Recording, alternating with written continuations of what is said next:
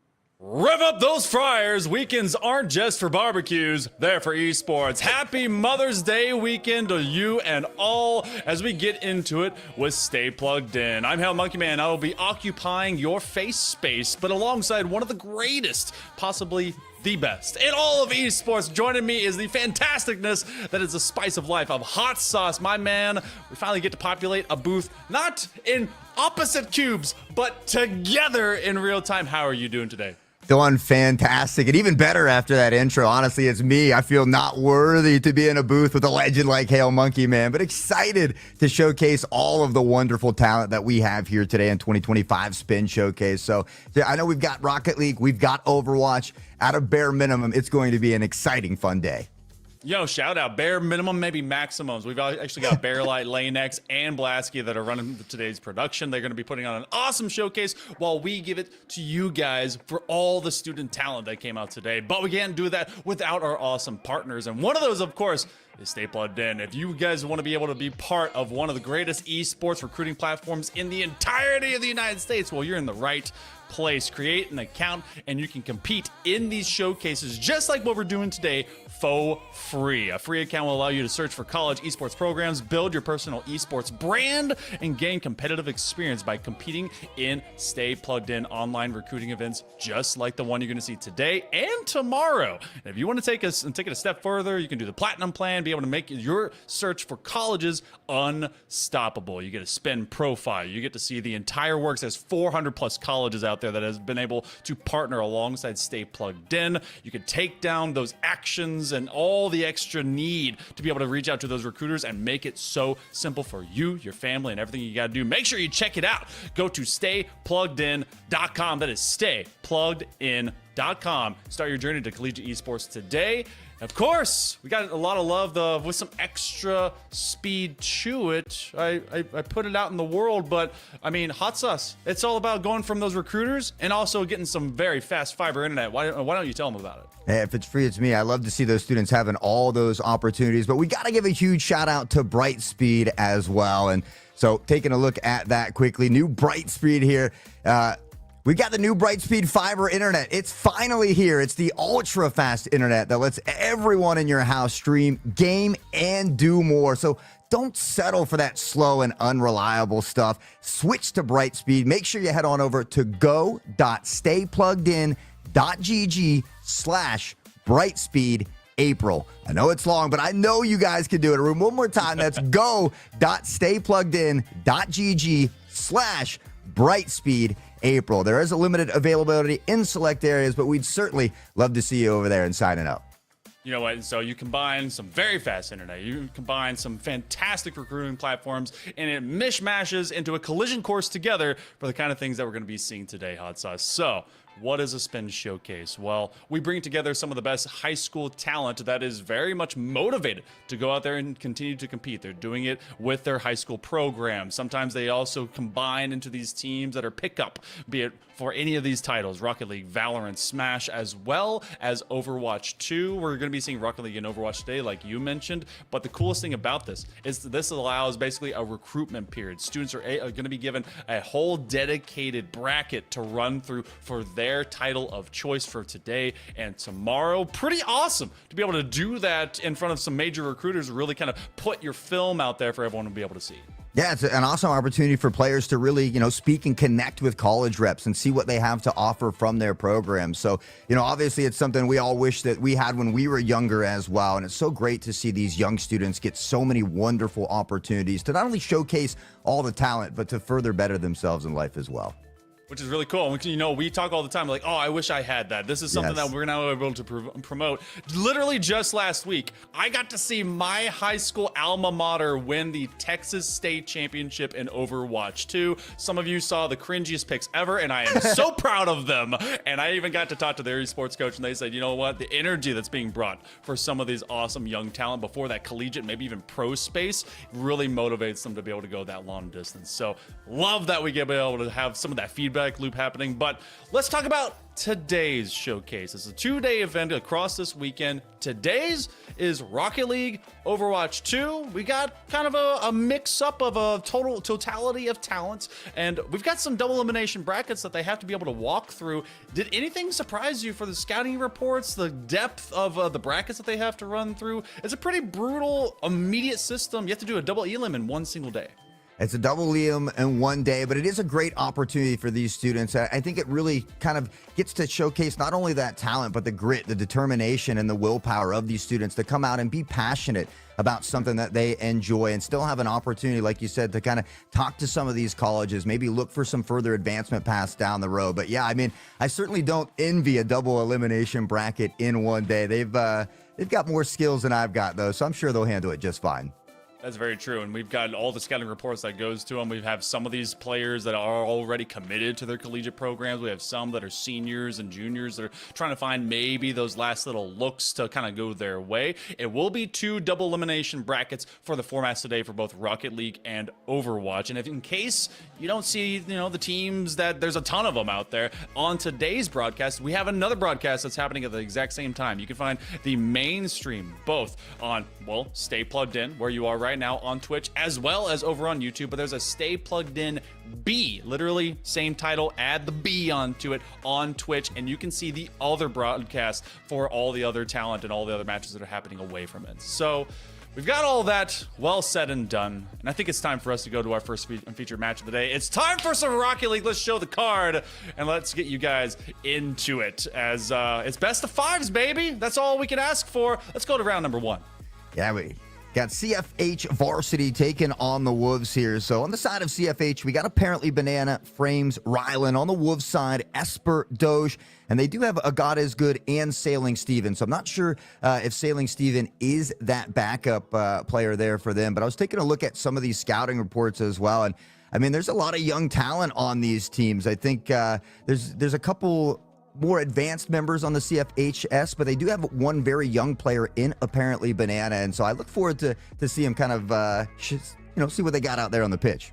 Yeah, the coolest thing I think we're also saying that if you go to the CFHS school lineup, they have a couple of seniors that are very much that this is going to be one of their major last showcases, maybe going into the summer. You also through Stay Plugged In, you have some people that and some players that go from school to school, so they look for postgraduate or from high school opportunities, be it a freshman, kind of sophomore level. Sometimes you take a day off, or a year off. I know that my daughter's already thinking, Dad, I want to chill out for like a year after high school. That's fair. That is totally fair, and you can be able to do what you want. But we're going to go with no rest, as CFHS will be taking on the Wolves. Let's go to our first series of the day. It is a best of 5. 5 minutes on the clock as both of these teams look to get it happening here early. And we see Rylan looking for a bit of a clear. Does taken away here by Doge as Frames finds a big demo. The ball high and dry around midfield, and a little bit of early Pong action, which we're kind of used to in game number 1.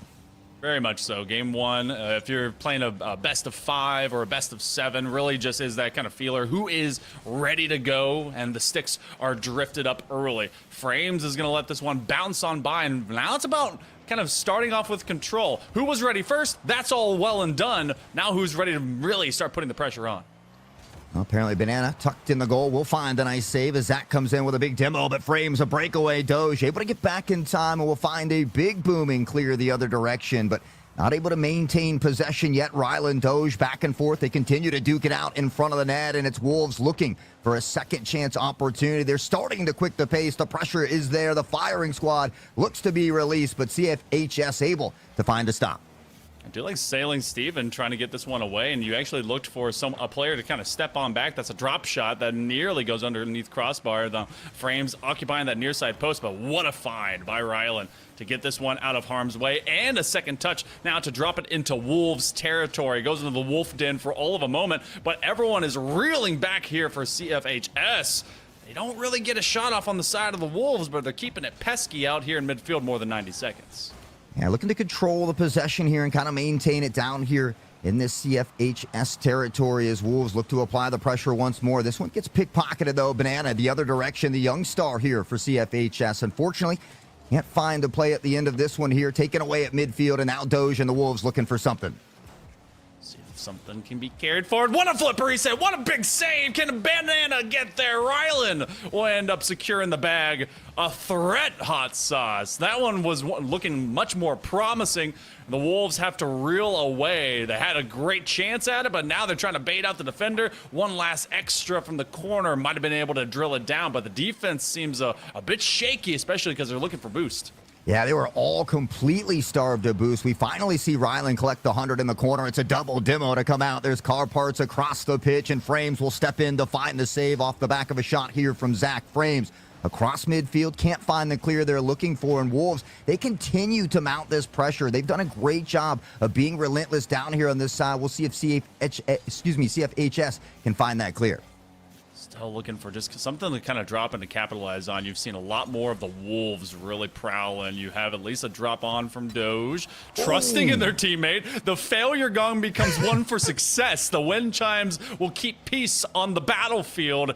That was a lot of trust right now, Hot Sauce, for them to be able to get that one away.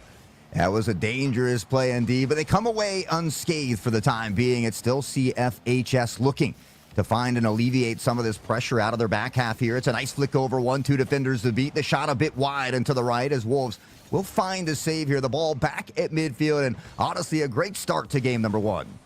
Yeah, so far, this has just been kind of a all pepper, no extra season needed here for this steak because they have been cooking through, especially this clock, 3.5 minutes. Doge will keep it low, get challenged. Sailing Steven ends up sailing on by. That will really isolate one key member in Zach. Got to watch out. Oh! Can he find that one touch? No, Rylan will finally break our ice. 80 seconds left in game one. It took a bit of time, but CFHS able to crack the vault. A nice shot here from Rylan. Zach, unfortunately, just a bit disoriented there coming down to the ground, so can't quite find that stop. But they got 1:20 left to find that equalizer. Still plenty of time for them to get it here. Zach looking like me whenever I try to change a light bulb in the kitchen, just falling down and trying to at least put one arm out, stretch to get something. Still, though, great effort. One little pixel of difference, and we still could have a tied ball game at nothing apiece. Rylan will make this one across. Actually catches a reset. See if he can be able to chase after this one before Steven gets there. It goes a bit 50-50 in favor of the Wolves, but we are sub 1 minute to go. It's a great starter kit for this series. Both these teams just not letting up. Yeah, neither of them wanting to give up any space here. And again, Wolves, I felt like, have controlled the majority of the pace, but was CFHS with that first goal. Frames a bit of a save there. Doge looking to fake one out, does get by one. The flick over the head, but Banana, the young star, finds the stop. He looks for the second touch, and Wolves continue the onslaught of shots. Goodness gracious, that he beat two, and then the third man had to find the gap and fill it. Your goalie can't just sit back. They've got to make that forward approach. Wolves will have to have some offense as well as possession that advances upfield. Zach clears it. Good Sky over to Doge. This is going to be awkward for Banana. It's going to be dropping on target. Frames will fill the gap. 10 seconds remaining. Game one, all of a single point being held by CFHS. Then they want to kill it, move it downfield. This is going to be glued to the floor. And we'll go to game number two, all of a single goal scored. I mean, what a goal line stand there from CHFS at the very end of the game as well. I mean, Wolves, it was not for any short of trying there. You take a look at the shot column, and good Lord, have they put some in the bank. 13 shots to just the 3 of CHFS, but they weathered the storm. They come out on top here in game number one, so it'll be up to Wolves to find a response here in game number two. Gotta wonder if they're going to be able to do something similar of that going into that second game, because often when you see such an askew differential of shots, it usually goes to the team that's pouring on the volume, right? There seemed to be a couple that were left behind. Solid defense was answering a lot of those separate threats there, Hot Sauce, but if it stays to that shooting difference, I gotta see the Wolves probably taking this next game. I would have to agree. I think anytime you put that many shots on the board, it's only a matter of time before you find a goal. And I'm kind of shocked that they didn't get at least one in that series off of so many shots. But hey, that's why we love Rocket League. So it'll be up to the Wolves to find a response here like we talked about. But I agree, if they come out with that same aggressiveness and CFH can't quite match it, Wolves should be able to respond here in game two. What's very cool too is that at the beginning of that game, we saw a lot of CFHS upfield, and I thought Wolves were going to be kind of like borne down upon. This is a free agent team that, you know, whenever you go into these spin showcases, you either have the set teams just like CFHS that comes in as, or a pickup team, which Wolves are. And you can tell that even with some of that having to get learned between them, this team is working very well together. The comms are high, and that really kind of pays out, especially if you treat this basically like a combine for college recruiters. So, 10 seconds in, and Wolves, they're already looking for this first goal. They're trying to get some threats on the board. I mean, and they are knocking at the net here. They've been relentless, but they just can't seem to crack the code just yet. And now the other direction, Ryland from midfield finds one toward the target. Zach able to scoop it up and back in the other direction. That 100 taken away, though, so not a lot of boost left here for Zach to work with. But Wolves don't care. They are hungry for this first goal.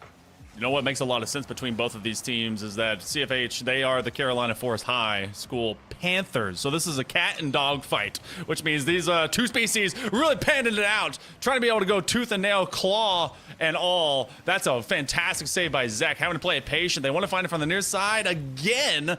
And wow, Panthers trying to be able to pour this on.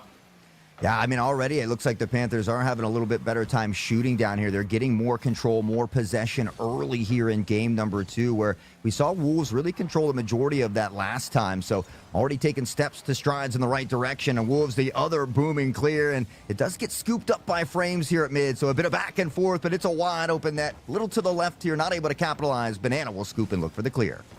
Yeah, just looking for a soft hook shot. Anything to threaten the third man to have to take a step back. That does make the Wolves reset. Frames, the last touch was a while ago at midfield. They couldn't really catch up with what was in their tank, and there's not much left for any of the Wolves to share. Now, the same is said between the couple there for the Panthers out of Carolina Forest. Now, that rotation is kind of wonky, and you see that giant back gap. Ryland has to chase down. Kind of chase it down. Banana finding the demo here to alleviate some of that pressure, and we love to see those demos coming out. It can alleviate the pressure on D, but open up that space in the backfield when trying to find an attack downfield as well. It's off the backboard, and Doge will splash it on in. It's Wolves this time to strike first. We've had all of 2 goals scored between, 7 minutes between these squads. Doge with a fantastic find, getting a bullet from the ground. That's one of those where you have to, as the rotation is lacking and dragging in just a little bit by the Panthers of Carolina Forest, you have to take advantage when you get an open touch. So job well done to threaten that near side post and finally profit. Now they've got one on the board, and they're not going to settle for one. It's Zach for a quick second, and all of a sudden the Wolves have awakened the beast here. They're up by 2, and we're not quite halfway through this one. Yeah, again, just like you and I were talking about a little bit before, 16 shots shared, but 13 of them were by the Wolves in game number 1. Game 2, when they can really start to get those free punches, it'll shake you. It'll make you kind of lean outwards towards your ankles, and that's not a stable way to live. CFH, what can they do? They have to take away some of these possessions Wolves have been finding for free, especially from this left side corner, very much favoring it. Oh, Doge with the set, trying to go to Zach. They can't quite get it between the bars. Love to see the give and go. The pass plays downfield, though. The teamwork continues to be the dream work here for the Wolves. Up by 2, just past the halfway point, and they continue to pepper shots toward the net. This one's a bit high, scooped up in the backfield. The second shot on target, and sailing. Steven will sail it on into the back of the net with the help from Zach. Wolves a nice 3-0 lead now. Yeah, and every pitcher will tell you it's not all fastballs all the time. That's going to ruin your shoulder. Sometimes you have to do an off-pace shot. That ended up being a floater. You had the third man that was rotating in. He was already deep in the net, had to kind of slow his roll down. Then the second man that was onto that outside post didn't know where to be able to go. What a save, though, by Zach. So 3 now for the Wolves, and finally something to break through the goose egg for the Panthers. Hey, we'll see if that can be the single spark to ignite the spectral fire here. It was a good positioning, great awareness here from Ryland to come in and find that shot on target. So they'll begin to trudge through the trenches and inch their way back into this one, down by 2, but with 2:07 on the clock, you got to believe there's plenty of time for them to make their way back. Ryland was a very spectacular bit of consistency to start off things for Carolina Forest High. This is definitely a player that when their team was under threat, they could be able to assure something special. And Frames was very much within the support faculty for that as well. Banana to Frames and forcing Zach to have to make that step up. Yeah, unfortunately, Zach really didn't have much boost left in the tank, and Great situational awareness from Frames, able to go up, attack that ball early, and all of a sudden that 3-0 deficit gets turned into a 1-point equalizer, 150 on the clock. But Zach, a wide open treat served up on a silver platter. They'll double the lead once more. You're able to get one back. That's actually huge considering that you had a 3-0. Suddenly it dwindled down to a single goal of difference there, Hot Sauce. And then you start to wonder, all right, is this going to disappear? And kickoff goals, they're the one thing that everyone needs to be able to practice. Wolves showcase, and they're not going to let this one escape. Now, there's plenty of time still for both sides to find their way back into, or maybe to get this lead back out to even more.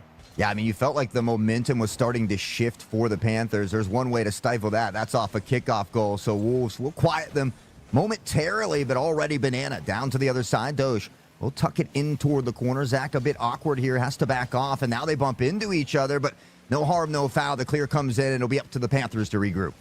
That's where you're starting to see some of the pickup team mentality come through, seeing who has to do what. If the comms aren't there, then they're going to get on top of each other. And also, it's for CFHS really starting to pour on positional pressure. They're coming into that cross zone, and then they kind of stick there, and they force Wolves to have to respond.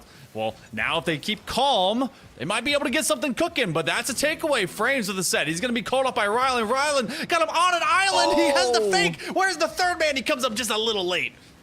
Beautiful fake as well. Unfortunately, not able to capitalize in the other direction. Doge fires. Zach will pick it up. It's a second chance opportunity, and the Wolves up by 3. Massive counterplay. Doge had the chance. They just were that close from getting it off the bar, but every missed shot is a pass when it's in the stripes. Fantastic follow-up as Wolves, they go up 3-0, let a couple slide, then they get back up by 3. So 45 seconds to go. We knew that, I think that we were going to be missing a few extra goals from game number 1 with all the shots taken. I believe we found some of those points.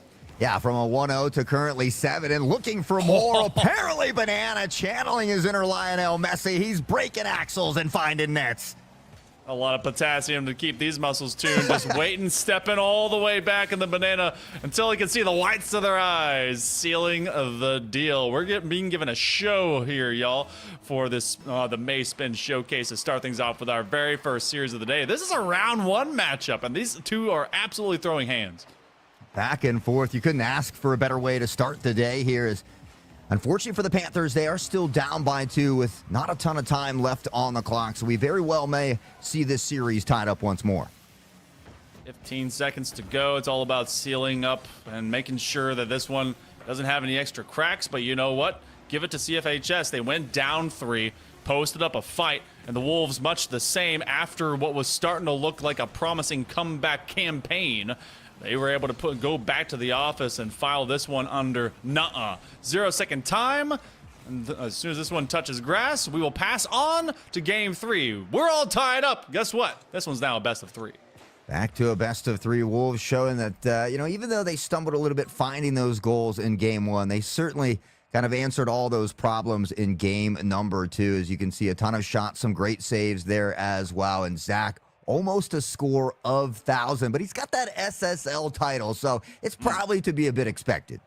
Yeah, just the tiniest bit expected. But also, look, every SSL that I've ever seen doesn't automatically get 1,000 points. 998, that's pretty pristine. The average rank, by the way, for all of you recruiters out there, I see you guys out there, that is about GC1 for both these teams. So you have that nice spread, and when it comes to high schools, you don't have set recruiting. You're not supposed to have set recruiting. When it comes for major athletics, esports, much the same. So being able to see that support that this team in particular coming out of Carolina Force is pretty cool. That they've been now finding an identity as a team, school team, and bringing themselves to a showcase like this to be able to kind of strut their stuff. But now, all right, Hot Sauce, we saw the first couple of games. Expectations. Do the Wolves pour it on again? I think they're going to continue to pour it on, but I felt like the Panthers were stepping up that aggression. They had a little bit of issues early. We saw them kind of find their way, but it was almost too little too late. We saw, the Wolves had really kind of racked up that score, and then they just had that confidence flowing. I think, had we not seen that crazy kickoff goal, it maybe could have gone the other way. I think that was something that really threw a wrench or, kind of deflated the sails. But the nice thing about game 3 is there's 5 minutes on the clock. The scores are back to 0, and it's a fair playing ground. To all my friends, enjoyers, and my Ross advocates, that's a point of pivot for the entirety of the game.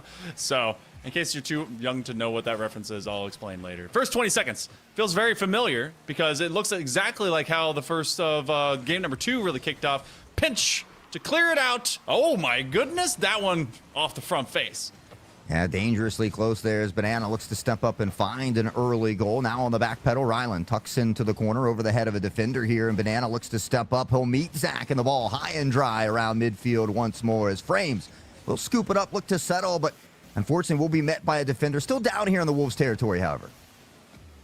Trying to find a little bit of a floor pinch. I like the back pass idea, but they're going to be challenged straight up in the face. And then a secondary attempt by Doge to go and tackle against Ryland. So they force Banana to chase. Frames has to find the bigger part of that sumo wrestling contest, and they're going to have just enough to be able to pinch it up to the wall. Now, the problem is that you have 2 players for the Panthers on the same zone. So there's a lot of reliance on Banana. He might be able to get a shot up on this.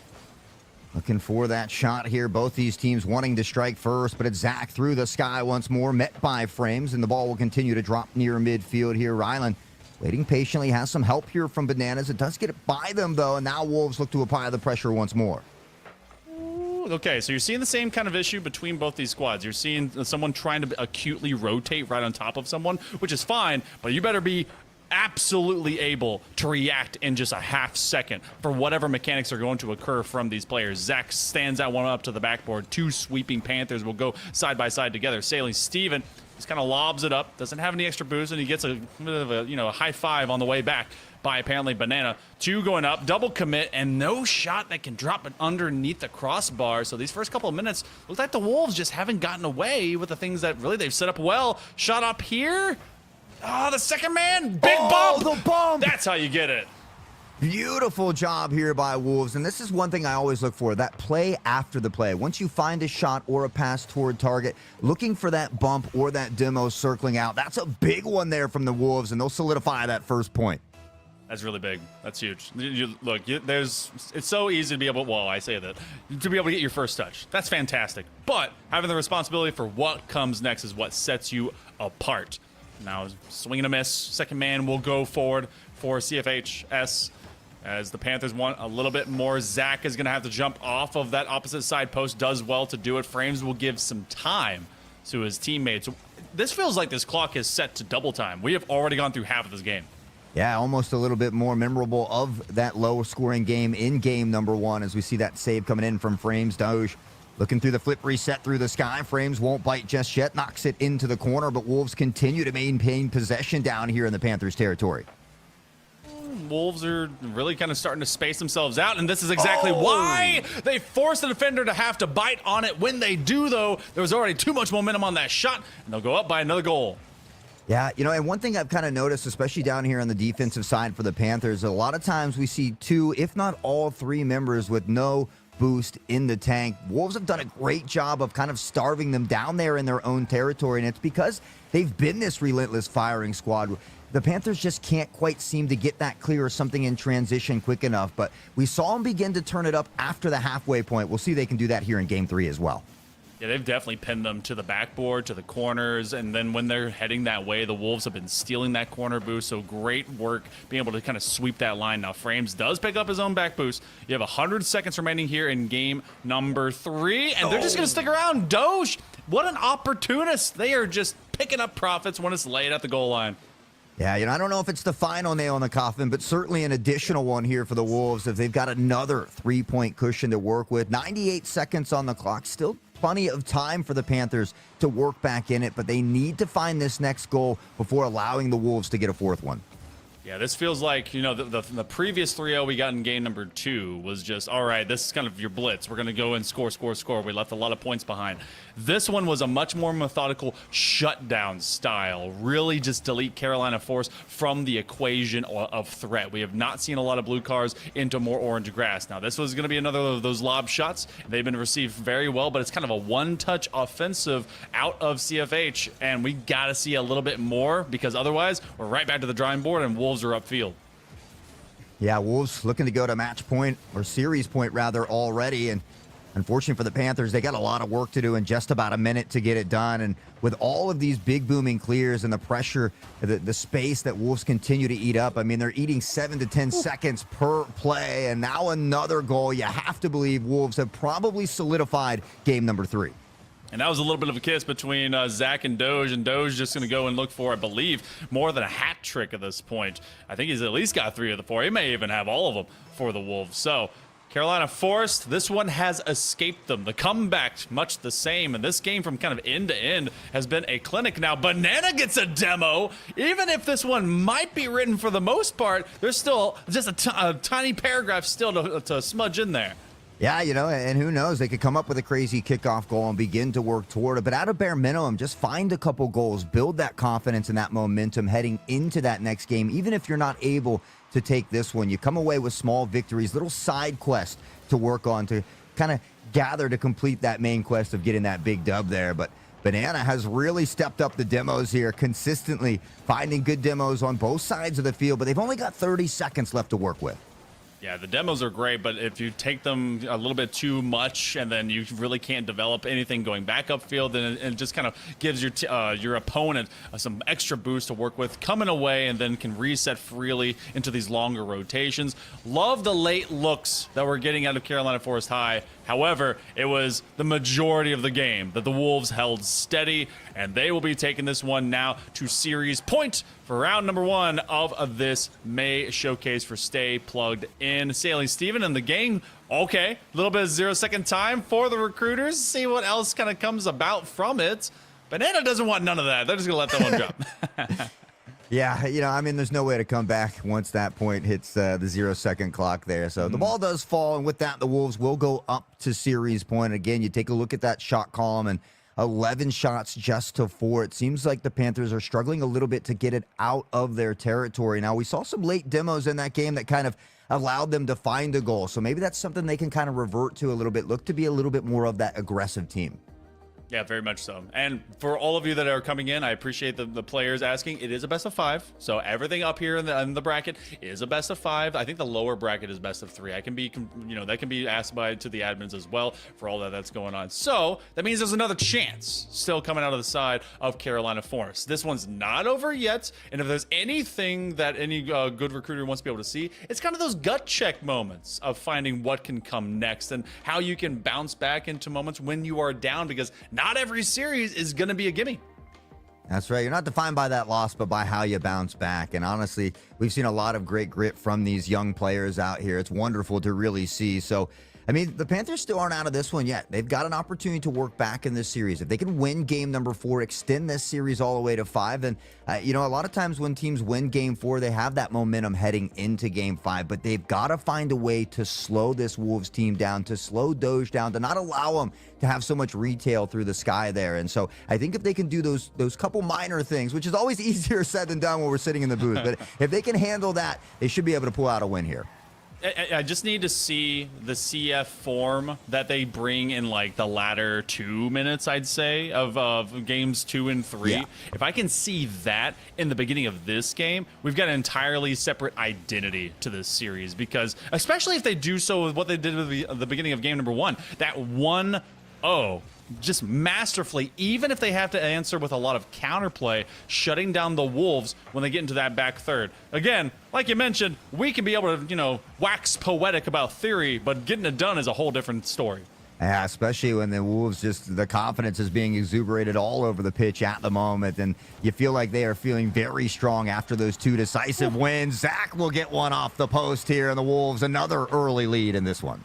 Sometimes you just got to chuck your car at it. See if you can go right over the top of a teammate. I think Frames was locked up with Doge, and he just shoots at the other side post, and that kablamos past 2 defenders. So job well done, again, by the Wolves. They own pressure, they own positioning, but it's Rylan, who has really been a shining star that showcased their skills early, and Frames, who comes up. Every time I talk about Rylan, Frames like, no, look at me. Hey, pick me. But honestly, it was a nice setup here from Rylan to get that ball in front of the net. Frames able to step up and capitalize on the opportunity. And this is what we want to see from the Panthers. So they find this quick response. It's still not even a minute off the clock, and we're tied up back here 1-1. This could end up being another big shootout like we had in game number 2. CFHS, it feels like they kind of lost the midfield battle and just really let the rotations kind of die out. Doge, that's a dangerous way to live, and that's exactly why Frames will find their second goal and double up this lead.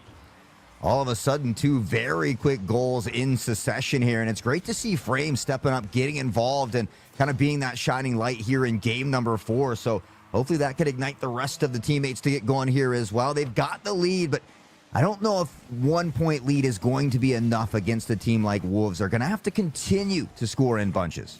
Yeah, that was all of one of those moments where that fell off the sidewall and you take advantage of a chance. And you know what? I want to see even more of those challenges develop. He will kind of give a kiss on the nose to Rylan. As they step away, he gets demo. That means free boost for someone. Doge will go into that corner, stealing off of that ball. Rylan, an awkward position, and luckily, Zach gave him a ton of respect of space. Frames has shown up. They're not going to have any extra boosts. They're going to have to rotate away. This means that this corner is actually a weak point for the Panthers. Zach have much of anything. They're going to send the third man. Oh my goodness, what a fastball. I'm a little shocked that that one didn't go in. It was a banger of a shot, but just not quite able to thread the needle there. And with that, the Panthers will maintain that 1-goal lead. Again, you take a look at the boost, and they are completely starved down here. It's been the onslaught from Wolves that have come away with goals, and Steven will capitalize on this one. Once again, we're all tied up. Banana at this near side. You draw a triple commit, and you just need to get one solid ball rocking into in the middle of the net as soon as all the other cars are dropping on the defense. So as we're knotted up at 2 with less than 3 minutes to go, they don't want to go down the lower bracket. It has been confirmed that's best of 3 land, and that's basically a sprint, and the sprinting is coming out of the Wolves as they take this lead. I feel like we know why they call him Sailing Steven now. Through the sky, looking beautiful here as the sails open up. They'll find goal number 3 and the lead here in game number 4. The Wolves looking to close it out here. And they've making a strong case thus far. We've seen some great improvements here from Panthers as the series has gone on, but now they find themselves down by 1. I'm not Sailing Stevens at all. A fan of that one guy that's sailing the Pacific, like all the way to Hawaii. If you've seen him on TikTok, he's kind of crazy with his cat. Yeah. So we'll have to see if he has such grand adventures and goals himself. Man, a couple of big wins. Zach, a no-boost warrior, forcing all of the Panthers to have to come out. Yeah, the old Oregon man going to Hawaii with his pet cat. We'll see. We'll have to ask Sailing Steven if he's a fan. But Frames, shot toward the target, doesn't quite connect. It's another boomer from Banana. Doge will scoop it up across midfield, and the counterattack looking to happen. Can they find it in transition? Off the backboard, Zach through the sky, and he connects. It's Wolves up by 2. That's an insane amount of confidence. You see this one perched up to the backboard, and Zach just tells everybody, yo, it is coming in. I gotcha. So they go 3 goals in a row after finding the first, letting a couple through, and then the Wolves as a pack forcing the Panthers back. Now they've got a nice 2-point cushion to work with. There's still 2 minutes on the clock for the Panthers, though. They've got a solid opportunity. They just have to continue to play well together like they did in that first half here. They had that lead for a moment, but that moment is gone, and now the Wolves look to turn and burn. This is a chance for them to step up. Rylan very safely brings it to the ground, but they don't get another chance to go and try to get some like small ball plays onto it. Frames took too much boost to be able to get back, and now Panthers are being punished for how long it takes to telegraphed to get these set up. Rylan tries to step up above it. That was so dangerous, but Doge will be able to get a nice drop off from his own crossbar. Zach into the corner here. The pass across midfield. Doge not quite able to scoop that one up as Frames will take control off the corner across midfield, met for the 50, but does win it here. Now pressures into the corner, but Zach already the other direction. He's by 1 defender to beat. No boost in the tank for Banana, and they splash it on in again. Wolves with another 3-point lead, and only a minute 7 left in this one. Great follow through by Doge. He knows he just has to get to any part of that ball, and he has a sitting defender who's going to go up after, but all momentum is in his car. So just send and see if it will dunk through. Does, and you know what? That's been great looks right now. Wolves, game number 1, it was a 13-3 shooting differential in their favor that they couldn't come away with that game. But Hot Sauce, ever since then, it has been clinical, the offensive powerhouse that they've been showcasing. Well, we often say it, consistency is key and consistency is king, and that's what Wolves have shown. They're a consistent, aggressive team. They are relentless at peppering shots toward that net, and we talked about it. When you're shooting nonstop, it's only a matter of time before you crack into that net. The Wolves have certainly done that. I mean, 5 in Game 2, 4 in Game 3, and now sitting at 6 as they look to close out the series. Frames looking possibly for a hat trick maybe to sign off with this series. They will go down to best of 3 if this one stays stagnant for the latter. Less than 40 seconds to go. You've seen basically every inch of Rocket League get played. We've had off-ball plays. We've had individual mechanics. We've had some solid team passing. And then just knowing to how to play ball and get in better positions. All across this this first series so far, Hot Sauce, everyone's been looking great. But so far, even more, the Wolves. Yeah, I mean, we saw a lot of talent out here on the pitch, and there's more to come, but the Wolves just slightly better here in that first series of the day, and Zach showcasing some of that aerial mechanical ability as Salen Steven will secure goal number 7. Wolves will close it out. They're going to clinch this first series and advance in that upper bracket. You know, if I'm not, what if Salen Steven is the guy on the boat? You know, He's playing it's a from the pickup boat. team. he's with the boat. That'd be wild. He's like, oh wait, hold on, guys. I need to put up the sail for this next wave. Hold on, I got this one. Looking for a dunk, trying to sign, seal, deliver. We stay in the stripes, and so do the Wolves. This will be a 3-1 as the Wolves will pick it up and they'll move on to round number 2. Yeah, great job by the Wolves. So, you know, we said how consistently well they played, and that was a huge difference maker. You know, just relentless on the shots. Doing a great job of starving their opponents of boost. The third man rotation, everything just seemed to be on point for the Wolves here today.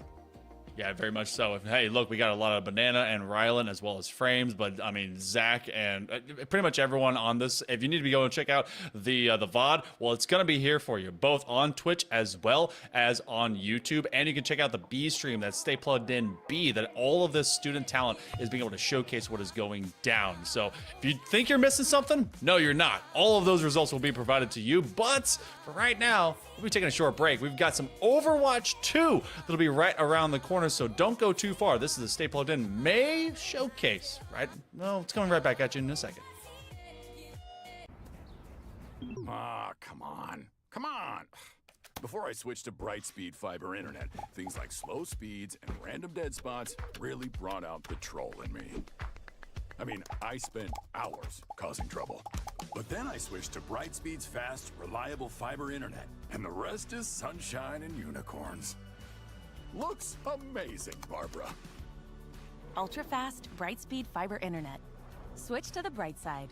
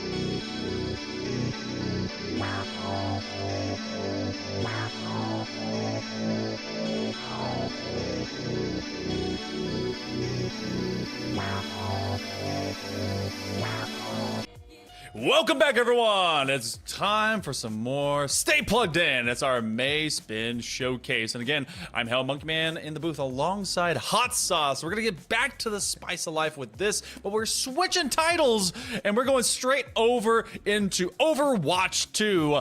Good old Starlight versus Dreamland. One of these could presume to be an upset, so there's some expectations that may have just hit the floor here, Hot Sauce.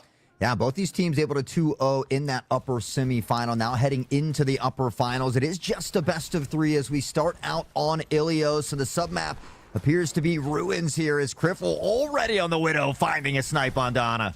You know, it feels like Widowmaker has really found their way back into the regular competitive meta. A lot of people kind of ran away. You have a lot of Sojourn, so much pressure that is kind of brought up. But a good Widowmaker is hard to ignore. You've got an Ashe as well that should be able to provide some of that, but they're just decimated by Monkey Time Ducio. That's a long-standing name here for these spin showcases that really promotes from the front. Yeah, I mean, they've got the early capture, but unfortunately it's taken away as we see Ducio finding this final pick onto Winston. And with that tank being dropped here, they're going to have to look to regroup. They don't want to continue to stagger out here. So it is important to find that regroup. You have the Winston, the Genji for that dive there. Bridget able to kind of supplement some of that damage as well. So we'll have to see if they can gain that footing back. Starlight is in red, by the way, as you do have Dreamland in blue. Sorry, maybe I put that backwards. Either way. To this, we will be doing control. We will going over into hybrid, and then if anything has to go to a full game 3, it will be into a flashpoint. Fantastic stun off of Kellums. Get rid of Griffle just as they got rid of the tank to be able to try and protect them. But all this extra damage, you have such fantastic worth out of the Winston. Very vertically minded to be able to put some of this pressure on. Now, already with this early capture point, Starlight begins to get toward that 50% mark, and the sound barrier already on deck and ready to flex. Unfortunately for Dreamland, it looks like they may have lost a player here as well. And, well, being down at a player disadvantage in a game like Overwatch is incredibly tough. Yeah, this entire game is basically based on picks, and so when you lose one, it's basically that you have a perma pick brought against you. So with 62% Starlight looking like they're in a fantastic position, try and take advantage of the man advantage that they got right now. The ultimate online for both their Ana as well as their Winston, so you can go big monkey mode, and the fists are going to hurt even more, but they got to get G-Fighter back in. It feels like we're kind of at a neutral standing right now, as Dreamland obviously operating into a 4v5, and Starlight's going to hold points. Could be one last rush, or see if any of this actually continues on here for our first game. Yeah, really just one fight territory left should they choose to attack. But I think they're just looking for a little bit of clarification over here. And so just an unfortunate bit of a mishap here in that first game. We'll go to a quick tech pause here to figure out those technical difficulties. But, I mean, we saw Dreamland take that initial point. They gathered, some percentage, not a lot. It was Starlight that answered quickly, but unfortunately we saw that disconnect. So we wonder how much of that played a part. Yeah, very much so. I mean, some good precision fire that we got out of this team. It felt like they were really starting to kind of get some of that greater push. One thing that I've seen a lot more often, especially in terms of just, let's talk about heroes, Venture came to mind. This is, I got to see, it was in the Texas State Finals a little bit back last weekend. There is so much fantastic Venture play, and we see it again going into this overall matchup, and a re-entry as well as of Cassidy for really finding some of that extra good dueling, and you saw with the Deadeye to try and really kind of zone out the entirety of this field. This one, if you go back old head like me, you would often see, all right, who's going to counter a Pharah with a Soldier 76? But that's not the kind of field that we're really looking at. The Winston has been really where kind of things come into play, and all lanes basically go through the big monkey. Yeah, I feel like Mercy's starting to make her way back as well, but Venture has just been a huge, hard-hitting character. You talk about the mobility of Venture as well and what they have to offer to be able to get into that back line, disrupt, but make it back to their teammates. You talk about the ult as well, and that thing can be absolutely devastating. So I enjoy seeing a Venture out there. I tend to lean toward Bastion mains. I like the brrr, but that's just my old head self over here as well. You know what? I appreciate that, because I feel like everyone forgot how cool Bastion used to be, but also how much of a actual demon that Bastion used to be. The one thing that they failed of recently when it came to the skin game, especially, they did, like, especially with Gundams. I'm a big Gundam head. There was one guy that they needed to give a skin to, and it was Bastion so he could be heavy arms. I don't know how you fumble that bag, but they did, and I was so upset. Now everyone's forgotten about that. We're going towards summertime, which means bikinis and all that kind of skin set comes out instead. So I don't know. I'm just this guy hating where I hate. So Venture, have seen them really extend timers, especially if you're playing to stuff like Control. Same thing. I mean, Ducio, they were playing on, obviously on the Lucio, and I mean their namesake is basically for them. Feels like you have that combination. It's kind of unstoppable, especially to get off these points. Yeah, and speaking of some of the beach skins, I love the Torbjorn one. I got he's another character I tend to enjoy playing, but I always love taking a look at the flashy drip that they often put in the battle passes and such. But yeah, you know, hopefully we can get that player back in. Obviously, Ruins is going to be a little bit tough, but we have all these extra sub maps. We could potentially have a best of 3 within our best of 3, and I hope that we get to see Well at some point. Lighthouse is fun, but that Well just being right in the middle of the map. We see Roadhogs kind of pulling them down into that well. I like those maps where you get that added, you know, the boop capability, if you will. extra big boops for just what is both the most and least skilled thing in the game. Look, that's completely fair. I understand that. So we'll be going back in just a second, as possibly will be on the other side. I definitely am a Roadhog guy myself. I also like to be able to jump into Diva with that. I feel that's been long gone. No one plays Diva. No one plays Goats anymore because you really can't. So everyone's, you know, able to kind of resist. Ramatra's been really solid, especially for a lot of them folks, as well as some good old Malga. So I feel like some of that will come up down the lane, but for the time being, we'll be going into this one in particular. What needs to be kind of your rollback, because we will be rolling back this lobby, I believe, to go at minimum toward. No one was able to capture that point. We're like 80% to it, and so as we go into this game, what kind of screams at you as a necessity for these teams? We do get the Ramatra actually that will be making an entry.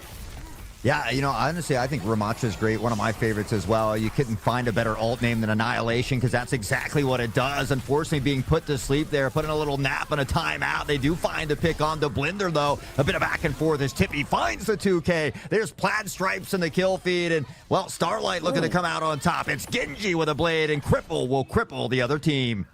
Dragon Blade to cut down everything and then some. Dreamland, they get their Sojourn back, but at what cost? It'll be the first of what is a micro BO3. Now that I think is the best news. We're starting off with Control. You lose a player, you reset things off of a pause, but you have another chance. So we'll see how all this goes. I believe actually we're on the Lighthouse side of things. Or is this Well? No, this is Well. Okay, now we're fine. On back. Hey, we were hoping for Well. I like Lighthouse as well. Hopefully we get to go all the way to that best of 3, but not a ton of changes in the compositions yet. Obviously, Dreamland didn't quite get that full start that they were hoping for, so now an opportunity for them to begin to work back into this series here and really see what they got to offer. But like you, I'm kind of surprised we haven't seen Amalga. I'm kind of glad, but I am kind of surprised. Yeah, that's one of those. Look, if you end up with the cage fight right next to the well, a lot of people are going to accidentally trip. It's not going to be a fun time. And it's good to have a Winston that actually can be able to get those sudden jumps as well. If you're getting booped over, then you have a chance to maybe save yourself. But we got boops on either side with Lucio's occupying this space. First pick about acquired here by Starlight. They're trying to put the works to Dreamland, force them off of site. See if they can force them off the site. The battle continues. There is some contention onto the site here as well. We talked about that Venture trying to get in toward that back line, and now falling. It's G Fighter, the 2K. Cripple was able to find one in that mix. They do lose the support during the fight, but Dreamland looking to finally retake this point. It's Starlight with the early percentage, though. Early unlock. Starlight trying to stay dominant in terms of control. They're going to set up their barrier, and they're just going to chill for the rest of the time. But G-Fighter as well as Giffer come through. Ducio goes down, and this is starting to look like a complete swap here of Dreamland, as they will take this one away from Starlight by force. Well, that's how you got to do it sometimes, and I'm sure they're ready for that vengeance. Obviously, that round one, having that disconnect for the majority of it can be tough to deal with, but we talk about the mental aspect and the fortitude, mental fortitude of some of these teams. Dreamland able to take that deep breath and just say GG's go next. It was an unfortunate disconnect, but we're here to play, and we're here to win. And they're holding this key point. Back linesman, they should be able to kill the monkey, and they do so. So there goes Fighter as we're gentle. I mean, not gentle at all. He's trying to just kind of play from beyond and from that mid house. Everyone just basically coming to them. They have a funnel point with it, and you have actually kind of seen them shift around between a couple of these separate heroes, but still pressure exists right now for Dreamland to hold this site, and they're getting pretty scrappy about it. Scrappy indeed, and we see the adventure going down here early. Looking to regain this point here, but they've got a ton of percent. They're going to get past that halfway point here for Dreamland. So they're showing that they can compete here with Starlight, and maybe that disconnect was the only issue they really suffered in that first one. Early on, use the ultimate out of the Juno, so you do have the big monk time that's being held by G Fighters. So let's see if any of that ends up coming through. See if they'll be able to land at least this bomb, so they will actually get themselves some extra damage, extra health, and some extra big monkey fists. They push everyone away from Starlight. They may actually deny them full entry to get back into this site, and you're seeing some massive picks as well from their Tracer. They still have their bomb. They also have the Dragon Blade to be able to zone them away, and they've already unlocked that Hyper Ring one more time. Dreamland looking like a completely different beast, and they have one more team fight before they force this to go to map number 3. And one final fight to go here, and you take a look at all the space that Dreamland is eating up. They really don't even want to allow them to get back and find a contention here. And now from above, Winston dropping down into the back line, looking to be that disruption. They find an early pick, but it does get countered back here. Echo able to find one of their own. Genji on a trade back, and again, Plaid Stripes in the kill feed. Trying to be able to get at least one more. You get rid of the Juno, and now it's a kind of a Juno v Juno situation as they go from being able to find one kill and then getting one more time. They have to just clear sight, and they should be able to get this overtime done. We will be sending this one the distance. Set up that extra ring just for funsies. So expeditiously, they send Starlight home, and they bounce back in a big way here, Hot Sauce. Yeah, I mean, it was 100-13 in that first one. Obviously, we had the disconnect, but they show that they can do it as well. Full roster on the field. They win that one 100-22 as we head into our final submap of Ilios. The beautiful lighthouse here is, honestly, I love this map as well. Very aesthetically pleasing to the eye, and we'll see which team can come out on top and grab that first tick here in the best of 3. Not at all surprised to see an Orisa at least be looked at. You have that big javelin that could force some people away, and Griffle, if they actually stick to that, being able to get some of the extra hacks, that could take away a lot of the extra health that G Fighter's been posting up with that Winston. Also, shout out over to them because they've been talking in the chat a lot over to Columbia base in college. The Hawks doing some extra looks for these awesome student talent that have been showing up here for both Rocket League and Overwatch. Love to be able to see other recruiters that are really putting in the extra work. So let's go over to it. It's map number 3 for our first match of Control. Oh! And wasting no time, Winston, Genji finding it. They'll combine for 3, and now everybody getting a piece of the pie. There's that Orisa that we talked about. Tippy has made that swap, and Orisa very good around that lighthouse. Like you said, you've got the spear to push him off. You can spin to win and potentially push him off the side as well, but we already see a quick swap over toward Diva. Going full speed, full dive, full everything. You basically have everything necessary when it comes to speed because you do have that Juno. You've got the Hyper Ring to be able to get everyone to move faster.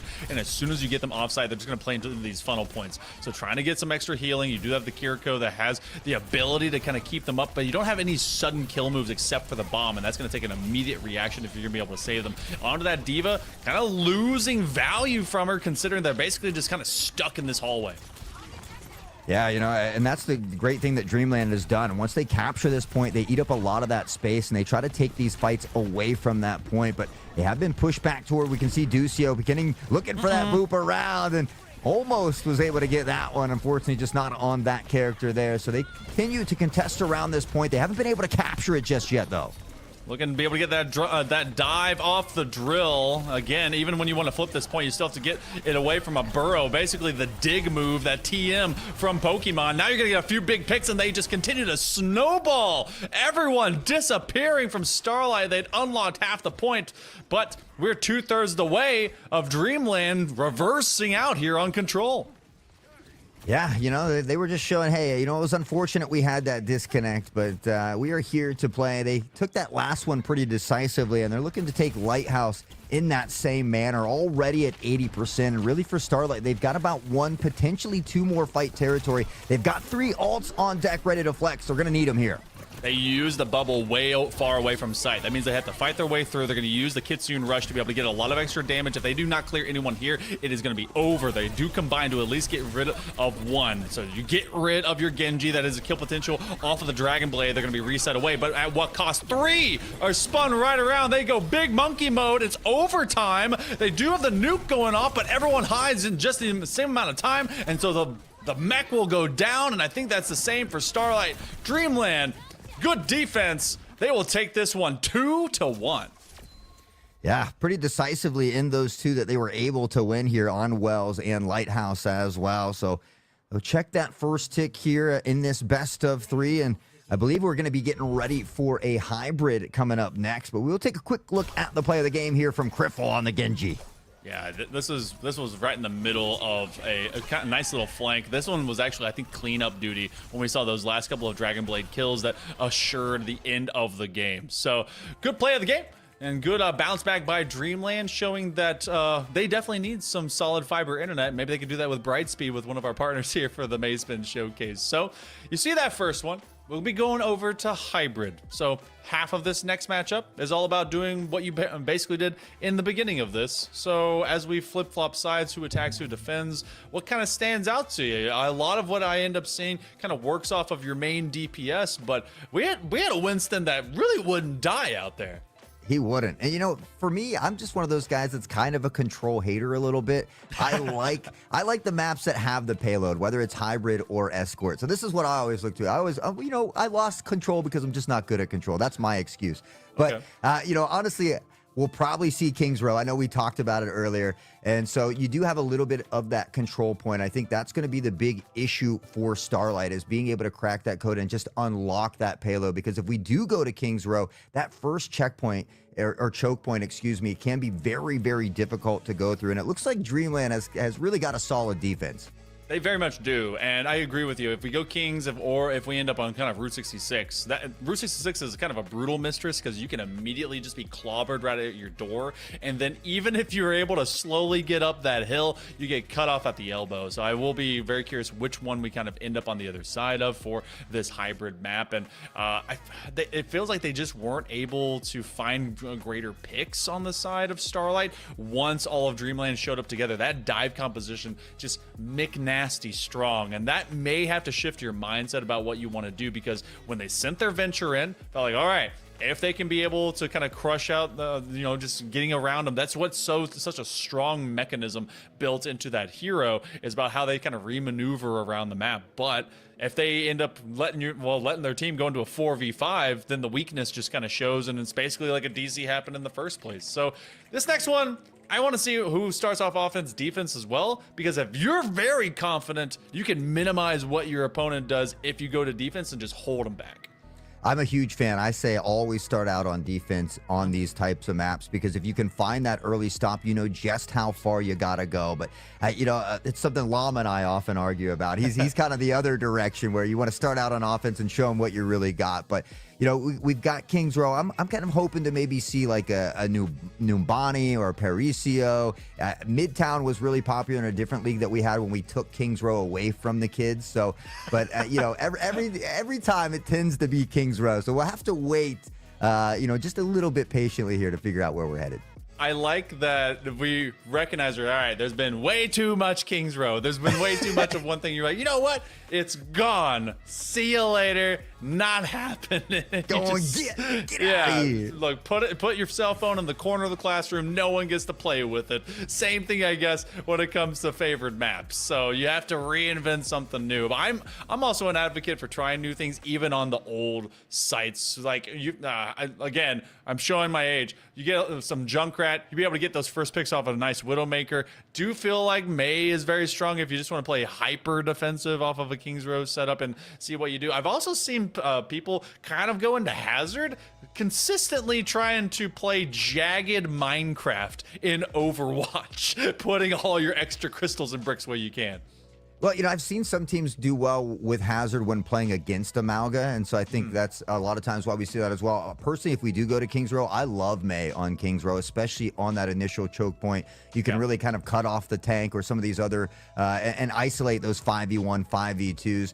Widow's window, I mean, it's called that for a reason. Widow certainly has some great long sight lines. We've seen some Ash here as well. Bob certainly can be devastating. So I think that's one of my favorite things is when we head into these matchups, what compositions are we running? Are we running something that's a little toward the meta? Or are we running something that's just a little bit more comfortable that we enjoy playing, which I feel like we do see a little bit more at the Scholastic level.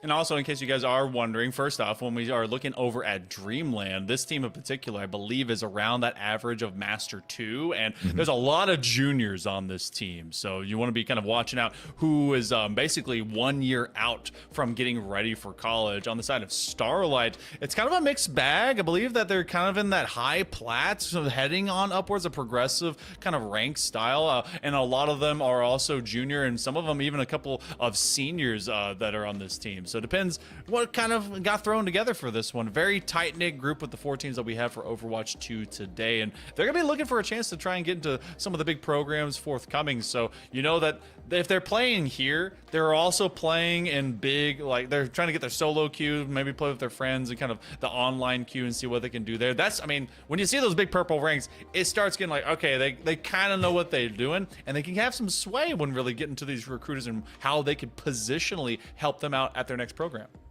Yeah, and honestly, I mean, for Starlight, only being kind of in that plat round versus Masters, I feel like they're holding their own pretty well out there against Dreamland. And so I look to see if they can take a game away from them in this series. That's what I always like to talk about before I get to that main win, that main quest. We always talk about little side quests. Let's see if I can just take a map or get a couple kills and build off of the back of that. Let that kind of be that foundation there. So hopefully Starlight will find a way. I'm a sucker for Overwatch and Rocket League, like mini games. So if I can get any extra games out there, I'd love all of these to go to a best of 3. So we'll see what Starlight has in store as we get ready for our next map.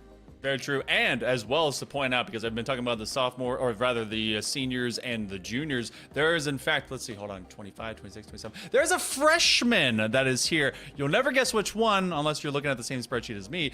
G-Fighter, our Winston, is a freshman. That's actually kind of sick. So if you're already long form, long distance recruiting, you might have an eye on a solid tank that could be coming your way. So that's really solid, as well as to see kind of that width that goes into all these kind of programs for their high schools. Some young talent. Look, they know how to pick up the sticks or the keyboards and the mice and be able to make all this work. So don't ever underestimate them. So when we go into this, I do hope a flashpoint happens, but I'm not at all a Dreamland hater. I just, solid gaming has to happen. Yeah, and we're gonna be seeing a lot of that too. I think. Yeah, the rest of the broadcast. So yes. And honestly, I mean, that's really great to see. I mean, G-Fighter here, that young player on the team. Often that tank role can be one of the harder roles to play. I know if you go out there and pub it all, it's always your fault if you lose, no matter what. So I feel like tanks do take a beating, but to see them out there at a young age and handling that pressure well, performing very well here today, really, I think speaks volumes for a lot of the young talent we have here. Yeah, and I definitely want to see as well how so much starts from the front. I want to see what happens from the back, because your backliners, especially you got players like Blender, they are in fact a junior. They looked like they had keyed up a great play for that double bubble plus the Kitsune Rush when they were trying to make one last great stand going over towards that lighthouse for Ilios. It just didn't pan out. So how everyone can keep stable and keep IGLing, keep comms up. So, again, in case you guys forgot, it is Starlight versus Dreamland. We are just fixing up the lobby, and I believe that we will be heading on in, and you'll never guess. Tell me, you look at this statue, where do you think a new map? are? I don't know. I don't know if I've seen this. It looks like during daytime, actually. Is this a different version of the map? It's Kings Row, guys. We all guessed it. Back to Kings Row we go. And, we talked about the importance of, or maybe that luxury of being able to start out on that defensive side here. But, we got to give a huge shout out to those observing in the background, these beautiful aerial and drone views coming through for us. Often behind the scenes, the people don't get enough credit. Monkey Man, we just get to look pretty and yell at the mic out here. So huge shout out to all of those working very diligently behind the scenes. Very true. And the one thing that's showing to me is Starlight is unafraid to do some weird stuff. We'll get to see if that sticks, but they're on the hamster, so that's a thing if that sticks at all. Criffle could be seeing them maybe some of themselves swap around depending on if they're just trying to go for an initial pick and then maybe getting off of the Widow, or if that's long standing. Regental may be much the same. You can get your long distance snipe outs, and then if it doesn't pan out, go back to what you know. So we're gonna go into our second matchup here, and if this ends up going the way of Dreamland, they'll be able to go 2-0 and they'll be in grands. Now, Tippy swapping back to the Ramatri here, a last-second decision. We see Regental as well going over to the May, but Criffle, a dirty snipe, some Widow-on-Widow violence, and it's opening picks like this that could allow them to unlock this payload a bit early. That's exactly what you look for when you're going off of the snipe. You're trying to be able to just continuously find some backline pressure. They will separate them, and then they see the wall going up, going into that Nemesis form, throwing some absolute hands against the Dreamland defense. IJV will go down. It becomes a bit of violence between the tanks as they try to stabilize. Trying to stabilize here. We can see Starlight almost to that second tick on the payload here, but they've kind of drifted off of the point here a bit. They will step back on and find it. So one more tick to go to unlock that payload, but G-Fighter off the Winston onto the Orisa, up into contention point here, continues to duke it out. Unfortunately, will fall, and now Dreamland has to be careful. They don't want to continuously stagger forward here because the payload has been unlocked. That's fantastic work out of Starlight. They made quick work of that first pick. That was Kellum's rather. That was really kind of alongside their dive, just a great pivot point for success moving forward. And Starlight got rid of them immediately. Criffle's going to stay onto that Widow, and in fact, I think we're going to be having this long-form sniping duel from that upper platform. So as soon as you get around this C-bend, this starts being one of the tougher of these choke points to have to really contest, and that's why they're trying to defend against that dog leg from as much of the backline as they can.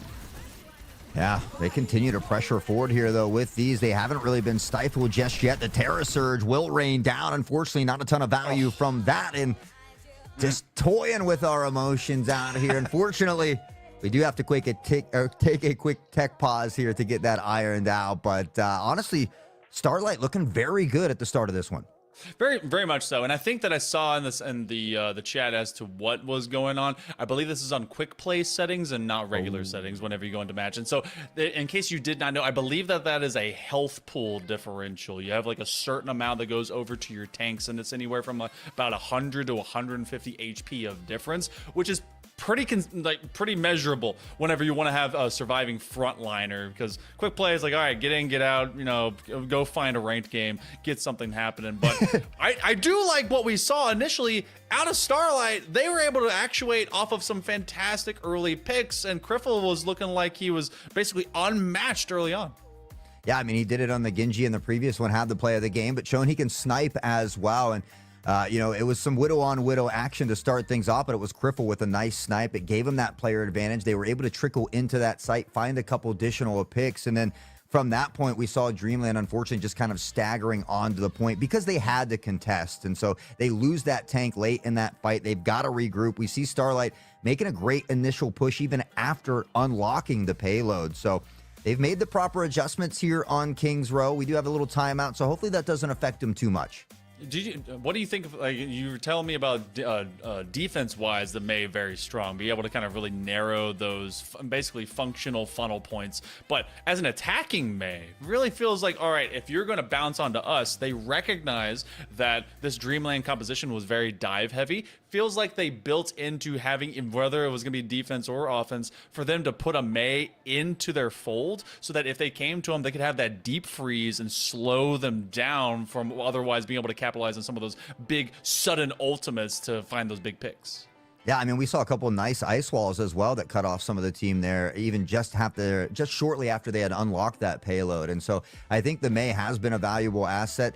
Great at kind of combating some of those dive comps, but also could put some snipes downfield as well. And so I think May is a very strong, viable character in the right hands, and I think we are seeing that here from Starlight. I feel like there's nothing more BM worthy when you get an icicle through your forehead. Just getting absolutely blasted. You're like, oh, she has basically the equivalent of a frozen fire hose. This should be and suddenly you're taking a nap. You go into the respawn timer, and you're like, wow, that was very cold of them. That's crazy. So I think that everything has been set for our lobby, so everything will be going back to it. I think that they stick with the payload unlocked, and they were right at the archway outside of outside the bookstore, I think it was. So we'll be right around there. So if you're wondering what the starting point was going to be, that they were setting up for the high ground. Felt like they wanted to stagger enough time before they would ultimately dive onto that point. That may be their first contest. Yeah. Honestly, I need to see a little bit more from Dreamland because Starlight was just kind of really running it down. They unlocked the payload very quickly. They had a very solid push, plenty of time on the clock as well. So I wouldn't be surprised if we do see some swaps coming out of Dreamland, especially if they continue to kind of have some issues winning these battles, because it's almost a night and day from what we saw from Control. Yeah, and then you got to find somehow the counter to what is a really healthy balance out of a Ramatra. I resist Ramatra to this day. I don't play Malga, I just do not, but I often like to hardline into an Orisa and sometimes into a Sigma. But when you have to handle a Ramatra, it just feels like he doesn't die. You have that Nemesis form that's already solid, and then you have the ability to just go full Annihilation. I'm like, oh, how do I get rid of the guy? Well, maybe we'll see something come out about it. But, okay, we will fully reset. I understand why. If it was quick play settings, not exactly the most fair if you had your health pools differentiated. So we just fully changed things up. Do you think that changes up the idea that Starlight wants to go with? Yeah, I don't know. It's just one of those unfortunate things that does happen from time to time. So you hope that it doesn't really affect this first initial outcome. I'd like to see Starlight come back out firing, unlock this payload early, because I think it was setting us up for a very exciting match here on King's Row. And so you hope that it doesn't change the outcome of this initial point too much. But I mean, that's just the way the cookie crumbles sometimes. Someone wrote Skibbity Toilet 2012 in the chat. Look, oh, geez. Hey, we move on. Game 3, Flashpoint. Get me out of here. It's King's Row. Would you expect anything less? I guess not.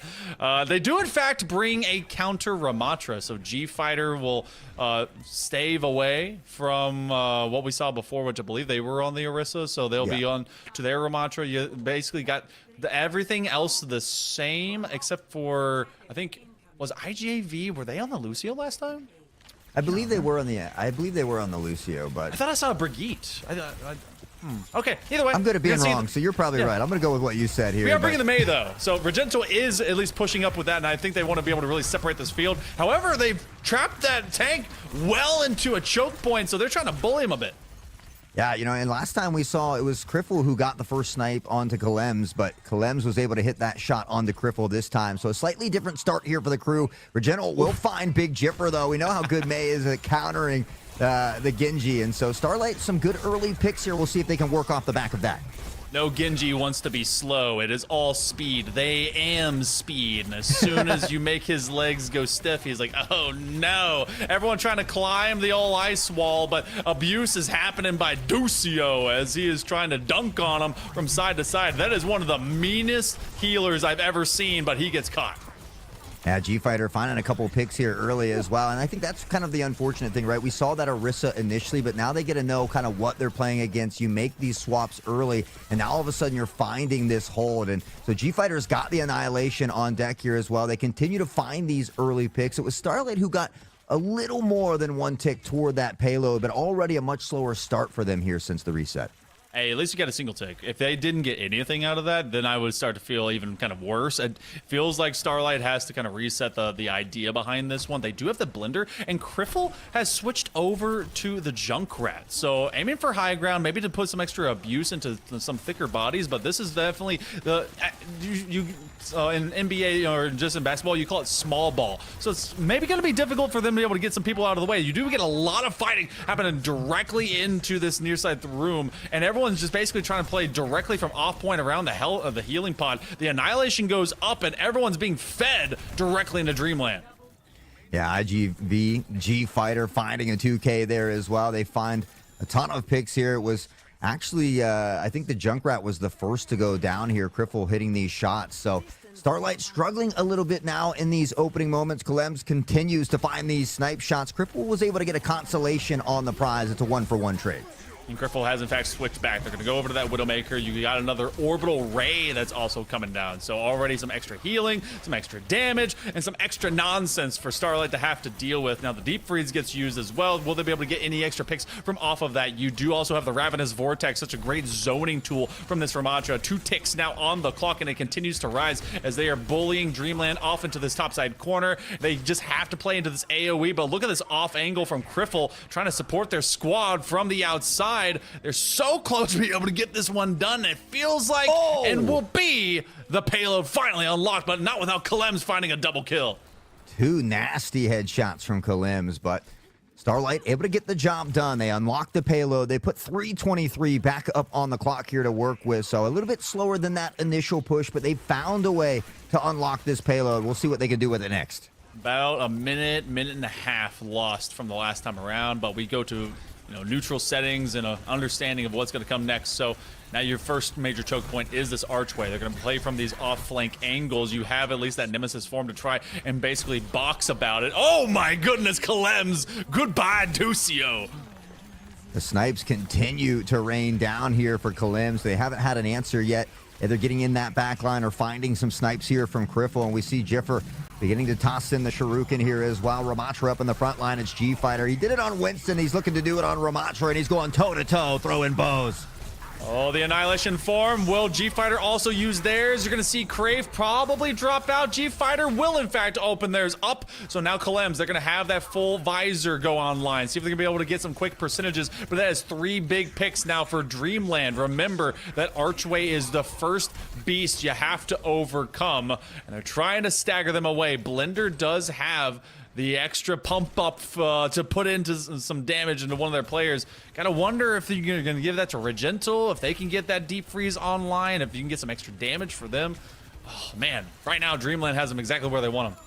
Yeah, I mean, we saw G-Fighter pushing all the way up to the spawn door at one point, but Griffle with a nasty shot onto Kalems will find that early pick, and with that player advantage, they might be able to find a way to pressure forward here. We see Ramatra in the front line, dangerously low, but the team able to help him back up, and now Tippy finding that pick onto G-Fighter. That's fantastic. Okay, so you got the Ana ult onto Tippy. Tippy trying to tip the scales in their favor. They do clear the board. This last major dog leg after this corner will be telling.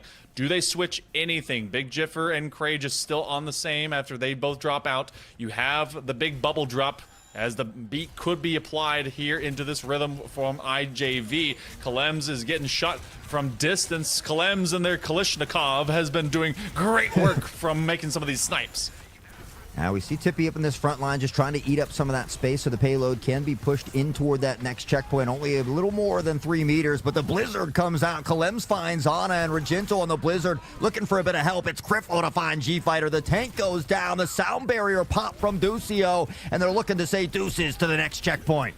You have a Dragon Blade. Does Big Jiffer keep that one for later? Is it even available? They're going to be so low, but they do find a kill. Tippy and Regental go down. They're 2.82 meters away. Jiffer is basically sniffing death, but it smells so sweet to stay alive.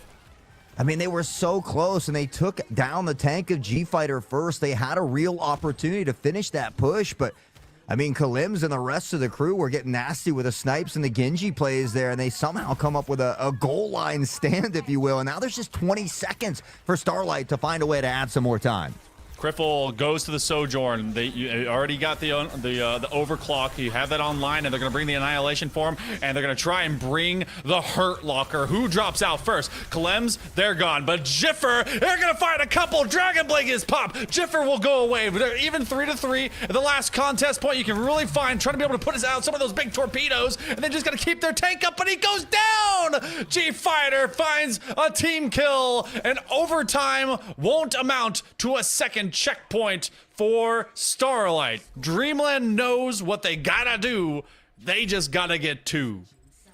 Yeah, I think that really hurt Starlight there. They were just so close to that second checkpoint there, to extending that time a bit and making things a little easier on themselves. They even found that first pick onto the tank. They had the player advantage to work with, but Kalems, Big Jiffer, the snipes, the Genji coming up big for that stand, and all of a sudden now the job for Dreamland just gets a little bit easier.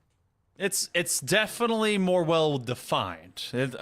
In terms of ease, I want to know what kind of comp that Starlight is going to be comfy with being away from their respawn point, because this first choke is going to be very telling. If they get it too quick, I'm going to put my final last-second DraftKings bets into Dreamland. Let's see if this one goes the right way for them. This is about the same. That's the exact same way that they posted up before when they were on defense. Clem's. Let's see if they can get some opening picks. Opposite of that, though, Kriffle on the Freya. They're going to try and slow him down in a big way. In case you guys don't know, Freya, basically think Ashe from League of Legends. Yeah. Yeah, honestly, I haven't really got to see a Freya in play too much other than when, I'm out there in my own game. So it'll be exciting to see how Starlight looks to navigate with this character and see what they can come up with. Dreamland, though, sticking to the same composition that's been working here is, well, we're going to see them and what they got on this first checkpoint. You get a quick dash, you get the updraft. It's kind of like if Jet and Ashe from Valorant and League of Legends made a baby, and Freya was, that composition thereof. So they can slow you down. They get the bolus shot. They have a lot that has to happen against them. Red Gentle already goes down. Starlight seeing one of theirs fall, and that's already bad news that they're trying to hold Dreamland back. Yeah, Kalems continues the sniping reign of terror here, finding Kriffle early, and we see Starlight getting forced back pretty quickly here. So Dreamland looks to get on toward the point. It's G-Fighter and Ducio who will combine for a kill apiece, respectively, for their team. But they have pushed past this point here, and maybe now not even looking to unlock it, just looking to chase down some of these kills before they fall back. Yeah, they went high ground, and they had Kalems up there just taking pot shots. And so now this is unlocked basically the worst case scenario. They have one extra chance if they really want to be able to dive onto this site. You do have some kind of infighting happening in Hotel. But is this going to be 5 minutes? 5.5 minutes to hold this entire second lane. Yeah, I mean, they're certainly capable of it, but with the way Dreamland is playing together right now, they certainly have a very uphill battle against them as they continue to pressure this push. We see that Maywall looking to slow things down a bit. Still, the snipes rain down, and it's Kriffle, though, to find G-Fighter. It's Dreamland without a tank. Trying to see if they can take them on and force them to be stuttered here at this first checkpoint. It's not quite a checkpoint. It's definitely a measurement of what is going to be pushed up by Dreamland. They can shift things around if they want to. So far, it is just stock standard name of the game. They have some extra dive if they want. They do activate off of a pick from Kalems. You're going to see the Vortex come through, and there's just a lot of zoning that's got to happen. They got to get them off these flank angles if they intend to push forward past Starlight, but that's easier said than done. Always easier said than done. We can see Kriffle on the Freya here in the back line looking to pepper in shots. Blender has the Kitsune rush on deck here, but we're going to see the Annihilation come out as well, and G-Fighter finds the first one onto Regento, continues the hunt here as well. Thought he got that one a bit early, looked away, had to do a double take, but eventually finds the 2K. Big Jiffer Kalems will combine for 2, and they're looking for the team kill. The hunt is on, and the stagger continues as Tippy falls.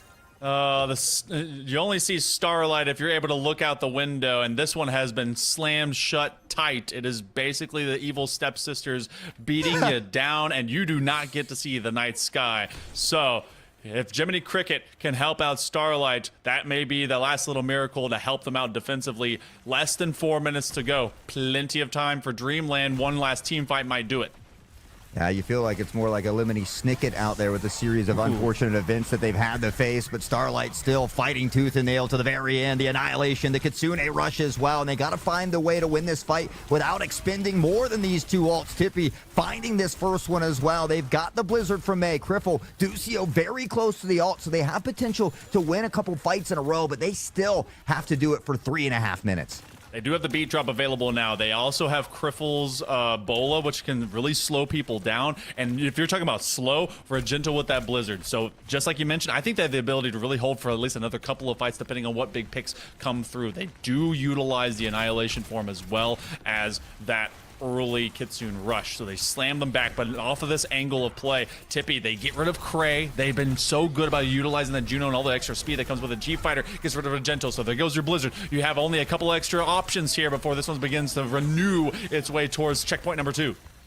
Yeah, we see the sound barrier coming out. Big Jiffer is going to opt to bring out the blades here as well. So they do expend a couple ults on the side of Dreamland. They've lost a couple players, though, and it's Starlight looking to win this battle. They expend 2 ults as well, but they haven't needed the Blizzard yet. G-Fighter, the Annihilation, finds Tippy. Cray on the Ducio. Cray with a double, and all of a sudden, Dreamland begins to find their stride once more. They are dangerously close to closing it out.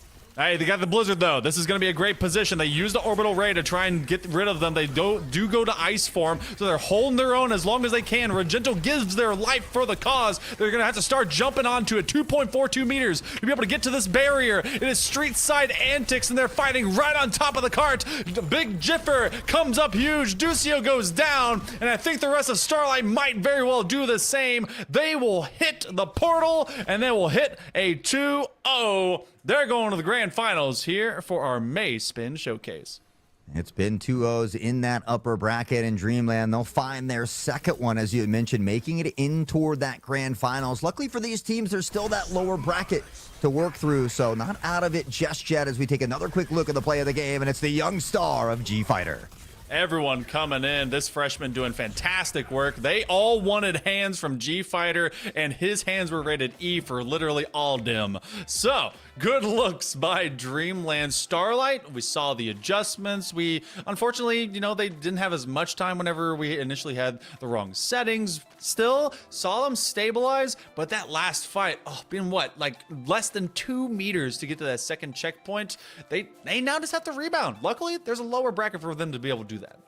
Yeah, as you mentioned, I mean, we saw them make some great stands. It was just the fact that Dreamland had 5.5 minutes to work with, but we saw plenty of moments of shining greatness from Starlight. So, as you mentioned, luckily they get that second opportunity down in that lower bracket. But for Dreamland, it's always nice to go into that grand finals, to kind of be sitting in that driver's seat, so to speak.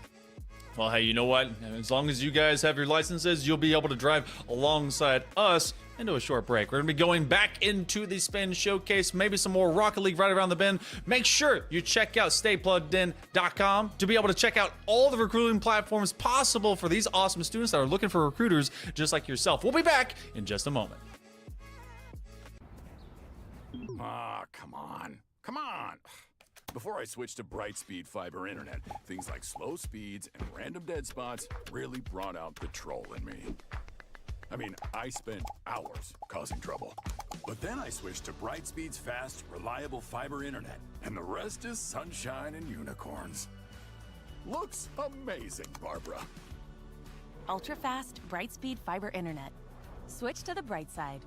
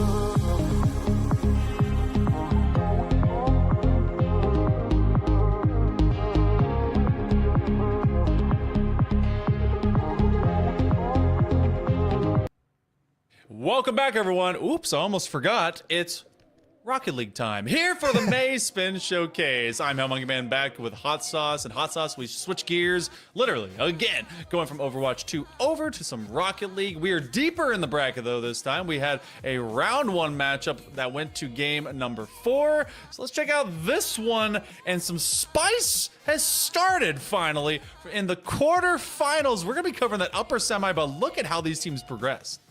Yeah, honestly, I know you and I were talking a little bit before this one, almost expecting to see the Blueberries up here, but Jab with a late 5-game upset, or all the way into Game 5, excuse me, heads on in to play the Passionate Possums. Of course, just below them, we can see Ninja Turtles, another incredibly talented team taking on GBCC Academy.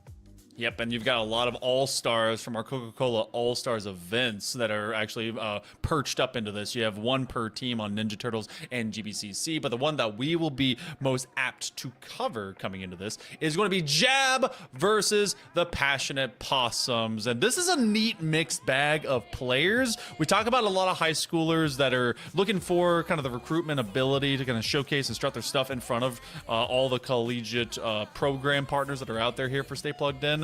And you also have a lot of walks of life that are either committed or like junior on down to freshman, but there is in fact someone that is going to be starting high school just next year. And it's really cool because on the side of Jab, that's going to be Scythe. I can't wait to see how they play with everyone else. Yeah, you know, we've got Scythe, Dizzy, Skippy on that side there as well, Ghost, Zagrean, Law on the other side as well. But it's exciting, these young players getting an opportunity to get out here to showcase all that talent. And honestly, I gotta say, Passionate Possums might be one of my favorite names of the day. So as we go back into some Rocket League, we go back into some fist fights. We've got Sean B throwing down the hammer, as it was Jab that was let to be known that Passionate Possums are passionate about punching that ball into the net. Able to find that first when we talk about how nice it is to get that early lead, to start off on the right foot, and it only took 10 seconds for Passionate Possums to do just that. They're tucked into their own defensive half, though. It's shot through the sky. JD will be able to pick the pocket here and look to drop it down in toward that corner. Passionate Possums do find a big clear and a shot toward the net. It's Dizzy. A second one on the board. That is the junior here on this squad of Passionate Possums. Oh, wow. What a pickup as well, because you got that one kicked immediately over to him. He was not quite in a cherry pick position, but definitely upfield, recognizing that he doesn't want that one to go to the wall. What a snipe to be able to double up this lead. And we got Law. There's that senior pressing into the corner there. Unfortunately, gets this one taken away. Dizzy already in transition the other direction. It takes a funny hop here. JD does find a way to put a card to the ball. They'll get a bit of a half clear, and now it's Ghost the other direction. He finds the second touch. It was a beautiful shot, but an even crazier save. Fantastic work. You have to take your posture and check it out, though, because they are starting to swarm. Jab recognizing that they went down early. This is still best of 5, and in fact, everything that you'll see Rocket League-wise, unless we go into a couple of those lower rounds, will be best of 5. So this first starter kit of our series is really paying off. What a save. Another great touch by Dizzy. Yeah, JDC almost finessing that one into the back of the net as the Passionate Possums will find a passionate stop, but it's JD up into the air again. This a half booming clear, unfortunately bumping into each other around midfield, so the Possums will be able to scoop it up once more. They almost kind of triple commit into the side here. They coagulate together, but they come away unscathed momentarily. It's a shot from Ghost that's a bit wide and to the left. Sean B finding out that the ball is sometimes stronger than the car. He was looking for a pinch into it, and then he got bounced off instead. So this physics game really giving you some extra physics to have to deal with. Law has an option to either go for this himself or maybe set it up from the outside. They recognize that they are definitely being punched at from the perimeter. BT Ghost goes up. Law with a setup, but that one kind of finding its way wayward around the perimeter one more time. So the Passionate Possums only had to deal with really one true shot, and then they move back upfield. Yeah, already putting some shots toward the net. A couple saves coming in here for Jab as they fight around, and unfortunately that's an awkward bounce off the back of the car that leaves it down here in Jab territory. And Passionate Possums will pull off for a moment, then they strike through the sky off the backboard and knock about the teamwork. Passionate Possums and Scythe, this young star here. We talked about how they're just entering into high school here and already making some very clinical plays. You know, they made the RLCS available for 13 and up for a reason, and it's because some of those mechanics really develop very, very quickly at a young age. So we may be seeing the start of something huge for especially this player that's looking to start into those higher grade levels going into the next academic year. But 2.5 minutes, Passionate Possums have punctuated their way up into the blue half. And at this point, Jab is still looking for just a chance. Law, they find a nice drop down. They want to bully away the young man if they can, but it feels like Jab is just under fire. Yeah, I mean, these rotations from Passionate Possums has just been absolutely on point. The third man, they consistently keep the drive alive and looking for the play after the play. It's Sean, a big demo. The flick, a defender to beat, and Ghost will step up and find the save. Another one rotating hot and heavy. You get everyone, even with all of this pressure, they are finding themselves very resolutely disciplined to not give up space against Jab. Jab finally sees the window open, and then it's slammed shut tight. Dizzy trying to pre-jump feed it over to Sean B as he was fully committed to coming upfield. This one, kind of a dropout. Scythe will have to back on up. Dizzy has been very consistent, and I think you can see that right now through the way they're trying to get this flip reset on that pre-jump. Still, saw a teammate go by, and then that one just settled down. Well, Scythe through the sky, looking to make something else happen here. Will be met as the defense looks to find a stand. It does get pinched across the midfield line here. JDC able to collect the 100 at mid, and now works toward the net. 2 defenders to beat. Gets the demo, though, to open things up, but Sean will step up, find the clear, and look to pressure in transition. I can definitely tell, I mean, when you're looking at this matchup in particular, why this squad was able to take care of business against the Blueberries. But when you see what Passionate Possums were able to do against NTX Esports, I mean, starting to think the exact same way. Law, this is less of a rule 1 and more of a rule beanbag. You're just kind of chilling on top of each other, hanging out in the corner. Well, 40 seconds left in this one, Monkey Man, for Jab to at least find a way to get on the board here and work for some momentum toward that next game. They finally got some pressure down here in the Passionate Possums territory, but it's been great defense compiled with the offense here from Passionate Possums that give them this 3-0 lead as they look to close out game number 1. They went right back to each other. Okay. He's like, you can't escape me, Law. We're going right back to hugging out. So with the timer approaching, the Passionate Possums, they've got 2 extra P's I want to point out. Patience and playfulness. Trying to keep creative, trying to keep positive. Oh, there's another P. Let's go. As this one eventually will hit floor. The Passionate Possums, they hit profits and pay dirt. Man, there's a lot of P words in the world. Okay, they take game number 1. Imperfection they do. 3-0, a flawless victory for them. And, you know, I had to get in on a little fun. I can't let you have all the fun, Monkey true. Man. But a great start for the Passionate Possums. And honestly, this young star here, Sai, we see 3 shots, a goal, a save, and assist, a notch in every column there. But it was the whole crew playing well together. We talked about these rotations, their ability to keep that ball down in the other territory. And, well, when they found an opportunity in front of the net, they pretty much capitalized almost every time. Just a smothering style offense, and I feel like Rocket League really owes to itself. As soon as you get players that are confident, especially, they're able to really kind of change the pace, and you just never have a moment or a sliver of connection to change that. They're just going to keep cycling. It's one of those, you talked about perfection. That rotation was just so smooth. Something to get those takeaways. Every time Jab came up to try and challenge it, it was a takeaway. It was their own takeaway. They were able to slam them home, and then they found 3, and that was basically job well done. So we'll see how things calm down or speed up from the side of Jab. Got to see what they can get done offensively, because it really wasn't there. I think they had about 4 shots in that first game. Got to see if they maybe even double that up.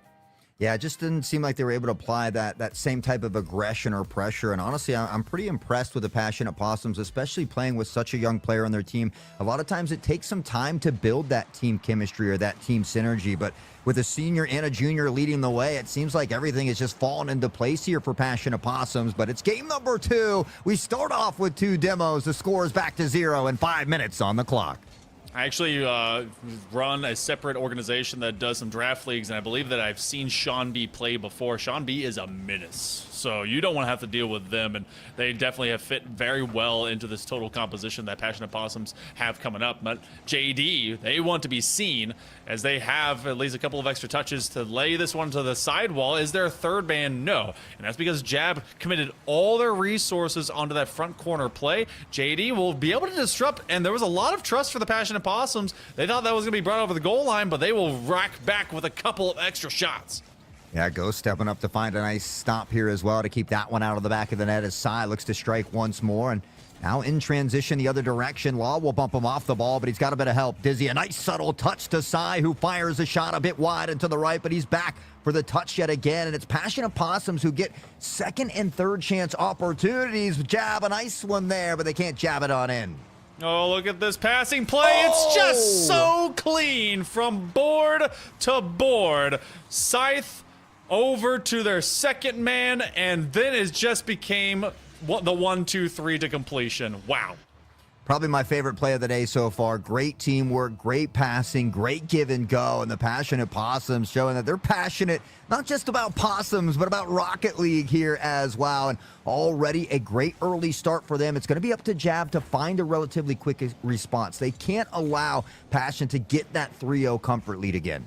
Yeah, no, something like that is basically a death now. So we'll see if any of that begins anew. Scythe wants to be able to kind of rise up. You have a double commit that's coming out of Jab. So as this has become a 1-0, the key takeaways is that it's only a 1-0. Passionate Possums in a powerful position for the most part, but they're just waiting for Jab to overextend. That's a nice pickup. Good save by Ghost to be able to at least keep him out of the backboard. Still, though, we need to see some more, opportunistic shots that are optimal. It feels like we're just seeing too many cars come up for Jab, and, well, one good dunk then seals the deal.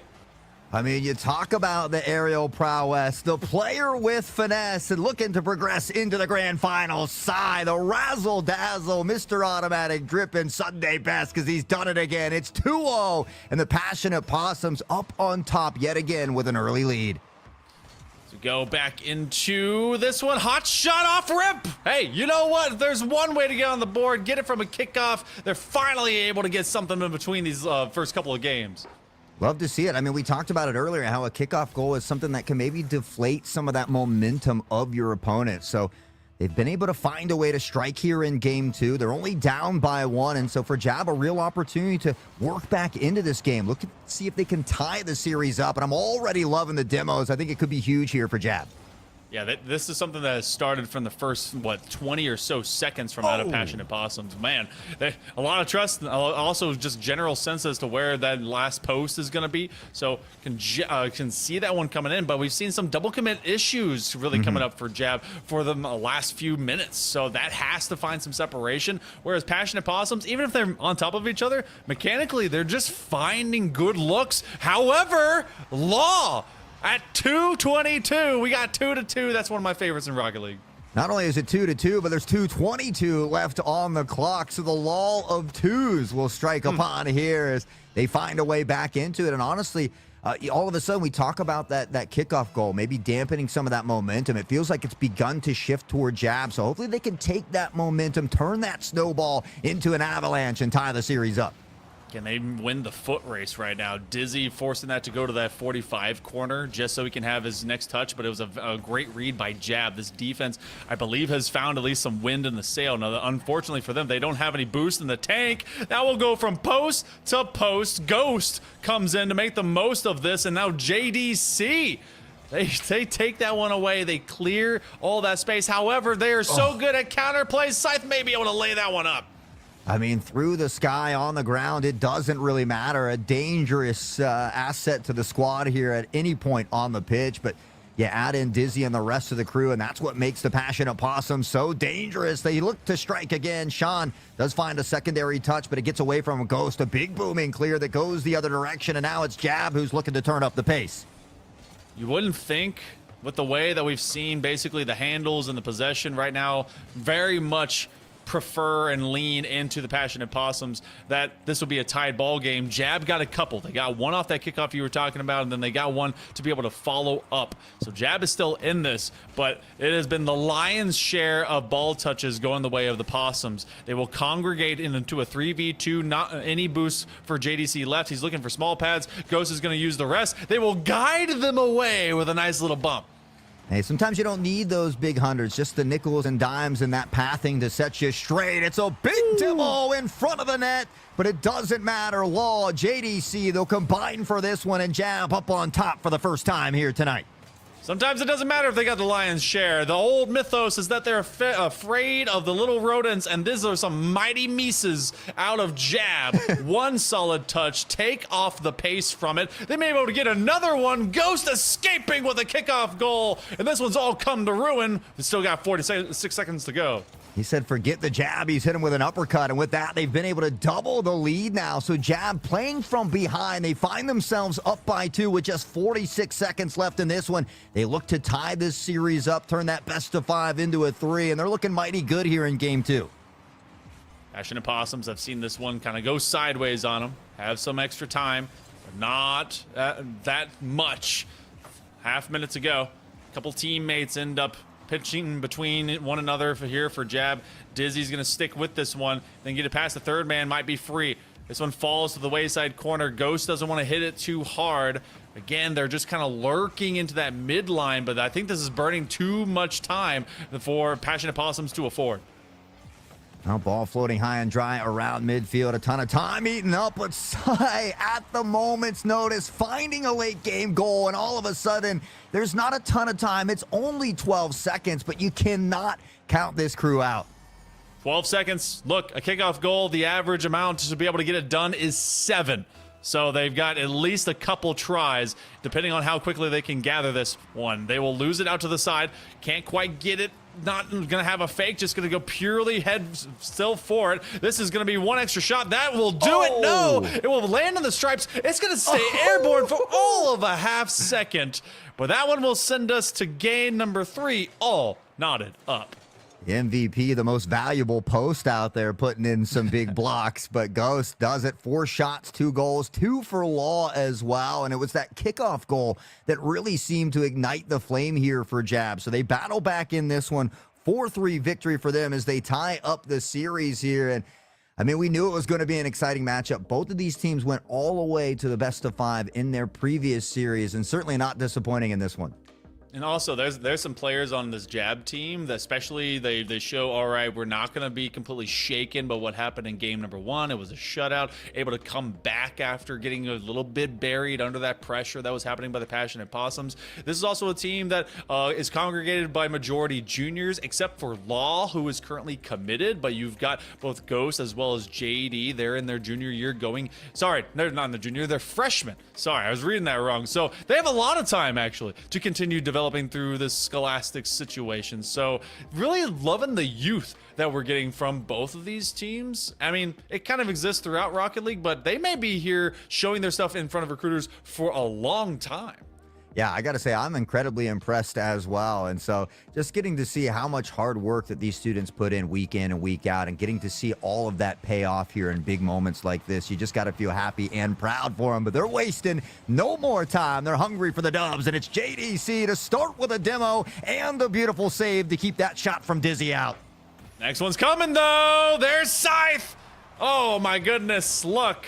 You send everyone up, you get some big bumps on the way through, no one's able to reposition, and as soon as it pops up, they're going to have a man squeezing that corner as tight as they can from off of the post. 11 seconds. The Possums punch.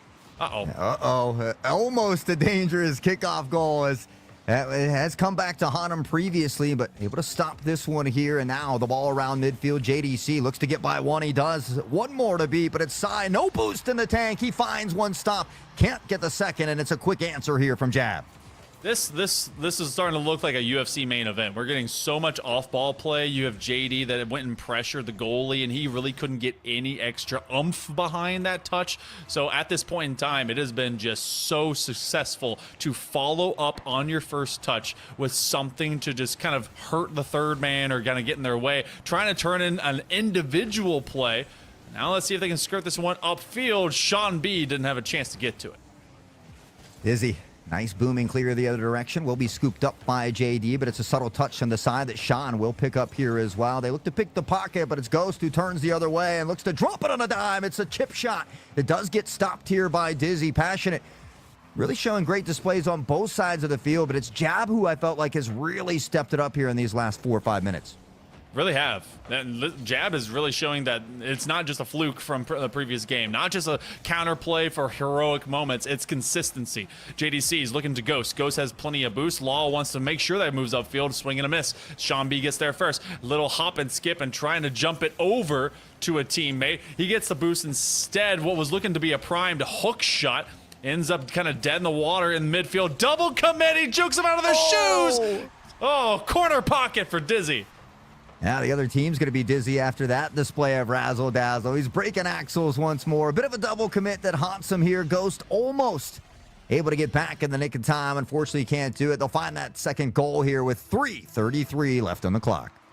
Jab out shooting Passionate Possums, but not outscoring them. So as we go into the first 90 seconds and more, I kind of measure a lot of these games, Hot Sauce, by like 30-second intervals. And it feels like these have just been so much quicker than what we've had in the previous couple of games. It almost feels a bit too chaotic as everyone's just trying to answer with pace.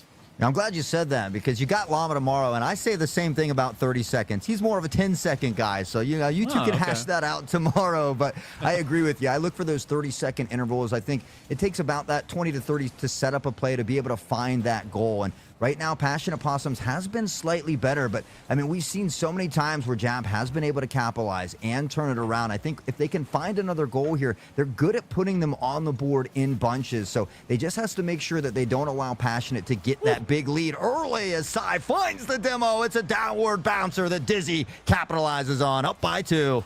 Maybe I should split the penman and go 20 seconds. Something like that. But Dizzy splits the defense in absolute half as they bring a chair and slam it down. Passionate Possums off of Dizzy's back, turning this one into a melee. But everyone's getting a piece of the pie right now from the Passionate Possums. And Jab, they were in this fight early, but they've started to make an exit. This next minute will be telling. ADC finding that save there, but not able to find that full clear just yet as we see tucked back into the corner here of Jab. Sai over the top will find a touch. JDC looks to pressure out and does. The fight continues around midfield here as Jab scoops it up. They're looking for that passing play, but Sai reads this one out again and finds the save. Oh, massive bump by Law. Can he set up another teammate? I don't think anyone was rotating to that midline just yet. JD's going to come back to it. Should be able and will be able to get themselves through. 2 minutes left. Plenty of time for Jab. All 3 members of Passionate just kind of dipping into that corner, looking for that 100, and everybody just leaving that net wide open. So, you know, if you make a minor mistake like that in front of Jab, they're going to be able to punch it in. They do. They cut that lead to 1, and they give themselves plenty of time to work with here in Game 3. Very, very clean right now by this Jab group, just punishing when the Possums give it to them, but they don't make too many punishable mistakes. 3 demos, by the way. That's a lot in a sudden moment's notice. Looking for a dunk. They are able to hold their nerve at the goal line as that one hits the floor and hits ceiling underneath that crossbar. Dangerous moments for Jab. Now they look for something in transition, and JDC working some magic as well. It was a nice attempt, but Sai able to keep that one out, and now they'll pressure back toward midfield. Ghost and the rest of the crew, though, it seems like these rotations from Jab are much more on point than Game 1, and all of a sudden we see them competing here. Love to see them be able to find that equalizer and maybe look for an overtime. Oh, Law was looking for a bump. You get a demo by Sean on to Ghost, so that will kind of neutralize that entire affair. But if Law had gotten one single touch onto the goalie, we might be singing a different tune right now.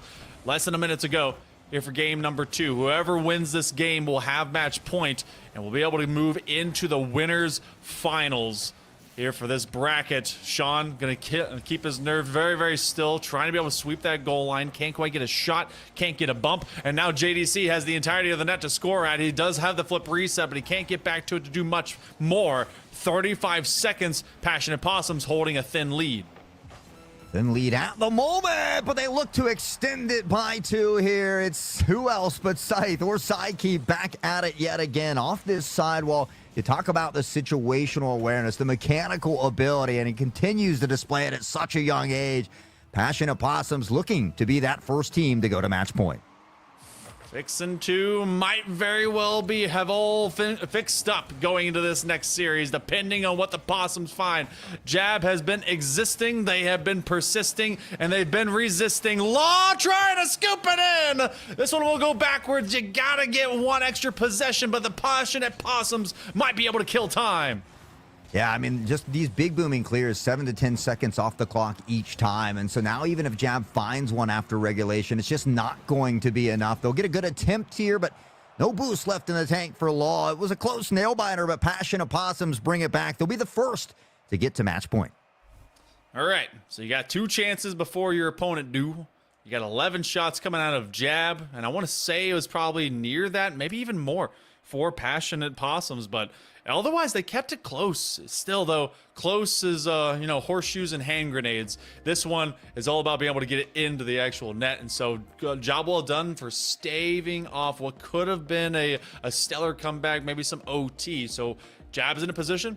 Gotta win out if they intend to truly take a Game 5 and move onward. But both these teams also just came off Game 5 series in the quarterfinals to get to this moment. So this is kind of an exhausting affair at this point. Yeah, and these last 2 games have been incredibly close. Even though that third one was 2-point separation, whereas the one previous was only a point. That goal came late, very at the end of the game there when, they felt that pressure. Jab has to cheat forward. They have to find that equalizer. So they did give up a late goal there. But honestly, these games have been very, very close. Other than that first one, Jab has found a way to get into the back of the net. I just would like to see a little bit more teamwork, some give and go down the field. We saw Law and crew kind of finding some of that success in game 2. Very much so. So will they be able to do that early? I feel like the beginning of these games have spelled success in favor of Passionate Possum when they keep Jab back that first minute. So much productivity for them as they just keep crushing them to the corners. If you can see Jab upfield in that first minute and really usurping that position on the throne, maybe Passionate Possums will feel that threat. Might be able to do it here. JD is going to try and fill that gap, but then it turns into a clear early threats by Jab.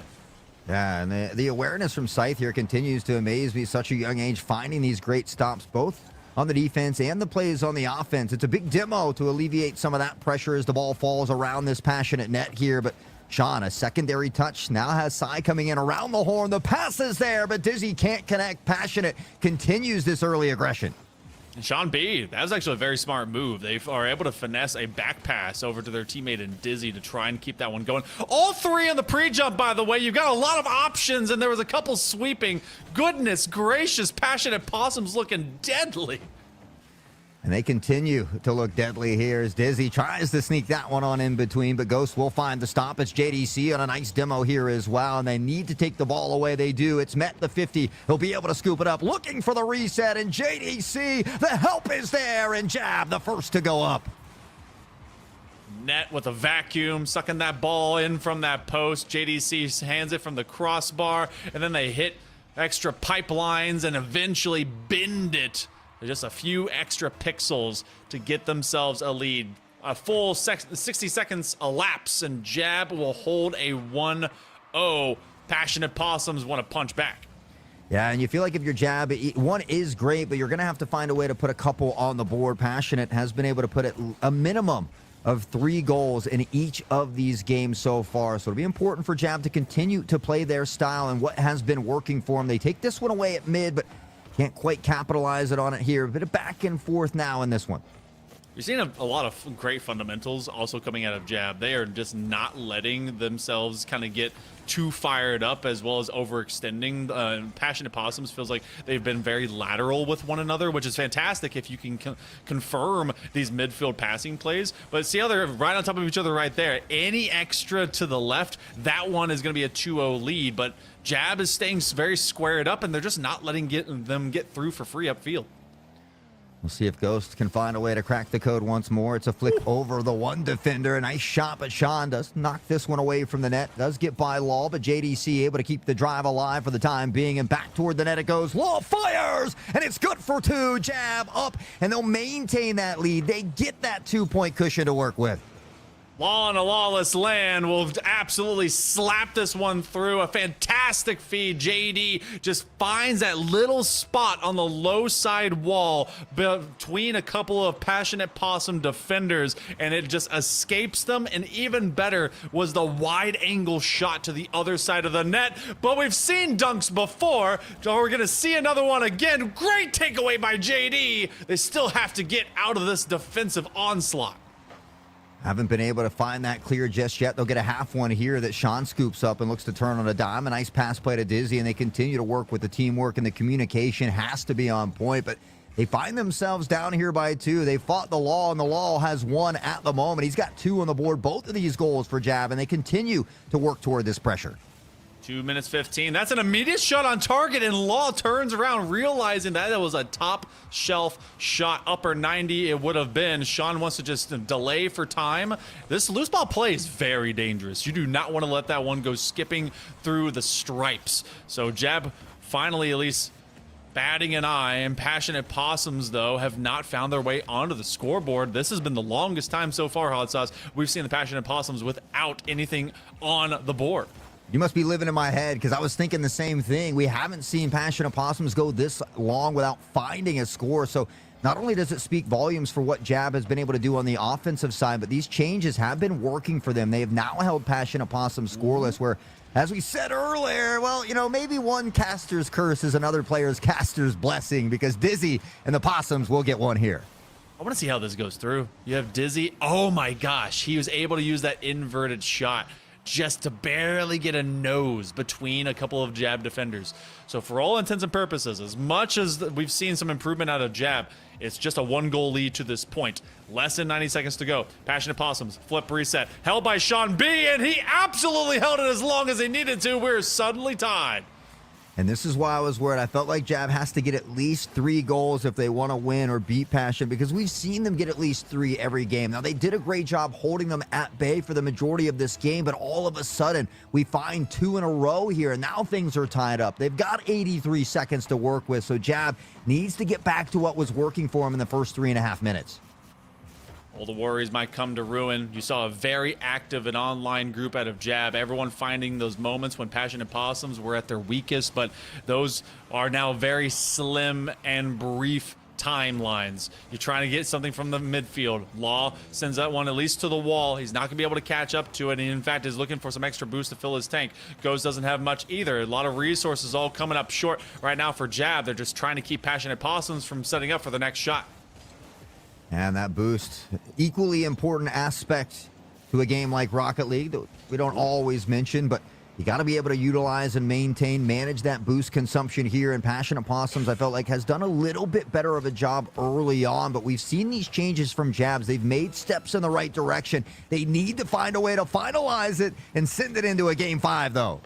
A very cheeky and very confident defensive layback there by Sean, as he had actually kind of waited for that next touch to come through instead of having to guess himself. Want to get a wide angle of it. JDC, they will fill the gap between both their opponents, or rather both their teammates, as they come to that near side post. This one will go high. Passionate Possums, one last gas, and maybe a last possession to end out regulation time. It's dangerous position. JDC, can he get underneath? He does. He's got Ghost out to his left. Flip reset. He's got the must. He's got a chance. This one from the wall. Oh, it will land at the goal line, and we go OT instead. The ball was like 80% in the net. It looked like they had it, and it's taken away at the final moment. Can they ride this high energy into a victory here in OT and extend the longevity of this series, or can the Passionate Possums find a way to come back in overtime and close it out?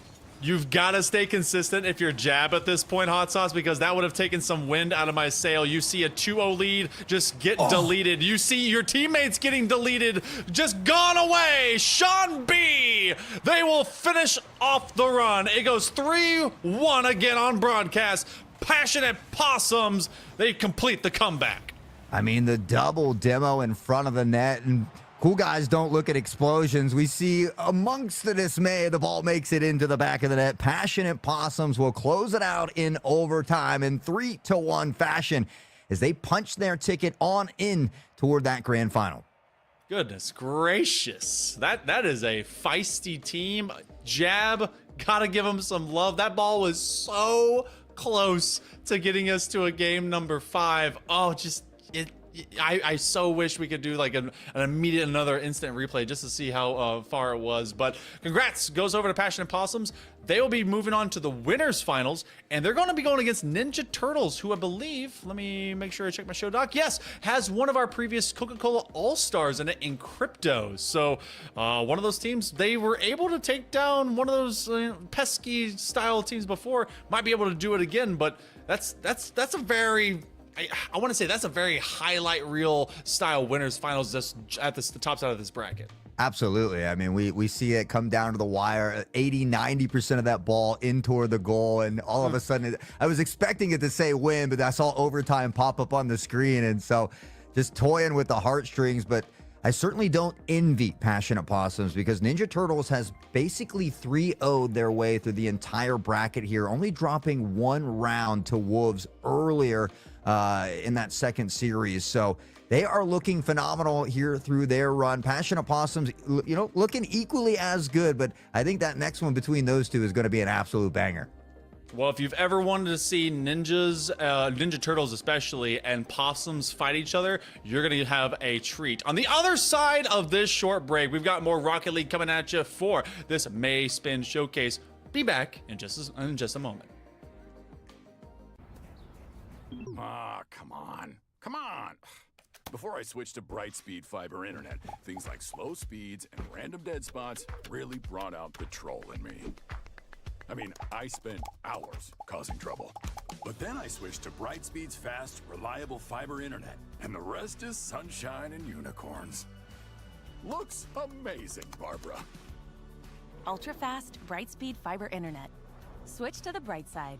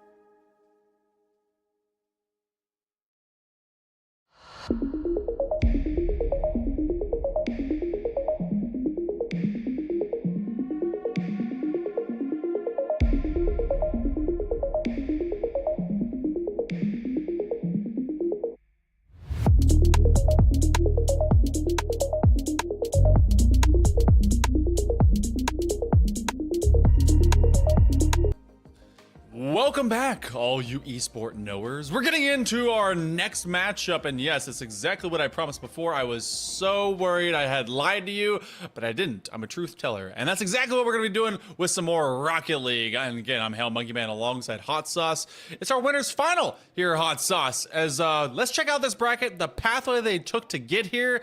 We've got a lot of great players going into this one, but that last matchup really showed why Passionate Possums was able to take care of business in the quarters. Yeah, I think this one's going to be an exciting one. We've seen Passionate Possums knock off Blueberries and Jab now, but Ninja Turtles, they've been 3-0ing for the majority of their way through into this upper final, and we know there's a lot of talent littered across both of these teams, but both of the teams want to get into that grand finals, have that bracket reset in their favor should they need it. So I think this is going to be another nail biter. I'd love to see a couple overtimes and maybe a game 5. Yeah, this will be hot to be able to see, but one team that we have not seen on broadcast as of yet is Ninja Turtles. You got to be able to talk about them because they are bringing one of our previous All-Stars for the Coca-Cola All-Stars in crypto. They also have Resinal, that is a 100x35 player, and I mean that as one of those players and teams, they get dig deep into the RLCS. We'll see how all that ends up coming out because you and I got to witness a lot of great mechanics out of Passionate Possums. I think this is a collision course of some fantastic players. Absolutely excited for this one, and we don't have to wait any longer. Game number 1, 4:40 left on the clock. The score's at 0, and both of these teams ready to duke it out on the goal line to punch that ticket into the grand finals. It's some early pressure here from Passionate Possums. We'll see if Ninja can find something in transition. Oh, well, there's Resinal. All right, doing some big work now. Everyone should know that Resinal is, in fact, a senior. I'm not quite sure if they've got somewhere they're already going. I don't believe so, but wow, what a snipe. From downtown, from coast to coast, he does it yet again, and it's an early start here for Ninja Turtles. It's something that the Passionate Possums haven't had to deal with too much just yet, and when they did, we saw they were able to overcome that in that last series. So we'll see what they have in the tank here. But right now, it's Ninja Turtles continuously applying this pressure. Fantastic look so far. And you know that obviously Passionate Possums, they wanted to start with some early kind of positioning and just prominence in that blue half just to keep the Ninja Turtles at least questioning whether they can get through this rotation. Scythe is going to give themselves a good look, and it's going to be an immediate handoff by Dizzy. And Dizzy's one of those guys that definitely kind of played with their food, made life difficult by kind of keeping those fakes going and getting those like soft challenges. But Ninja Turtles is not having any of that, and they're immediately just launching upfield. Yeah, they do it with the aggression here, and now Plexi into the sky. It's Dizzy who gets there first. We'll tuck it into the corner of Ninja Turtles territory. Now over the head of a defender, one to beat. It's a nice pass. The waterfall not going to be able there because, well, Reasonable steps up and already back down the other way. Plexi, a nice little tap, but it's just a bit wide and to the left. I love that Crypto just kind of committed onto a face check of Dizzy because they were trying to pick that one up from the wall. They didn't leave that perimeter. Suddenly, they have to flip this entire pitch to its opposite side, seeing if they can catch Ninja Turtles off guard. There's a shot. No, it's a pass over to Sean B. Great execution to tie this up at 3:03. Sai again coming up big time here, and it was a nice pass off of Dizzy to Sean to Sai. And we talked about those give and goes, those phenomenal passing plays in that first series that we saw from Passionate Possum. So going back to that, there's already 4 shots here for Psycap as well. See what can kind of be basically consistently found by both these squads. Ninja Turtles, I think that you and I are pretty much still trying to get like a better ID as to how they want to operate. It feels like we've had like some short punctuations of how they want to get some of these better shots. That's going to come off near side post, but the follow-up, you get the defender basically paused. They couldn't do anything because they didn't know where this first touch was going to go. Yeah, Plexi stepping up, finds that nice shot, and Dizzy just a bit awkward there in that goal, having to back it up a bit. Crypto, and it's these multiple opportunities, these second and third chance shots that come in for Ninja. Able to find that second goal, though, regain the lead. We're about 10 seconds away from the halfway mark.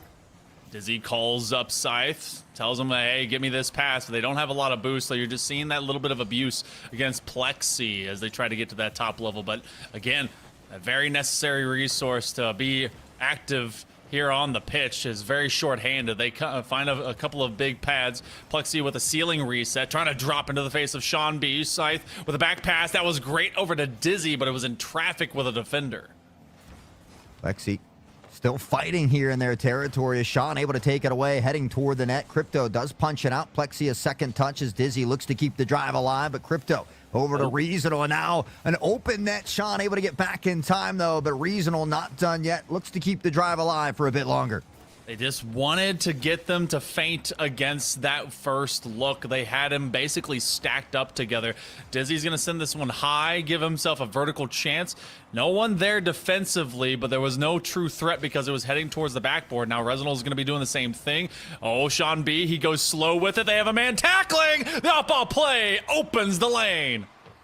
Sean B, the equalizer coming in, and we get another look here as Sean just picks the pocket of Reasonable and drops it in toward that right side. Great awareness coming out from Passionate Possums as they tie it up once more. We got 94 seconds left in this one, and one shot for everybody across the board except for Sai, who's got 4. Oh, they might have just given that away. What a save by Crypto. He knew that he'd put it towards his own net, had a plan, but I didn't think he had the pace to catch up to it. Now suddenly Ninja Turtles are knocking at the door. Now knocking at the net here once more. Can they find a way to capitalize, though, as it does look like Passionate Possums finds this clear. Sean down into the corner. Does get a bit away from it, so he's going to back off a bit as Plexi looks to scoop up, but Sai takes it away. He steals it into the corner. The pass is there, but it's a great redirect from Crypto to keep it over the head of the attacking member. See if they can make one last sweep. You've got Resinal right outside. He'll at least be nearby the top of the hemisphere, but you leave Plexi way back, ready to receive. If you overcommit 2, then you better have someone that's ready to guard the gate. 40 seconds available. Game number 1. It has been a high-flying chess match, and I think this is going to be finished by a knight in shining armor to get them to go the right way. Dizzy will send it up skyward and use the rest of his boost to be able to just get right behind it. Plexi recognizes that he's not gaining any momentum, so Passionate Possums have everyone isolated on the goal line, but Ninja Turtles ready to break out. Yeah, Sai almost was able to sneak under Reasonable there, but he does clip the top of that ball. We can see him circling back as Crypto fires toward the other side, and Sean will stop that one, and with that, look to pressure outward at Sai. Dizzy does get demoed here early, though, and Ninja Turtles looking to turn on a dime. There's just 5 seconds left in this one. Plexi through the sky, looks to waterfall it down. It was a nice attempt. It's knocked away, but the ball's still floating through the sky. This one, it's the greatest chance for Ninja Turtles to end it regulation. Otherwise, they're going to let it drop to the floor. A very wise decision. They sent it towards their side, and then they just let that one hit grass. We're going to go to overtime in game number 1. This one has been very close, Hot Sauce, but you got to watch out. They may score at a moment's notice.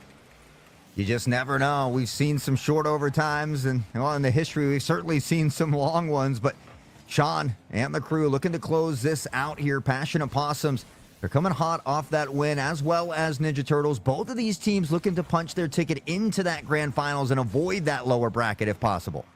It'll be all of 1 extra, but then you have to bracket reset if you truly want to take this win today. So see if they can do so. Dizzy with the pickup. Yeah, he's going to go one-on-one against Plexi. Oh, he's going to feed! What a great idea by Crypto. He had to wait. That was a very dangerous position to have to play from, but he had confidence to be able to make that connection. Makes the connection. Still in overtime. About a minute on the clock here of extra Rocket League action as Sean tucks it into the corner. Dizzy going straight for the demo. He opens up the net. It worked for him last time, and it works again. Passionate Possums able to take away game number 1. Dizzy just deleting Plexi from the issue. No problem when there's no defender. And Sean B will do the rest. Passionate Possums trying to flip open a couple extra pages in the playbook as they'll take this first one. But what a shootout. What a battle here for the beginning of the series. Yeah, I mean, shots almost equal. Only one more in favor of the Passionate Possums there, but it was a great battle back and forth, as we kind of thought it was going to be a banger, and it didn't disappoint. Game one already sending us in toward overtime, so I'm just excited for what's in store here for the rest of it. Very much so. Plexi, their tag, by the way, it says tireless try hard. We saw them activated as a true third man a few times. So definitely kind of showing up to that measure. I like that these guys are living up to their titles they gave themselves. I just call myself the Fabulous. So that's about it. So as we go into this next game, was that just... I feel like these teams have, at this point, seen a lot of momentum. They're already in game pace. That's what you kind of look for if they're already up to series speed. But I think that we've seen pretty much what we're going to have to expect. And it's going to come down to this much difference between these teams to find success. Yeah, I agree. And I think it was Resino who has the wild card tag as well. We certainly saw that with that crazy snipe from coast to coast early in that matchup. But honestly, it looked like Ninja Turtles were going to be able to close out that game. It was a late goal from Passionate to work back in it. They find the goal in overtime and a little bit of a repeat from that final series we just had. So Passionate Possums back in the driver's seat. We'll see what they can do here in game number 2. Oof, already coming in to throw some haymakers. So see if any of that comes to rot. Crypto goes chasing and Ninja Turtles want to do the exact same thing to the Passionate Possums. The first 20 to 30 seconds, absolute breakneck speed. I hope you were strapped in with your extra seatbelt because you better be ready. Sean B's throwing another one. I mean, again, and these pass plays from Passionate Possums are so great. Dizzy tucking in toward the corner, letting that one slide back toward the midfield where he's got teammates waiting. And, well, they've been able to capitalize on a lot of these great pass plays. Passion will find themselves up in the lead this time, but only 25 seconds to find their first one. Yeah, Plexi, who's currently a freshman, rather, for the Ninja Turtles, having to play alongside the seniority that is Crypto, the junior, and Resinal, that senior. So trying to just find their kind of way through. Like that they get the off-ball play. They get that nice demo. Sean B will be respawning, but everyone else fills the gap. Dizzy's been a very just calm person. Nice flick in a moment's notice. This first minute still owned by Passionate Possums.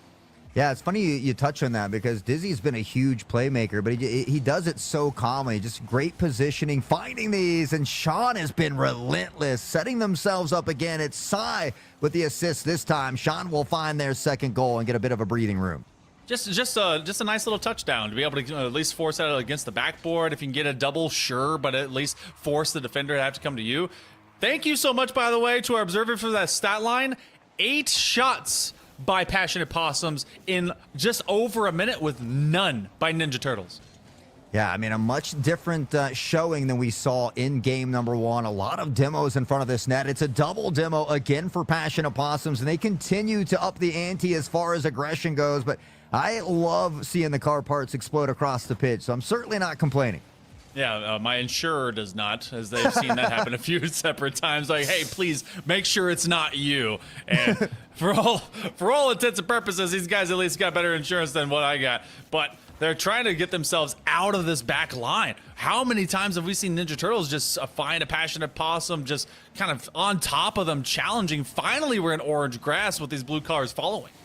Yeah, again, I think that's why it's kind of a much different showing than we saw in game 1. It's Passionate Possums who's up that aggression, and they continue to maintain not only field possession, but ball possession so far. But it's only been 2 minutes off the clock. They've still got more than half the game to work with, so plenty of time for Ninja Turtles to find that first goal and slowly inch back in.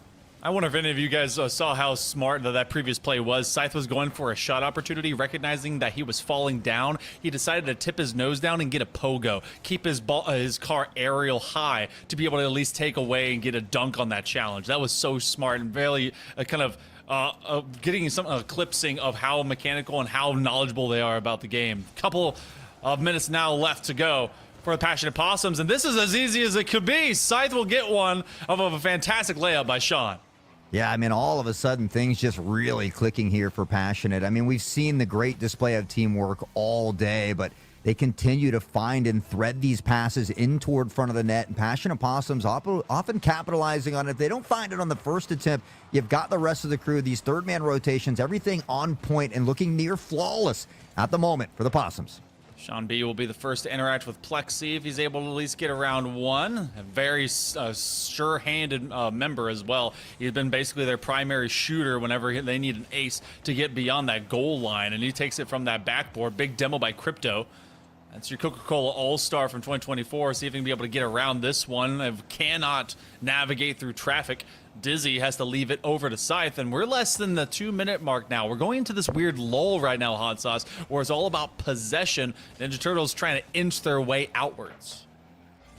Trying to inch out here, Sean. Dizzy, a bit of a double commit, but Sean will pull off, let Dizzy take that one away, has boost to work with, and Dizzy continues to be a menace, often setting up a ton of these plays, and it's Scythe to strike from the sky yet again.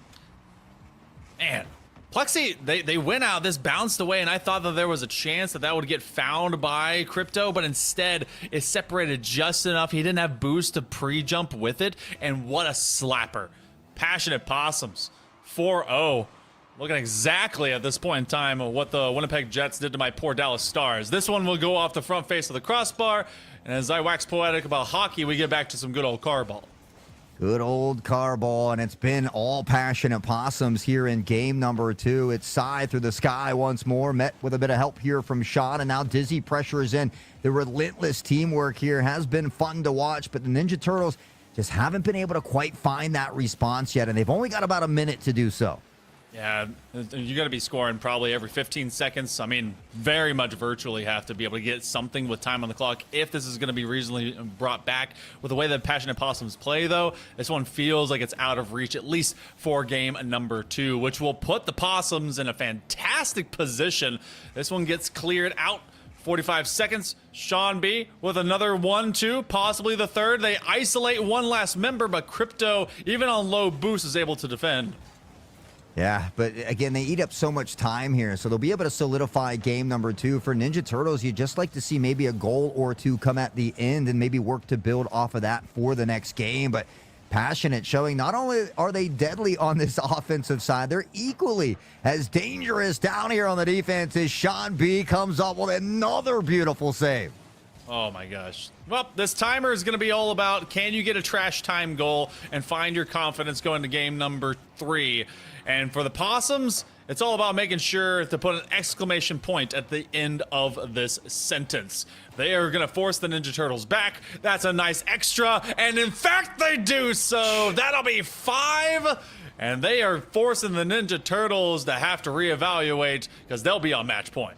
The all-knowing and seeing eye of Hail Monkey Man. He looks into the crystal ball and knows that Passionate Possums are going to get that final strike there as well. And so with that, a great game, a great statement here across the bracket entirety from Passionate Possums. They go up to an early series point, 9 shots for Cy, 7 for Dizzy. I mean, 19 as a team as a whole is absolutely insane. Yeah, wow, that is something. Look, you saw only 3 between a couple of members for Ninja Turtles. Didn't get to see the stat line for the third, but 19 is a lot. Yeah. And seeing 5 goals, you win by volume and by quality of some of those as well. So job well done. They will be going to match point. It is still best of 5, even in the grand finals and in a bracket reset. So you won't have to deal with any silly best of 7s here with today's spin showcase. But still, I feel like some teams may want some more time, especially with them having to deal with the way Passionate Possums have been playing, because add another P to it, they have been a problem to deal with. They have indeed, and it's crazy because they have 3 shining stars that are capable of making these standout moments. So you have to really respect them, but I think that's what makes them so dangerous because they are selfless. We've seen so many great pass plays, give and goes, finding the demos after the pass play to open up that goal. And I mean, they really blew out that second game 5-0. Not only did they find a way to put a ton of goals on the board, but holding a team like Ninja Turtles scoreless, a team that's 3-0'd almost the entire way through the bracket, I think also speaks volumes for itself. It is a reminder of mortality and that you gotta fight with everything you have. So, do the Ninja Turtles put their first step forward into a reverse sweep? Passionate Possums, they want to lay down a decimating and dominating showcase to let everyone know that there is no way you're going to kill these possums. They are not ready to go silently into the night, and they've put a great display here in this series as well. It's already 30 seconds into this game. We've seen some more pressure from Ninja Turtles, though, and haven't been stuck in their half early. So some good early improvements here, but they got to find a way to capitalize. I'd like to see them get on the board here first and look to extend this series a bit longer. Dizzy with the flip reset, and they have that nice separation. Oh, but it's a feed. Great look. Okay, Crypto has done some fantastic defensive pickups, because there's been times where you think, all right, this is basically done. This next attack is just going to get him. Crypto pre-positions himself to where he knows that next red shot is going to go in such a smooth manner, even when he's on low boost. Still, though, we're at zeros, and we're more than a minute in. This is good looks right now for Ninja Turtles, especially for Resinal, but he'll be shut down. I know, and it's Sai again. I mean, we've seen 9+ shots from Sai. He does it on the offense. Crazy saves as well, and that's that young star on the squad. As a demo through the sky as Plexi will find the save, but Passion Opossums again look to up the ante as far as aggression goes. See if he can be able to respond. That is Sean B, who is basically looking at his own net and looking down barrel of a very bad thing, but still, they end up being able to take that one away. We are 100 seconds right now, Hot Sauce, into game number 3. Locked in at nothing apiece. Plexi is going to be in an awkward spot facing his net, but Resinal is going to be able to take care of time and business. They grab that boost. This is going to go to the ceiling and down. You have Crypto lurking as Plexi just takes an honest shot. It draws 3 defenders. Now you're going to have Resinal picking right back up again, and they're forcing this defense to use up all their resources on the back line.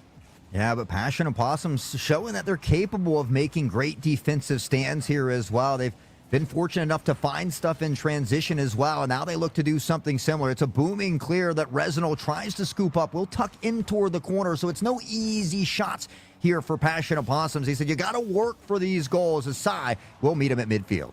That's another big demo, though. They clear, man, and that's going to force this rotation to get kind of murky and quirky. Resinal will answer to it.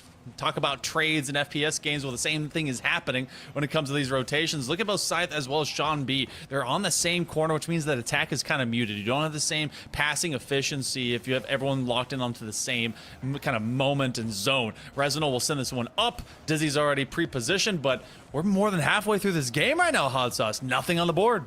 I know, it's crazy. We saw a 2-3 and then a 5-0. All of these games had of at least 5 goals, but we find ourselves with just a couple minutes left and nobody able to crack that code just yet. Both teams really stepping it up here in the defensive department, but it's Passion Opossums who are having a little bit more opportunity down here at the moment. We'll see if Resinal can find that clear and get something in transition themselves. They don't want to give it away, and that's immediately why they look for a teammate to try and drop it over to. Less than 100 seconds to go. I talked the first 100 seconds. The last 100 seconds just as important, especially when there's goose eggs, donuts, bagels, whatever circles you need to be able to have it be. Resinal gets rid of Sai. You have an upfield cherry pick over to Dizzy. Sai will stay back into that corner. He's going to take away that boost so that Ninja Turtles, when they sweep through, they will be leaving with a lot less. Resinal, he has to trust in a teammate, and Plexi, now the Ninja Turtles will be under fire. Talking about a sweep through, though, it's Passion Opossums who are looking to break out the brooms and find a sweep of their own against the Ninja Turtles. But we've certainly seen a lot more opportunities from the Ninja Turtles down here, some more shots on target, and they've been able to control that possession a little bit more here in game number 3. Unfortunately, neither team has been able to put one into the back of the net just yet. Not just yet, then we could see ourselves in an OT. We started the series with OT. We might very well be going to that at least possible midpoint. Depends on Ninja Turtles take another game and extend it. This is going to drop like a bomb. Does not explode. Resinal finds first touch. They have a chance to be able to pass it away. They get it past Resinal. Dizzy's going to be under at least that sweep of traffic. That's a one-on-one. They find it. Crypto! They draw first blood with more than 4.5 minutes tick through game 3. Insane job here. It's Crypto, the Ninja Turtles, making Master Splinter proud out here as they find a late game goal, but you can't count Passion Opossums out until the clock hits 0 and the ball touches the ground. They have been a dangerous come from behind team. They've won in overtime a couple times from those comebacks as well, but that might be the nail in the coffin. They find it off the fender of a wayward defender. You have Sean B, I think, that it was coming through. He just got off the other side post, and unfortunately, as his car was dropping, it was Crypto that was popping. That one right behind him. 2 for the Turtles to try and extend this series. Love to see it. We always want more games of Rocket League, and we might just get it. Only 10 seconds for Passionate to find two, and so you feel like Ninja Turtles should be able to close this one out. Feels like it's now done and dusted. Everyone waiting until they see the whites of their opponent's eyes, and this one mathematically assures us the right way. So, Ninja Turtles down, but not out. And I believe that we're going to be going over into a new server with the way that everyone jumped out. So while we have time to set that for everyone, I'm going to set the record straight. Pineapple is okay on pizza if, and only if, it is alongside bacon. Because bacon is dry and the sweet and salty is delicious. That's just truth. You know, I'm going to let it slide because we don't have enough time to go into depth, because I've got many counterpoints to this argument. And I'll be seeing you in the call after the show, my friend, and we'll hash it out. But we respect all palates here. We just like to give our opinions. So nonetheless, we appreciate and respect everybody hanging out with us here today as well. It's been a fun day, not only to watch, but to get to cast with a legend like Hail Monkey Man. And these series just get more and more exciting as time goes on. Ninja Turtles has found a way to keep this series alive for a little while longer. Also, you guys need to give some love over to Hot Sauce, by the way. Able to find their way over to us with Stay Plugged In, and really everything has been a very smooth show today, as well as over to our broadcaster. We've got Blasky, we've got Lanex, and we've also got Barrelite have been really bringing all our faces to your spaces. Right now, we are just resetting a lobby, so we're going to be going to game number 4. Now, to this measure at this point, okay, everything just like fell apart. To this measure, we go to game number 4, and that one took a long time for both teams to really kind of figure something out, and it took one solid individual moment by Crypto. It made it happen twice. One was kind of a defensive error. Do you think that at all shakes the resolve of this Possum squad? I don't. I think that the way the Passionate Possums have been playing, they've already gone to a game 5 earlier in this series. So I think to, be one away from closing it out already, you still have 2 additional opportunities. You don't quite have to worry yet. Now, if they lose this next game, then I think that, that pressure begins to build on the shoulders. But I feel like they showed they've been able to navigate those tough times. We saw them down 4-2 late in a game, come back to overtime, and then win it in a previous series. So I feel like they've been in some tough situations before, and they should be able to navigate these rough waters, so to speak. I definitely agree with you there. I feel like there's going to be a moment that comes into this game number 4 where this team in particular, all 6 players that are out there, they have seen the highest level of Rocket League, be it competing to try and be in that RLCS conversation, top 32 or otherwise, but also just seeing the highest ranks. You got SSLs, you've got GCs, you've got the ability for these guys to hold their nerve. They're doing it in front of recruiters, looking for what has been several years of committed just repetition into this game and really putting it out there. Can Ninja Turtles be able to post up something against Passionate Possums again and get themselves to a game 5, or do Passionate Possums lay it down here? It's going to be exciting to watch nonetheless, and we won't have to wait too much longer. Already into game 4, 30 seconds off the clock. It's been some early pressure from Passionate Possums yet again. Residal through the sky, but he's met with a demo from Dizzy. Ooh, big clear. Sai was able to get at least one. He might be able to get between some traffic. Those are one of those that get kind of cheeky. This is a drop bomb, and no one's there. Sean from the ceiling. Now look at the rotation width. This is exactly why this is able to work. Yeah, you got Sai here, who punches a defender back in toward the corner, so can't get back in time. And again, we always talk about those plays after the plays. You don't always have to find a hit onto the ball. If you can get a defender out of that backfield, open it up for your teammate, and allow them an easy score. It's Dizzy off the kickoff, and it seems like that last game has not affected the Passionate Possums at all. Good old neutral spinner, and Dizzy committing on this 2-man rush. That's the trouble, and that's the tough one with the 2v2. You go straight into the kickoff. You don't know where the 50-50 ball is going to land, and sometimes you're Lucy, sometimes you're Charlie Brown. You get to see that one land, and through the first 50 seconds, Passionate Possums will be able to have this dominant performing start. Back at it again. Crypto was kind of that spark in that previous game, looking to do something similar, but Passionate, I mean, they take the ball away. They get down in transition so quickly, but it's Crypto now through the sky. Dizzy will meet him to find a card to the ball as Sean will tuck it into the corner, and no easy opportunities here for the Turtles. Not just yet. It took them a long time, and here's the problem that I saw with that previous game. It was a fantastic defensive effort. They were rotating about as perfectly as you could, trying to be able to match up with the pace the Possums are obviously bringing. But if you're looking for a gap, if you're looking for imperfection, you have to be able to sometimes force that to occur yourself. If you just want it to develop in front of you, you're not going to get much, especially with the way Passionate Possums have covered down when some of those mishaps occur. Vulnerable right now, but the double tap taken away. Yeah, you got to reach deep in the pockets and make the plays happen yourself. You can't allow them to come to you, especially for either team, really. There's a lot of talent. We mentioned it earlier between all of the players littered out here on the pitch today, and you love to see this competition back and forth. But right now, Passionate Possums back in that driver's seat. It'll be up to Ninja Turtles. They've got plenty of time to work with, but I feel like they need to find a goal here before they allow Passionate Possums that 3-0 lead. But they do force Sight to have to bite. That's going to go crossbar. That's exactly what I think was happening. They force him to go high. You have that pause just in front of that back hemisphere, and this is a double commit.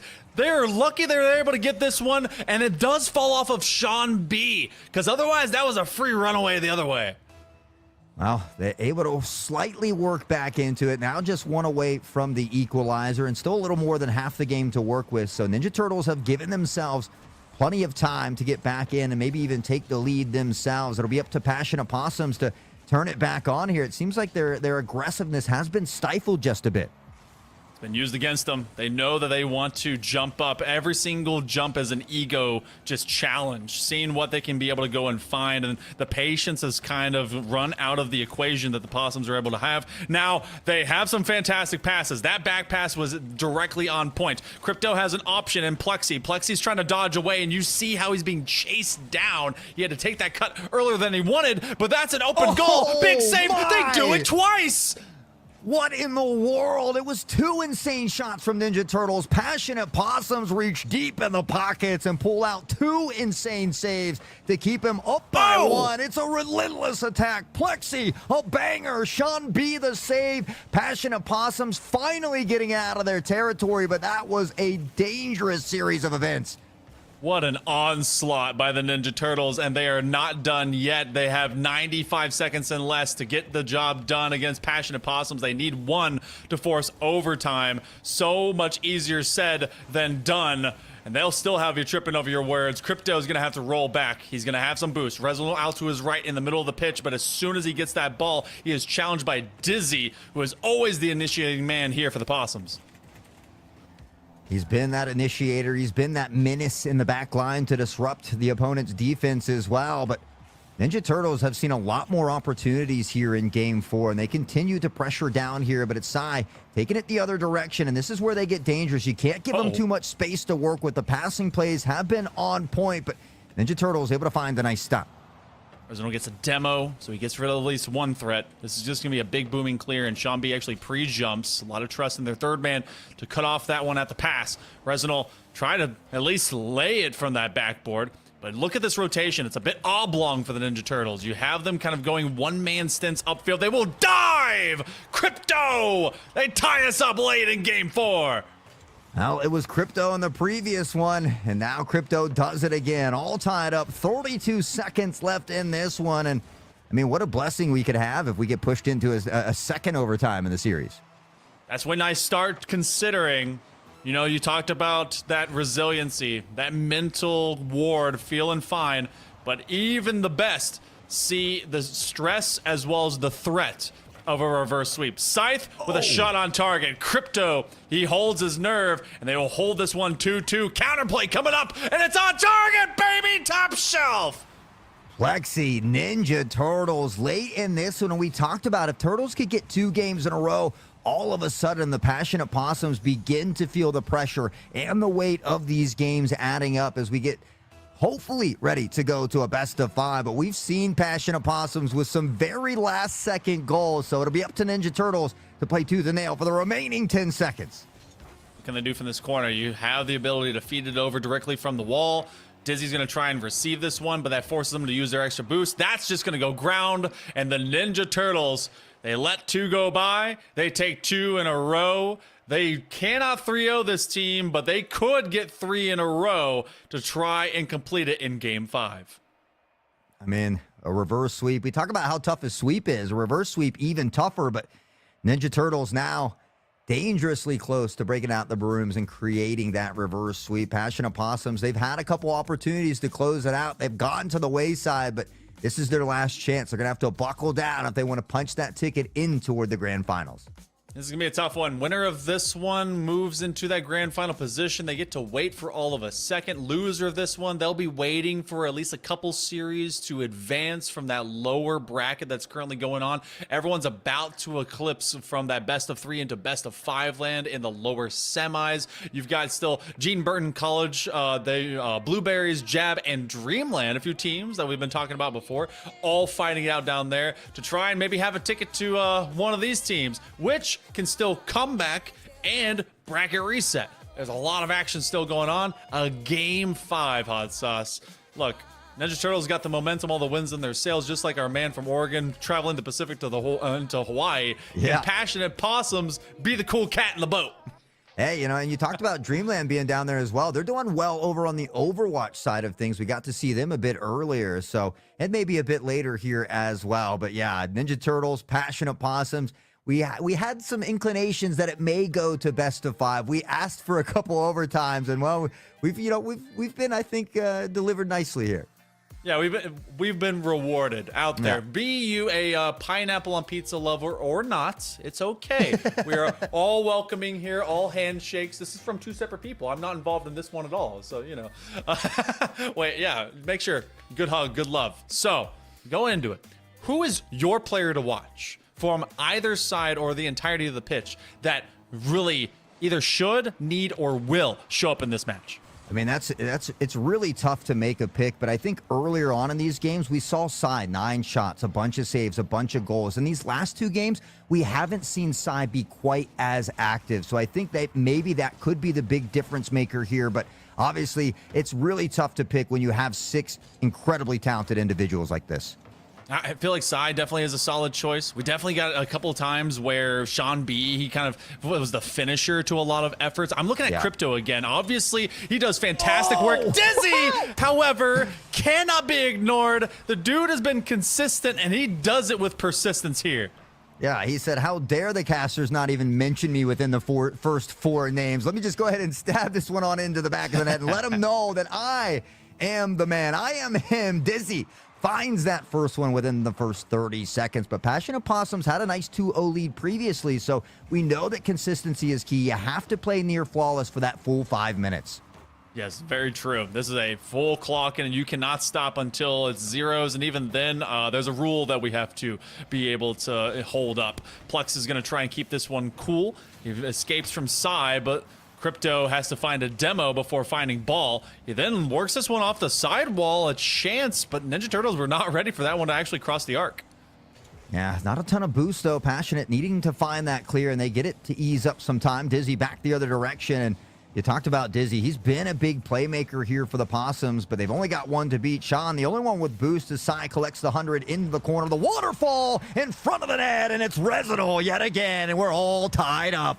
No one was expecting the speed at which this was going to travel down the wall. Sean was actually just chilling right here. He thought he was in a very solid position, but that one literally was gorilla glued to the hexagons and just fell exactly where they needed. Only one shot either side. Both have scored. Both have scored, and Dizzy bore down. It's Ninja Turtles who dodge a bullet and a goal on that one, but Dizzy's not done. They are passionate about finding the back of the net. He finds a demo to open things up. Met the 50, not there, but Dizzy will finalize it yet again. It's now 2 for them as Passionate will regain the lead once more. Taking this one back, Sai gets stomped out. Dizzy just has to bowl it, but he has to choose a direction. They sold out defensively from the Ninja Turtles to try and defend that opposite side post, and then he just kind of softballs it to the opposite side, just taking advantage of it when you basically have it stuck at center lane. So far, so good. If you guys wanted this to be a punch-out fight, you've got it. Triple commit. They get the save. Plexi doesn't have much boost to be able to find his next shot. Yeah, great job by Dizzy to at least knock it away from the net, but they are continuing the onslaught, and then that second help was coming in. There's Plexi yet again, all tied up 2-2. Woo.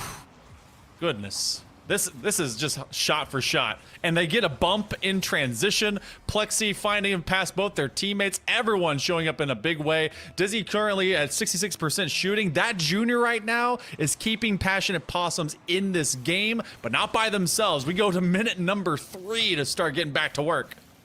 SI looking for something, does get knocked off the ball here as Reznol looks to push toward midfield. Sean does scoop it up, a nice pass here to Sai, who doesn't have any boost left in the tank, unfortunately, and so we will see him have to fall back just a bit as Sean will pressure for the double tap. Almost there. Dizzy met the 50, not in their favor, but Sai will buy some more time. Massive kick out by Plexi. Not a lot of boost, so they're going to see if they can just turn on some big pads. They actually become a cherry picker, but they can't elevate in time. So as everything settles, a very feisty first half. I feel like this is going to turn into third quarter football antics where it becomes much more defensive and much more physical.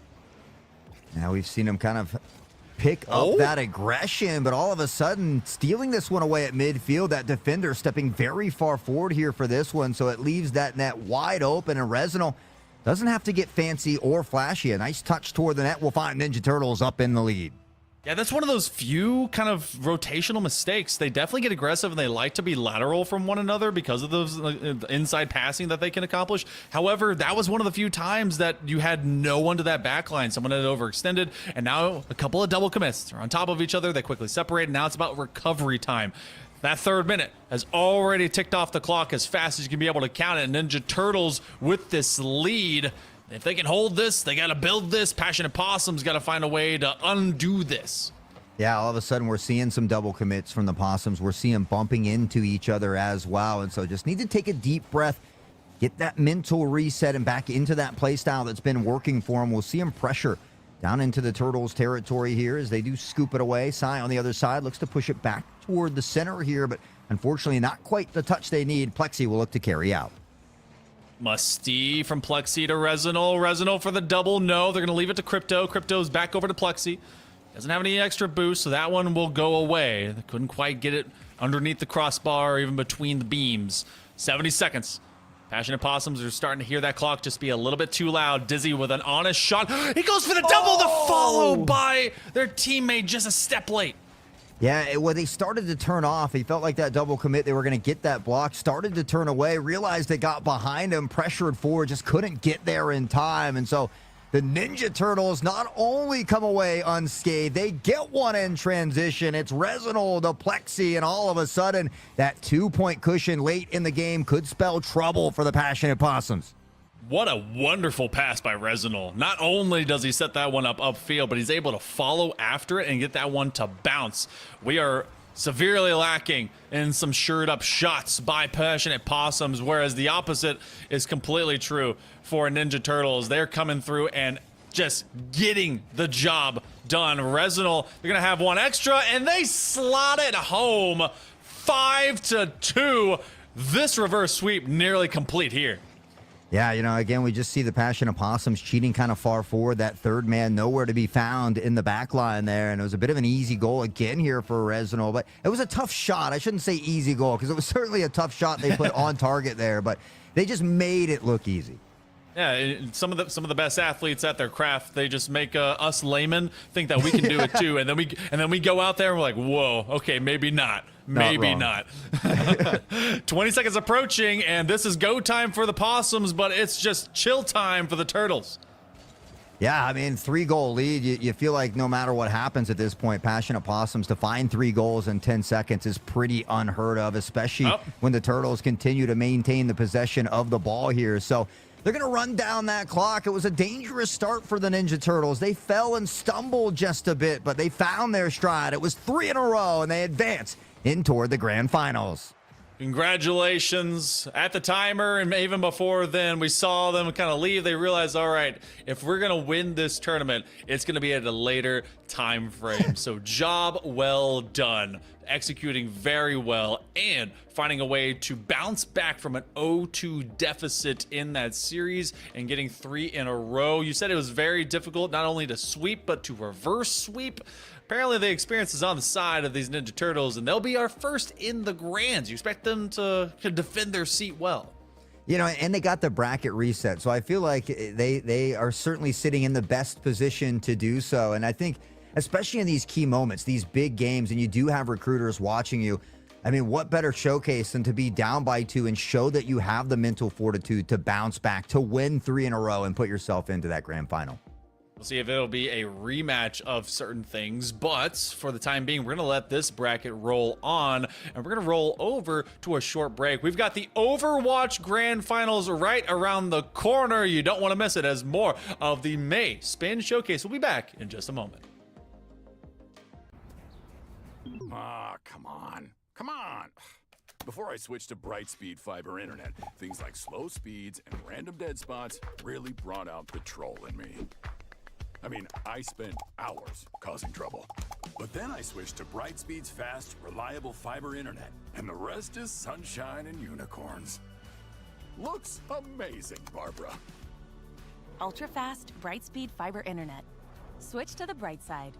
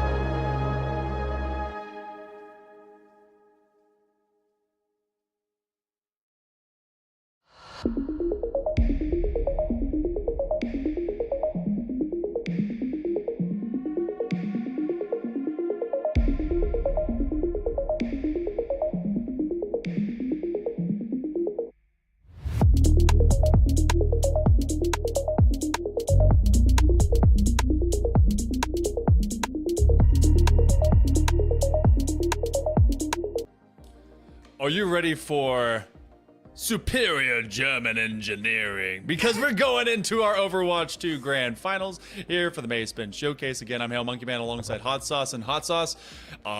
Interesting pathways that both these teams have taken for this bracket. We had 4 teams today. Starlight put up a fight against Dreamland, but Dreamland looked like they had an absolute time taking them down. But look at where now Pluto comes in to challenge the throne.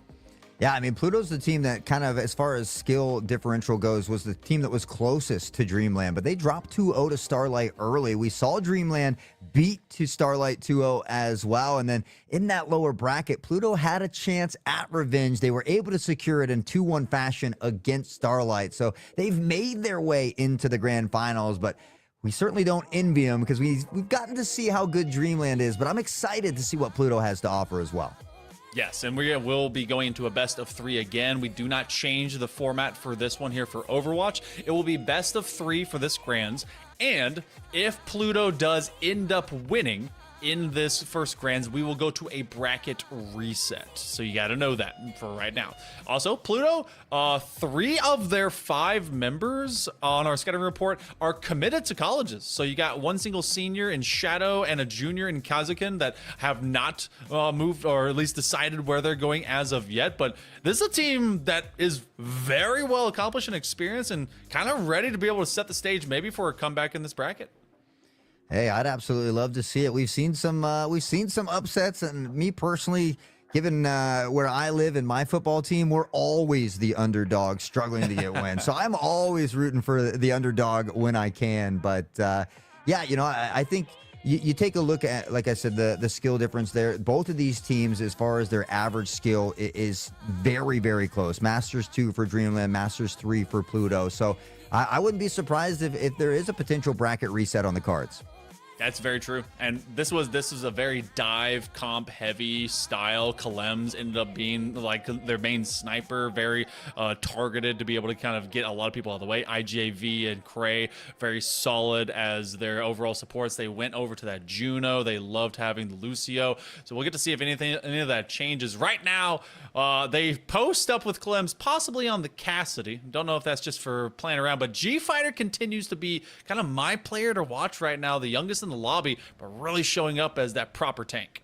You know, we've seen a lot of the young players kind of be some shining stars here today, and so I think it's absolutely wonderful. I have to agree. I haven't got to see much from Pluto, so it's hard for me to pick a player on that side just yet, but we know how dangerous Reaper can be and that ult, so certainly looking out for them, but G-Fighter has been a menace in this backline as well.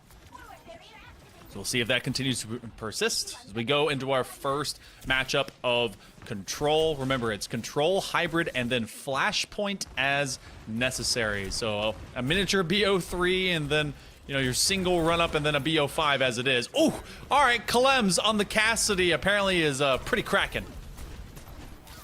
Yeah, cracking heads, getting bread here. Sticks finding Big Jiffer.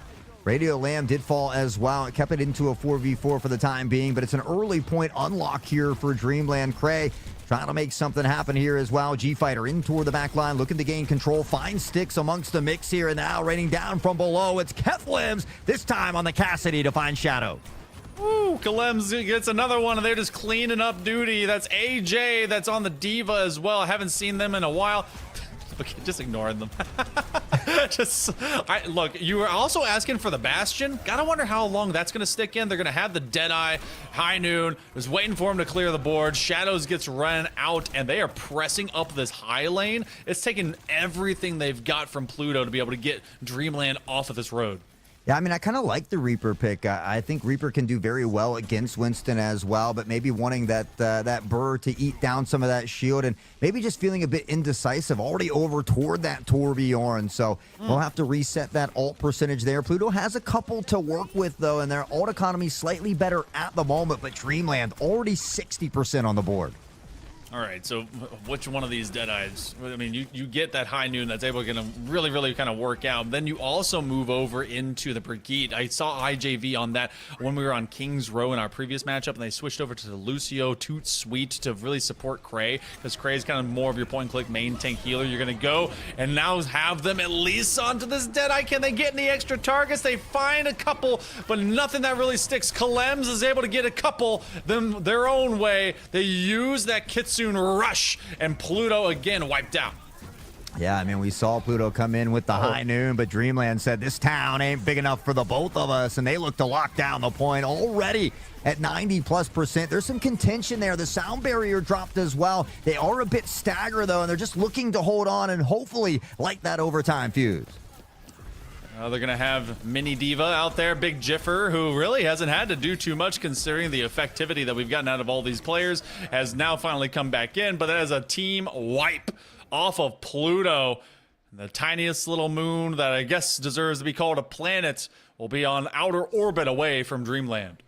Yeah, I'm still a Planet fan myself, but maybe Same. that's just the Advocate. old timer in me. But a great start here from Dreamland. We talked about it's a best of three, but the nice thing about Control is we get that little inception, that best of three with inside the best of three here. So Pluto not out of it just yet. They've got an opportunity to battle back, and we will see some swaps coming out here. So the Junker Queen, we've got Sojourn, Radio now over to the Soldier as well. And so they're looking to put a hailstorm of bullets downfield.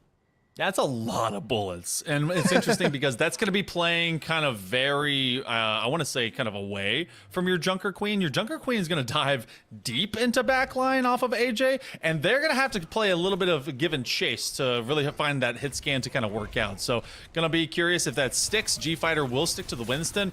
And the rest of Dreamland, this team is there to be along at the hip of their tank. So let's go into our second here of Control and see if this continues to be successful for Dreamland. Sticks, unfortunately, dangerously low on that Sojourn, but the railgun fires out. It'll claim the life of Kellums here, and they've got an early pick, but Winston looks to trade it back and does. Drop Sticks in the dirt, and again, they look to capture this point early. They've done a good job of not only capturing the point, but fighting in contention around it to build that early percentage. However, this time, it's Pluto. Pluto chilling. They didn't see any percentages in our previous map, so job well done to unlock this one first. And I've been looking to see how this would be at least generally successful, considering that it's kind of like a four-man swap of a bunch of gun runners, and then you've got Junker Queen who's just waiting for someone to hold their hand. You do have a bit of a bubble, trying to come through with some extra, I guess, mitigation for all that damage, but there is nothing mitigating the snowball of Dreamland. Yeah, you see him finding that first pick, and after that, it's basically like dominoes here. The bones fall with that. Dreamland able to capture this point back, but again, a great job by Pluto. They've put 32% on the board, and if they can find a way to win this next fight, I mean, they maintain that percentage lead. We're riding along here with Kellums, who's going to have another bomb here in just a moment. G-Fighter finishes the job against Radial onto that Soldier 76. So old man is going to sprint back in. They drop a bomb, and they absolutely claim Juno. So there goes Shadows out the gate, and the rest will be soon to follow.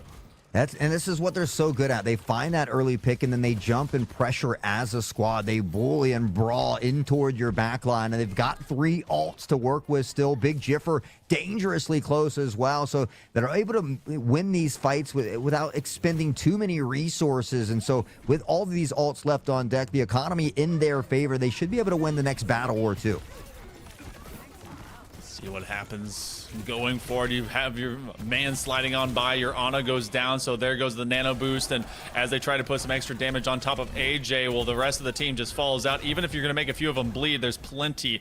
They just toss them out the window along with the bin. Wow, that's one way to stagger the rest of the squad. Just toss your tank out the old trash chute out there. I mean, that's Winston for you, going B-A-N-A-N-A-S. My man is bananas out here, and he continues to be that frontline domination. Radio has the tactical visor, but they've got to find a way to start working in toward this point and find a pick here, because all of a sudden Dreamland has really maintained control. They're also keeping an eye on where they are because they do not want to let them have a flank position to be able to make that work. AJ does find a couple. They're actually switching over to Hazard, so recognizing that it's just not working on the Junker Queen. However, they got about 3 picks. A couple are picked up as well between G-Fighter and Big Jiffer. This one is Candy Cane, as you can see in the kill feed. Kellums is going to claim Juno, and they're going to now go directly to point. 99% unlocking the overtime, looking to boop them on back. But they never get back to truly find this point. Seems like they can stagger them just a little bit longer. Yeah, and Fighter and these guys at times dangerously low, but just trusting in their teammates, orientating themselves in great positioning, and allowing everybody to fill their role nicely. Dreamland will secure this second sub-map, so to speak, and the first point here in the best of 3. So it'll be 1-0, and here's the simplification of the entire problem, y'all. It's a best of 3 for the grand final. If you do intend for Pluto to get to go the distance, they've got to win this series and the next. If you're Dreamland, they've got one more map, and it's going to be going over to Hybrid, and fantastic work. Big Jiffer secretly finding the play of the game after we were talking about Kellums and G-Fighter that entire time. I know. He stole, even when they lost in that previous game, I think he had stole the play of the game away as well. But It's sometimes it's hard to pick when they have that talented of a roster. It's hard to pick just one play of the game, but they start out here nicely, and now we get ready for hybrid, or as we probably know, Kings Row. But I guess we'll have to wait just a little longer to solidify and see if that's true. Look, man, I'm just hoping for something, like give me Dorado. I would love Dorado. Like I like Dorado and Havana. Like that would be anything but Kings Row. just anything but. I don't know. We'll figure out what it's going to be coming up as. I'm sure the producers are going to put it in all caps and all bolded text and italicized to let us know. Regardless, that felt like a clinic. It felt like nothing really truly was able to get started by Pluto, and they've made a long run after losing that first battle against Starlight 0-2 and having to run through the lower bracket being to this point. But they definitely kind of slammed against the wall in the name Dreamland. Yeah, and that's also an equal important aspect. We talked about having to play through that lower bracket all in one day, and dexterity is a thing that comes into play at times. When you're playing multiple games, you have to have that lower bracket run. It can take a little bit of a toll on you. Sometimes you need those mental resets, but unfortunately, in a best of 3, you really don't have much time to gain that footing. So you really got to dig deep and just see what you got. So we'll see if that continues to be the name of the game. Dreamland's trying to make this one an easy dub. It's just one more, and they will be our winners here for the May Spin Showcase. Though, you guys out there, I know that you recruiters and all the others that are looking on to their friends and their fam and seeing what's going on, let's see some more Overwatch. We'll be going over into our next matchup in just a little bit, and Flashpoint will be necessary to be played for Pluto to make it into a bracket reset. So we'll see if we go that distance. I don't think, today we've not seen any Flashpoint. Flashpoint is very, it's control, but speed. It's like playing Halo 2 territories in its own way. To my knowers, you feel that hurt at times. So, for this hybrid point, we're still waiting on map to be able to kind of come back up to it. Who has to show up? Because it felt like no one really had a plan when it came to Pluto. Yeah, I don't know. I feel like it's not maybe who has to show up, but who can find a way to stop some of these juggernauts over here on Dreamland. I think it's a combination. I mean, Kalim's is just a nasty shot. You combine Big Jiffer and G-Fighter together, and they have that divey comp. Whereas Pluto, we didn't really see a fluid comp, right? We had some of the long distance shots, but we had the dive of Junker Queen. So not really kind of a set composition for them, maybe a little bit more of a comfortability pick for them. So sometimes in these big moments, you have to step a little bit out of your comfort zone, maybe find something that is a little bit more counter pick suitable. But at the risk of sounding like a broken record, it's always easier said than done when we're sitting up here in the booth. Definitely true. And you know what? We will not be going to Kings Row. We've got Eichenwald that will be coming around the corner. So things go kind of where they would normally go if you don't play Kings Row. A lot of Eichenwald gets played, but that actually opens up a lot of separate opportunities for these teams to get creative.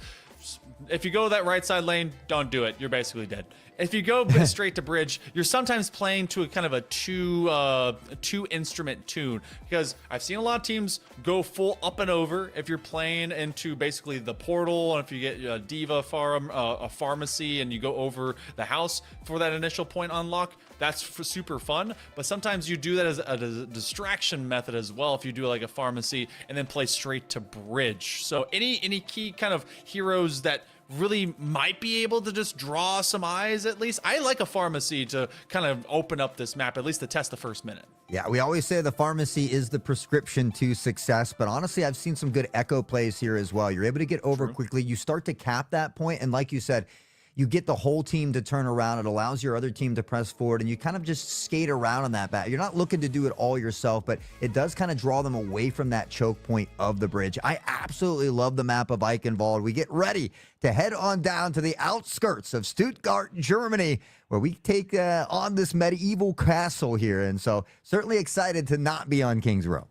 Yes, even though, Kings Row is nice. It looks great, but we've just seen it a little bit too much. So we're going to be going into this next one here in just a moment. We got to make sure we have the right settings. At least it was called out early this time, so we'll make sure nothing goes bananas to it. To the other side, I still remember 5v5 Overwatch 2 and more to 6v6. being able to kind of shield up defensively whenever you walk into this first bridge. I did it a lot on Orisa. Felt like everyone was boo-hooing Orisa's existence when she first came out, and everyone's all, actually, this is kind of sick. This is a great robot. You're able to forward deploy a shield, and you're able to just get a lot of damage pumping out there. And some old heads also like to kind of push up when it comes to having my guy right here. Look, Reinhardt. Look, don't hate on my Rhine Man, but I feel like everyone has forgotten my Rhine Man exists. His shields need work, okay? Just, you need some help. He has unfortunately kind of fallen a little bit toward that backseat, but I mean, we've seen some Vile comps with Juno and Lucio working with that Reinhardt if you're able to get in and out, but I think the important thing here is working past this first choke point. We talk about the town as where we start out. There are some longer sight lines to work with, but I'm a big Sigma fan here, so I'm liking it. Big Jiffer wasted no time finding that early pick. I think that we're chilling until we figure out if this lobby is real. Okay. Look, our prod took us away from Sigma, but this is the only man that is brave enough to show his dogs out on the battlefield, all right? Are the feet too much for internet? I suppose. I love the Sigma. I was glad to see one out there, but I think they're just toying with our emotions a little bit here. We're excited for this one, and I think, they just maybe didn't know what to do. It wasn't King's Row, so it was just a little bit, the scenery wasn't what we were used to. Had to get our bearings here for a moment, but I can assure you, we've got a great team back here. We'll get loaded back in and get that for you here in just a few moments. It's not King's Row. How do I play the game? How do I do what? Do I click the mouse? Do I turn it upside down? What do I do with this thing? Oh my gosh. We appreciate you guys also being with us today. Remember, this is also made possible because of Stay Plugged In as well as their partner in Brightspeed. So make sure to check out both, as well as all the awesome talent that we've seen today. We will be doing this grand final, and depending on if we can do a bracket reset, it'll probably be extended into even more time. But after this one, it'll be going at least over into some Rocket League. That current bracket is developing over time. And tomorrow, you'll get a chance to see another Pennsylvania great, as I'll be joining the booth alongside Llama to be able to cover some Valorant and some Super Smash. Really getting a good kind of overall look for this showcase weekend as to what these awesome student talents are able to do. And I think that they've really put up a good show today for the recruiters that are able to see this. Yeah, absolutely love Llama. I can't speak highly enough. Another incredibly talented individual. So I look for, I love Valorant, so I will definitely be stopping in and tuning into that as well. But that's the great thing about the showcase. It doesn't end today. We've got a weekend full of action and fun for all of you out there. So don't forget to hit that follow button below. It's a free, easy way to support the stream and help everybody out and help the community grow in the right direction. You know how this guy is a content creator, because he knows exactly how to be able to get you guys to do that, but he is correct. Make sure to check out Stay Plugged In on every single social. We're currently streaming live right now on YouTube as well as Twitch right here in your faces. And if you want to check out the B stream for some extra action, there's Stay Plugged In B. It's not difficult. Literally, look at the name and add the letter B. If I need to help you out with the phonetic alphabet, I will do so. In the military, it's said as bravo. In Spanish, B. So, I think, right? Wait, hold on. I actually, it's been several years. Bah. All right, my bad. Sorry. I knew I would get that wrong somehow.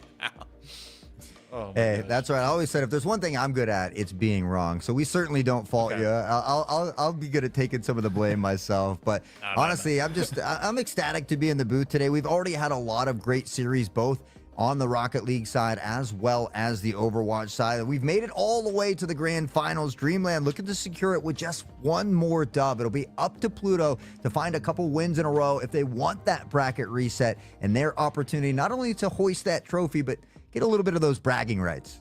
Yeah, very much so. There's also a prize pool, I think about $2,100 that's currently posted up here for the Spin Showcases. So not only are you putting up a great show in front of potential program outreach that could be able to come to you, which you can get onto the Stay Plugged In recruitment platform, but you know, some extra cash. And I know the books out there are probably getting even more expensive. I had a $400 chemistry book, and I think these days that's cheap for some of y'all. So we'll, be able to come in, compete, grab a squad. If you don't have someone to be able to compete with, we got free agent teams that obviously are able to find success, like we saw earlier with some Rocket League. So into this next matchup, I expect some changes. It depends on if Sigma really was the real deal, if they just wanted to see old, music-loving Footman out there, or if that's going to be just changed away. Feels like there's also the potential for some hijinks and antics if this is our final map of the day for Overwatch 2. So, at this point, look, I just want to see some chaos. Let's bring it over. We go to Eichenwald. I wish I had something to say in German, but, Gesundheit, in case any of you sneeze. There you go. Yeah. Ich liebe dich. What? But it just means I love you. I lived in Germany for a little while, so this map takes me back a little bit. I was hoping to see Sigma. He was one of my favorites to start with. He lets that melody sing, can play piano with the toes. He does it all, and this time it's G Fighter on the Sigma. Now, we do see a few swaps from Pluto. I think the Lucio does combine with this Junker Queen better, much like the Genji here as well. And so we do see a subtle shift in the compositions. There is a Pharah out here, but no Mercy to go with it. But the other shift that we're seeing, you get the Baptiste on the Cray, who has been just legitimately Juno this entire time. And IJV, I don't know if they're sitting on the Zenyatta as a for real, or for a play situation, but that's an interesting kind of point-and-click adventure. That goes along very well with Sigma, so we'll see if that sticks. So Dreamland, again, we playing defense first. Can they squeeze Pluto through the 4 minutes to keep them from getting to this point? Yeah, Pluto's got to find a way to crack the code and hopefully give themselves some extra time to work with. We saw how good Dreamland was making those stops earlier, and now we get to see the skills here from Pluto. Shadow dangerously low, though, as Styx looks to find a way in toward that backline. It's Kellums, though, the first to fall, and AJ finds it. Maybe this swap is going to work here for Pluto. Have a chance to be able to get it done. Dreamland, you get Kellums falling out, and that was kind of a cheeky play. They wanted to go high ground, but as soon as you lose them out, they are gone skis. Shadows deletes IJV from the equation. Big Jiffer much the same with Styx, and Pluto looking like they're bringing this fight, and they're going to have G Fighter separated from literally everyone else. If they kill out this Sigma, they're going to be staggered for even longer to try and open up this cart. Yeah, Sigma able to get back in time. They opt to decide it's maybe better not to chase too far. Kellums is going to find Tempt here out a bit far, and that swap in toward the Ash here as well. We talked about how dangerous Bob can be when he's on that battlefield as well. Having that 6-man can be a nice addition. Takes a lot of focus fire. You can get rid of them pretty quick depending on if you have everyone getting to them, but it's better just to hide, which creates a zoning play. So we'll take this high ground just up from this mid castle for the most part. And again, dedicated healer as you put the heal of Harmony directly from IJV onto G Fighter, and that's definitely a man you want to keep up, especially when you build that ultimate as quick as you can. G Fighter gets rid of Shadows, saying, you know what, you may be 2v1ing me, but this is exactly where I want you. Yeah, you don't always want to be in those close corridors with Sigma. The ball's bouncing around, the accretion, the rock as well, and Kaizukin goes down. G Fighter, I mean, we said he's a player to look out for, the young gun, the shining star, and he continues to impress here. He's got the melody, he's ready to let it sing, but Dreamland, the alt economy, looking nice. Looking fantastic right now. You got basically pure damage mitigation from both sides. You do have the immortality field that can be pumped up by Cray. They're actually going to be putting up the big damage one, fighting from around that corner. That's exactly where they're going to go.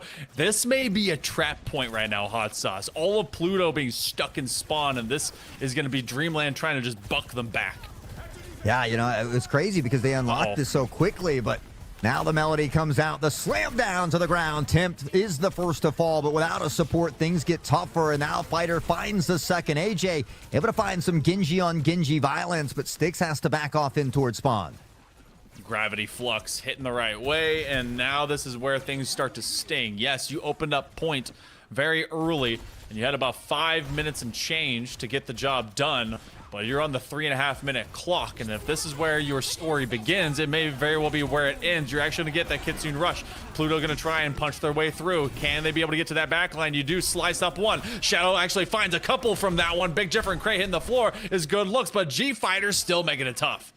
Yeah, we saw the Transcendence come out to try and buy some time. It allowed G Fighter to find not only two, but he gets the third one as he throws the giant boulder.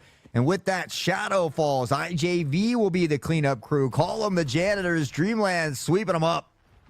Goodness gracious. I have seen some really stellar tanks, but G Fighter is just throwing these hands Oh, wow. Okay, so they have an attempt. They do have the beat drop to be able to use, and Dragon Blade if they can find a backline pick, but they have to get around G-Fighter to start. They do get rid of their Ashe as well as pretty much everyone else. G-Fighter surrenders down to the Blade of the Dragon. Finally, Pluto, after having 2.5 minutes taken from their timeline, they steer this course back online. Sometimes you just got to press Q, and, well, this time it worked for AJ12. Big picks there as well, and so Pluto, a good initial push. They unlock with plenty of time. They stumble a bit here, but they found their way yet again. We'll see if they can continue to pressure on. It's G-Fighter just showcasing all the different skills and tanks that they can play. I mean, why not? If you got recruiters looking on, show them that you're just not a one-trick pony. See what else you can be able to get out of them. They're going to use that in Deflect, Genji v Genji. This is the battle. This is Naruto versus Sasuke. I hope you guys saw the waterfall arc, but it's Big Jiffer that comes out the better over AJ. Yeah, Big Jiffer, now G-Fighter, Cray, they begin to fall like dominoes once Dreamland finds those first 2 picks. And again, the alt economy just slightly in favor of them. You've got the window to use here as well, and you never want to be standing on the other side of that thing when bullets are being thrown your direction. Yeah, no, I've been to Detroit. Don't want to deal with all the bullets in the windows again. Trying to be able to find them from the back. They at least get a healing pod as they use those missiles to try and just really lay on the pressure. They will pop that mech. G-Fighter goes down along with it, so very Gundam Unicorn style as they will be blasted away. 1 minute and 15 to go. Pluto fighting away from Cart. If they get rid of at least one, they got a chance to zone them out as well. Did someone just fall off the map? It looked like somebody slipped, but I don't know if they were able to get back on in time. I was wondering the same thing. But Tempt finding Calum's there as well. And so maybe it was somebody who was able to get back on time. They've found a way to make some good pressure. The sound barrier does get dropped at a key moment here as well as they look to push in. Just less than 5 meters to go to put some more time on the clock. Dragon Blade ready to hit its mark. They go cutting through. There falls Styx. Shadow's right behind them. If they cannot survive this, they pop the shield. Tempt me not. No AoE heals for the rest of Pluto. And they're holding with less than 5 meters. Absolutely stopping them at the door. Big monkey mode. Can they push everyone away to just force this hand and give their team some time to come back? Forced them away, got a couple extra meters, but not enough to close it out. It's Calum's and Cray, the combined for 2, and Pluto's amazing push has been stifled right at the end of the checkpoint, and it's almost a flashback from that previous series that we saw from Dreamland. Oh, yeah. They were able to force Starlight with less than 2 meters to try and just kind of hold them out. Big Jiffer, everyone dropping. Pluto has to be able to get within this orbit. You've got Wrecking Ball. That hook eventually is going to fall away. G-Fighter and Kellums will play cleanup. Wow. Pluto gets to about exactly where we saw Starlight fall. Dreamland. Again, they know what they got to do. It's just get 2. I mean, it kind of continues to amaze me, the fact that we see these great pushes from teams, but somehow Dreamland able to reach deep in the pocket and find these stops. I mean, there was less than 5 meters. They didn't have the full squad standing. G-Fighter and crew just fighting tooth and nail to keep them from finding that second checkpoint, getting some additional time, and it just makes their job easier. I truly think that's why it's a little bit more favorable to start out on this defensive side. It very much is. There's a lot of teams, especially if they're very confident about what they got to do. They know how much of the cart in its advance, or even for going into the first checkpoint for hybrid, how much you need to give up. You need not play against every single fight. You need not have to go against every single time that you're making an advance on the objective. That communication of when they move forward is truly the difference maker. So we go to Pluto, they'll be on defense. The Ramatra and the Yana is going to be big. AJ onto that Sojourn, and then the Freya coming out again. We saw that be somewhat effective, but I do wonder how much of an impact that's going to play. Dreamland, they're kind of going just all ham with this kind of composition. I want to know what G-Fighter is going to end up sitting on. Yeah, I mean, I like the fact that they're able to swap around, have some fun, showcase the talent, and just like you mentioned earlier, show that they're not a one-trick pony. They're comfortable making swaps or finding counters should they need it. And G-Fighter now on the Diva, looking to press, already creating a disruption toward the back line, and finds an early pick on the Styx. Sticks just cannot get out of the sight line of G Fighter. And you know what? We talk a lot of praise about the versatility of their tank. Well, Cray and IJV have really been switching things up when it comes to their support. But wow, this is a lot of missiles. Wow, this is a lot of damage. They are throwing down the thunder from this mech. Wow. Oh, goodness. IJV will get the cleanup kills onto at least a couple. But this is Pluto's defense being just bullied away. Yeah, pushed off the point relatively quickly here. The payload unlocked. And again, much like that previous series, 5+ minutes, 540 to work with just to get to this next checkpoint. So things are looking good for Dreamland, but we know Pluto is capable of finding these stops. So make a couple swaps, Shadow onto this Ramatra here as well. We'll see if that can breed some success.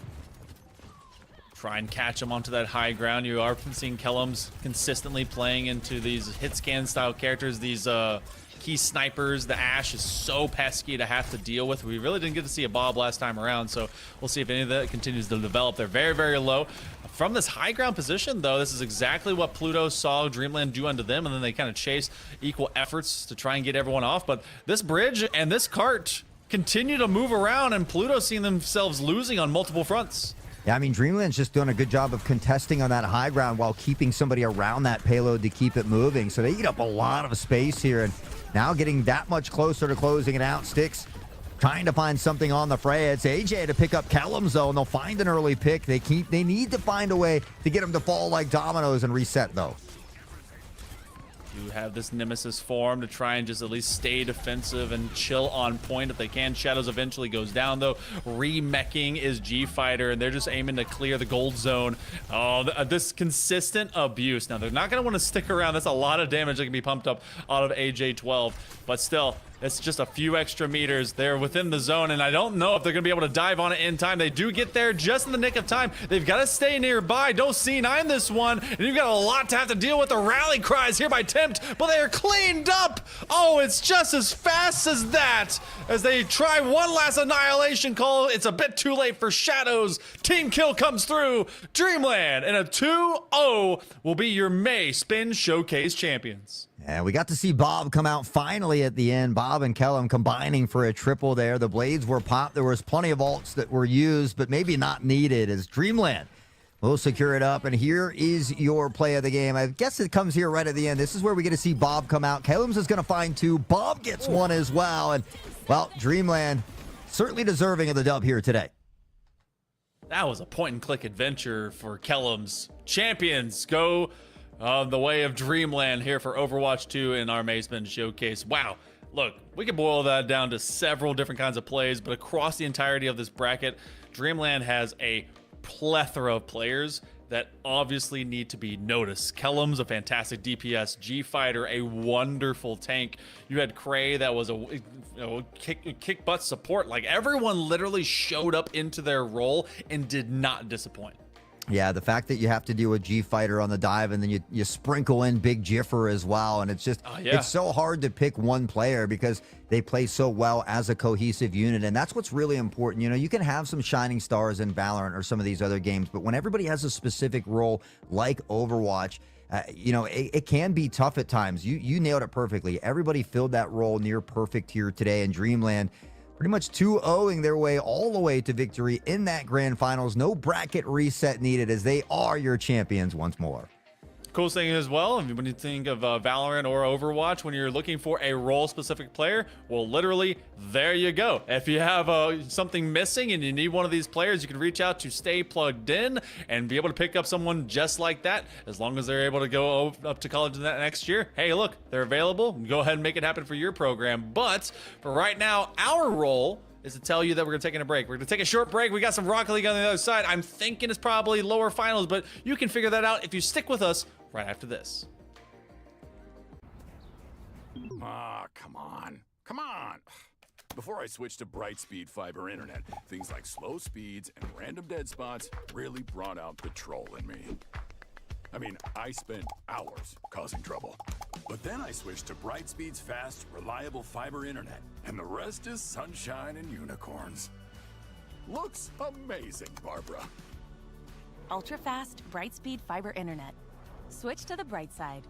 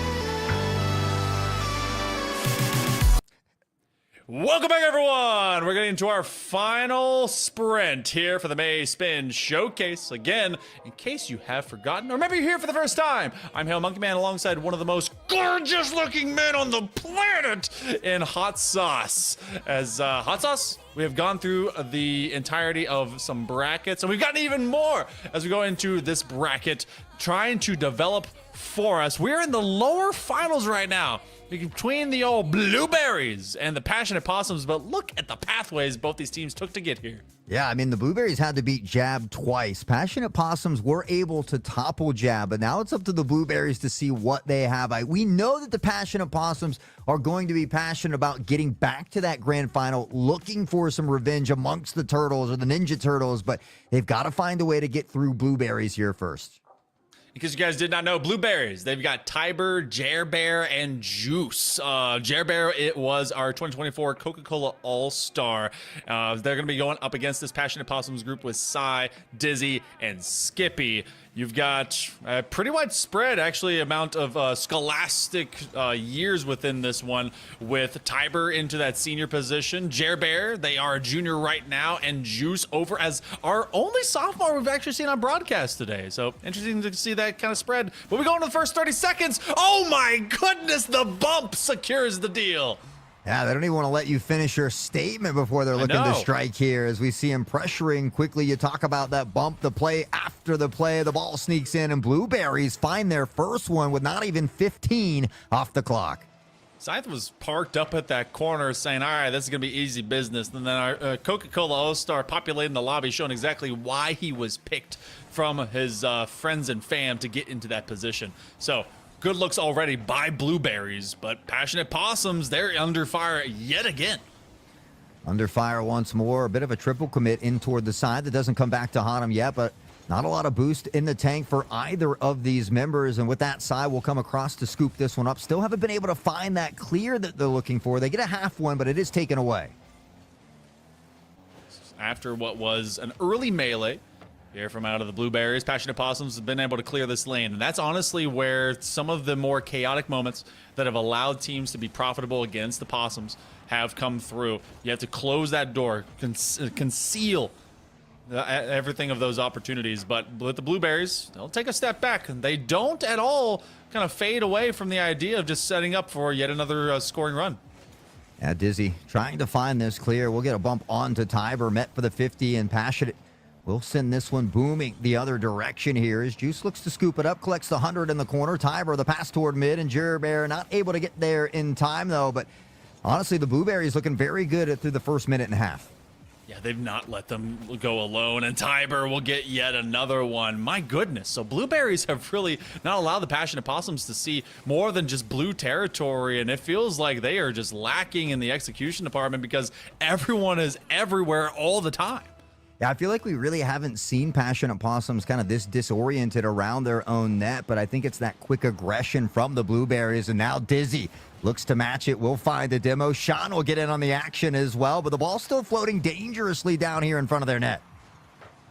Key thing to also know is that we're basically in the money land. Last time that Passionate Possums had a chance, they were up 2-0, got reverse swept out by the Ninja Turtles, couldn't quite make it into the prize pool round, which is only the grand finals. So Blueberries, they want to get right back up there. They were touted as the #1 seeds coming in. Jer Bear with a chance. They set it up over to Tiber. They make two players go absolutely flying by. So they will sit down for a moment. Juice to Jer, and they get it from the corner. That's a great defensive effort by Side. Yeah, nice save here as well, but they got to find some action down on the other side of the field here if they want to bring this one back, and that save from Sean looks to start it off. Jer and Sean will bump into each other as the ball already back toward this Possums territory. Blueberries seem to be relentless at the moment. I gotta wonder if Blueberries is kind of an homage to Smurfing. Used to call that a lot whenever it was in Halo, so you know what? If these are some old heads, maybe they've kind of kept the meaning to them. Sai can't quite catch up, and it feels like we have copy-pasted this situation at this point. The first 3 minutes about to elapse. Finally, one big clear, and it's the one time a gap is opened. Passionate Possums on the board. Yeah, this is great for Dizzy and the Possums here. They kind of reignite this flame. They find a goal with plenty of time left in this game and give themselves an opportunity to find this equalizer, to begin to work back in and see if they can topple the Blueberries, who had a nice, quick start to game number one. Yeah, and I don't think that's all going to shake the Blueberries, but it is going to revitalize the Possums. A nice, quick dunk and bouncer, but that's read well from a lateral angle out of Juice. He's going to fake it out. Then he's going to get body slammed by Scythe, but trying for an outside 50 or 45 angle. Tiber wants to connect and maybe give himself a hat trick. 105 seconds, and Possums are starting to squeeze in some of that little space they've earned. We'll see if they can squeeze another goal in here before the next 95 seconds expire. Dizzy off the sidewall towards Sean. It's a shot that's high above the net as Tiber over toward Jer, and now in transition the other direction. The double tap, not quite there, but he's got some assistance, and Juice, feeling loose, finds the back of the net. It's a nice 2-point cushion for Blueberries. You have one man slam by, and they were waiting for that 50-50 from off of that backboard. It is such a tough and tight timing window to be able to get that defensive touch. And instead, it was a wonderful setup to get that shot opportunity. Still, though, plenty of time. Can they counterplay? Scythe will be cut off at the pass. Jerbear and Tiber want to connect one more time. 75 seconds approaching and less. At this point, Blueberries just need to kind of keep off this font of energy that keeps the Possums from developing much at all. Yeah, I mean, they've got that 2-point cushion to work with. It felt like they've kind of controlled the majority of the possession thus far. We've seen Passionate be able to strike when given an opportunity, but I felt like they just haven't had as many opportunities downfield as this Blueberry squad. The give and go, the pass work, much like we saw from Passionate Possums in early series, seems to be more favorable for the Blueberries at the moment. Blueberries are seeing this from the outside perimeter. They punch a couple of would-be attackers in the face. Scythe will drop down, doesn't have much boost, and yet keeps pace with the ball. That's going to be a team v team. You get caught awkward. Unfortunately for the Possums, they don't have the same kind of positioning that they did in previous series where they already would have a third man. Juice will send this wide out to Tiber, and they should be able to settle with a 2-goal lead. This game all but assured.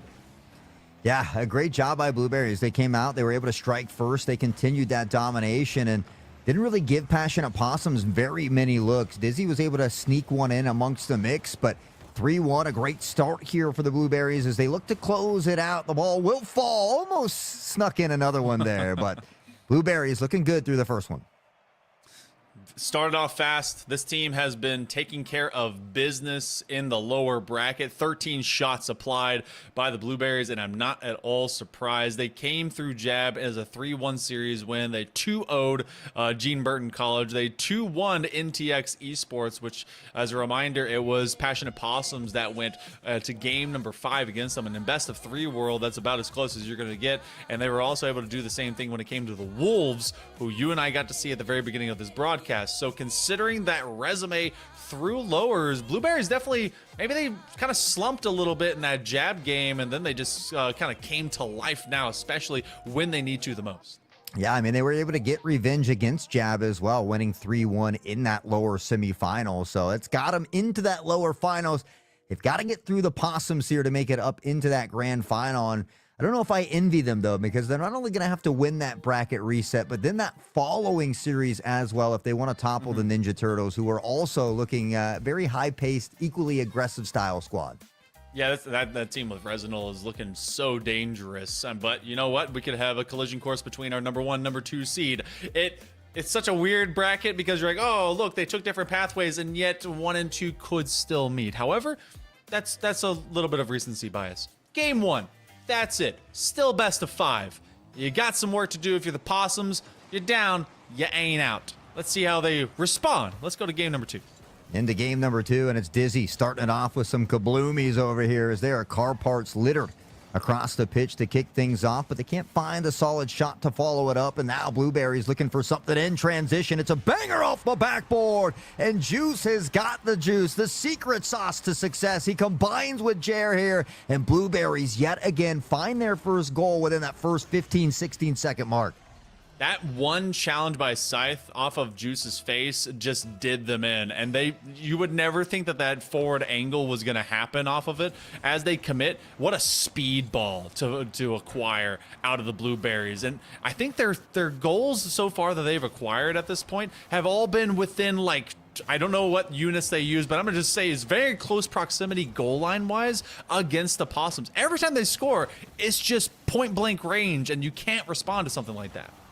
Yeah, and again, already finding an early goal. We saw Juice on the other side coming up with a crazy save as well, but Scythe, a wide open tear. Jer able to get back. It's another crazy save for Blueberries, and they're doing it on both sides. The flick over the head. Sean steps up, finds a nice save.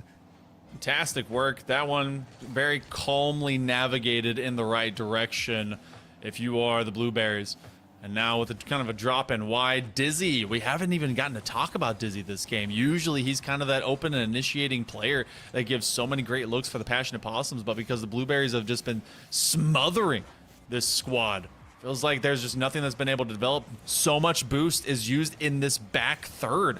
Now as we go to midfield, we find a couple of successive touches and one that's going to be a bit wide. So dangerously close again, and Passionate Possums, I mean, it's certainly not for lack of trying. They're putting on a show, and another crazy save from Sai as Blueberries continue to quicken this pace. It's around the horn for Sean. The ball taken away, though, and over towards Sai, who does pop it up now through the sky, looking maybe for a double tap of their own, but he can't quite connect on that one. So close yet so far. Still just a one-goal ball game at this point with the first couple of minutes about to elapse. Game number 2, a measurement of the same stuff.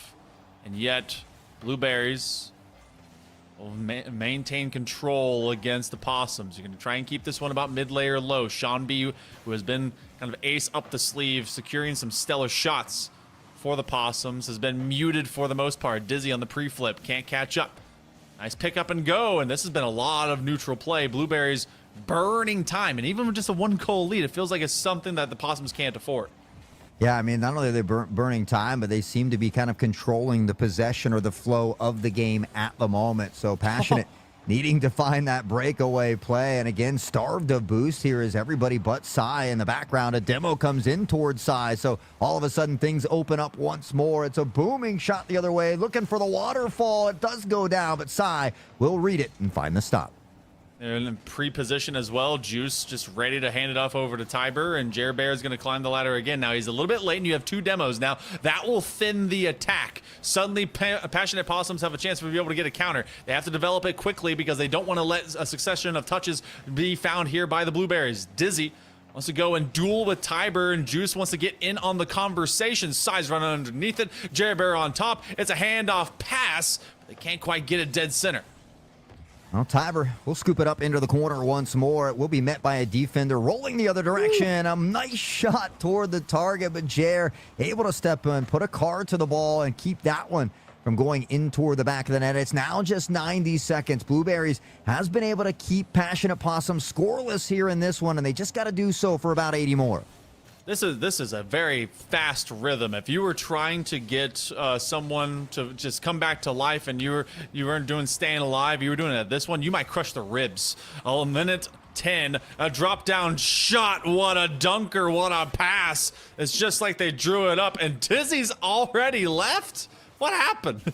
Yeah, I'm not entirely sure. Hopefully it was just an internet or disconnect issue, and but I'm not sure if that is the case, because we see Sai taking a step back here as well. And unfortunately, I mean, this is only game number 2. It's unfortunate to see, but nonetheless, I mean, Blueberries, maybe they're just that scary. Look, if you're anyone like my wife, Blueberries tear up your gut. And in a gut check moment, maybe that, yeah, I like that you got that one now. In a gut check moment, when you need to bounce back into a grand final, maybe it was. So we're gonna chill for right now, see exactly what is going down, and if maybe that was just kind of a technical error, if there was a hard reset, if we're just kind of chilling for the moment. But I mean, let's talk to it, because we spoke in the green room a little bit about it. You have obviously your competitive level, what you can do in the actual games that you play, the athletics that you perform. But there's a lot that's also being looked at by recruiters, because you're going to a collegiate atmosphere and you're going to that next level, about being able to perform and kind of hold yourself in a correct way emotionally, and representing your team. Yeah, I mean, every game's not going to go your way. You can't expect to win every game or every series. So it's how you deal with those losses that can really speak volumes for individuals and their character. And so I think it is important.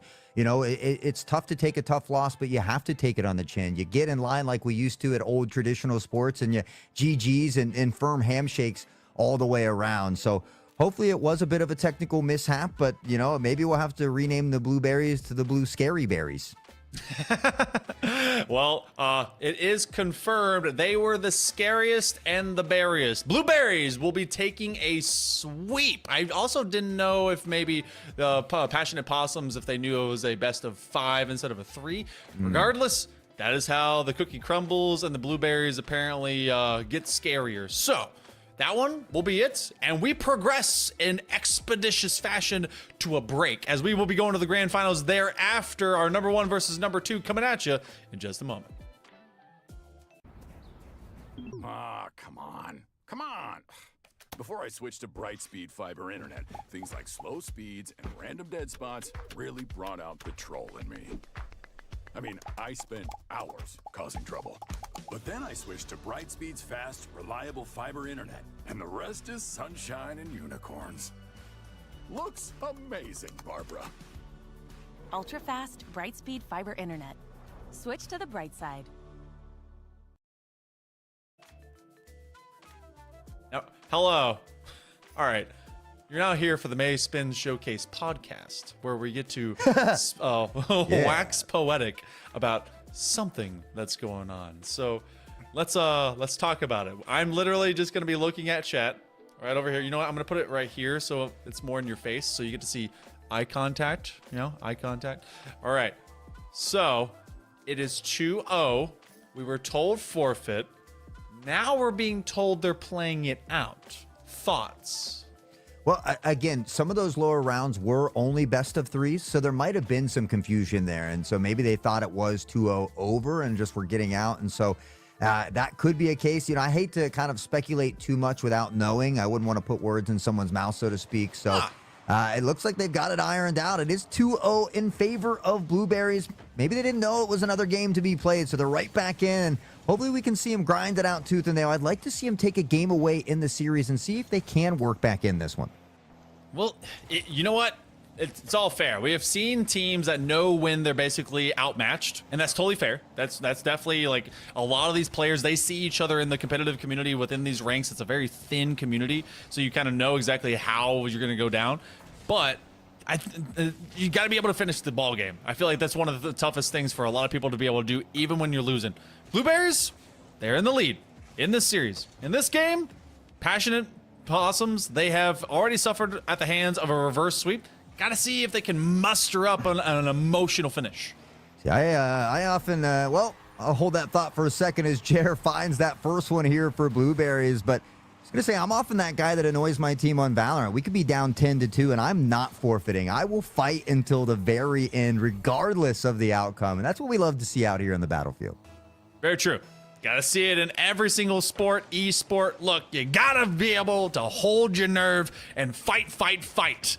So Scythe, they're going to be going to the top level, seeing what they can fight against to that backboard defense. And everything that Blueberries are picking up is just consistent and consecutive. They have fantastic follows. They have great reads. Passionate Possums, they just have to kind of keep themselves squared up, and they definitely all do defensively as they hold that goal line. Now they got to get some offense rolling.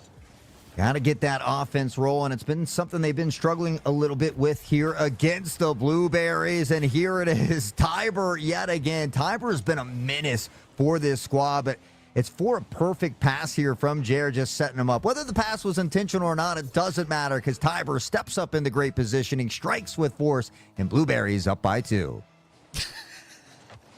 I love The chippiness. Oh, blueberries. The 1-2. Bang. Okay. They get one back. And as they start exchanging resumes as to who works where, Passionate Possums, well, they start working together. And that's the important part. I mean, that was where they had a ton of success. They were finding great pass plays and getting downfield, finding second and third chance opportunities. So hopefully they can get back into that rhythm, and maybe that quick chat can spark them into doing so. Oh, and just trapping it on the ground. Fantastic looks. You see this one kind of roll down. Everyone goes backboard. Sean B's there. Everyone that has boost is definitely away from this ball. Sai was trying to go and collect small pads, but that is so smart. You're going to find some separation. And as soon as you see a defender pause like that, Hot Sauce, there's just no way they're going to catch up even on a roller. Yeah, it just goes back to the situational awareness of blueberries, knowing when to stutter step, do those fake outs, or strike with that fierceness. They've been playing near flawless here in this series, so maybe having a tough time a little bit earlier today in that upper bracket, but down through the lower bracket, they've been able to lock it in. They found their stride, and they're not turning back. Not one bit. They continue to pour it on quick chats and all. Sean B. Backboard, can he get ahead of this ball? He was about to, but Juice was in a good position. Jer Bear is locked in alongside Dizzy, looking for some level of redirect classic. Still, though, you see all the space that's being surrendered by Blueberries, and it's smartly done, because anytime they see kind of a drop ball, if they don't have someone already upfield going for 50-50 onto it, they'll let Passionate Possums come out and burn some of that extra boost. Passing play, Juice for a dunker, but Sean will take away the gap. I mean, these double taps they're setting up for themselves have been beautiful, but they don't find a goal there as Dizzy will strike on to Tiber, seeking some revenge and demolition style. Now Jura across the midfield, taken away by Dizzy. It's pushed in toward that mid there, but Tiber, great positioning again, up toward Jer, who looks to settle this one down. Unfortunately, will be met through the sky by Sai. That's a nice little slice between a couple of would-be attackers out of the Blueberries. Passionate Possums keeping this one upfield. Dizzy looking to see that one tracked away, and Jer Bear is such a fantastic glue player between the two sticking points of his teammates. Dizzy and Sai kind of on top of each other, but Jer Bear feels like he's always somewhere this team needs him to be to get this out of either harm's way or into that next offensive position. Well, they've got that 2-point cushion. We're coming up on the 90-second mark, and Passionate Possums are going to have to look and turn and burn at some point here as the ball taken away at midfield once more. There's nobody in that backfield. The passing plays continue here for Blueberries, and they just eat up so much time off the clock. They're doing a great job of managing the game here. A drop out there by Sai, but still a great takeaway. And Tiber's just everywhere. The dude is man-possessed. Oh, Blueberries want to find something more from this outside angle. It's a 2v everyone. Sai gets bumped away, and that secures a fourth for the Blueberries. The off-ball play and the secure on this one was so smooth. Yeah, I mean, we got to take another look at it. Tiber has just been really good at making these plays happen. A lot of double taps there off the backboard, threading the needle, finding these angles and teammates. So quick double follow-up here as Juice will press it back in toward the corner. Dizzy looks to push it out themselves here. But again, Blueberries just doing a great job of not only maintaining that ball possession, but the field domination here as well. Less than a minute. Passionate Possums, they came back into this game, one of the least to finish off this series.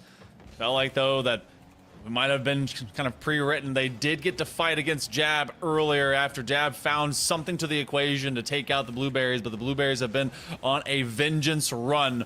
You have one extra moment. You got to score a couple times and just leave time remaining, but it has been difficult to find even the first. Sean B, a step behind. That was promising. He's trying for another, but it's slapped out. Slapped out, slapped away, and now Dizzy looking to play a little bit here around midfield, but it's Tiber through the sky that pressures it down into this Possum territory. Just 10 seconds left on the clock, and with a 3-goal deficit, Blueberries should be able to solidify that dub and look to pressure in toward the grand finals here. They will punch their ticket. It only took a couple extra minutes. Blueberries, they will 3-0 going into that grand final. And I've got to wonder, it took different pathways to get here, but the Ninja Turtles looked stellar in their comeback over the Passionate Possums. did we get enough of an ID as to what the Blueberries are bringing for them to be able to not win not just one, but force a bracket reset and be able to finish this off in 2 matches? I mean, it's the 1 and 2 seed, so I feel like anything's possible at this point from either squad. It's just going to be able to, who shows up and plays consistently well for that full 5 minutes. I mean, we saw that kind of haunt the Possums up there when they played Turtles. They played consistently well for those first 10 minutes, but then all of a sudden it was the Turtles who began to pick it up in a solid 15 to close that series out. So as they often say, any given Sunday is the way I like to look at it. Hey, you know what? And that's before we're on a Saturday before the Sunday, so we're leading the right direction towards that. So we'll lead you guys towards one last break on the other. Well, I say that there could be a bracket reset. We might take one then as well. But regardless, there's a grand final on the other side of you guys waiting on us. So we'll be back with more of the May Spin Showcase right after this. Ah, come on. Come on. Before I switched to Brightspeed fiber internet, things like slow speeds and random dead spots really brought out the troll in me. I mean, I spent hours causing trouble. But then I switched to Brightspeed's fast, reliable fiber internet, and the rest is sunshine and unicorns. Looks amazing, Barbara. Ultra fast, Brightspeed fiber internet. Switch to the bright side.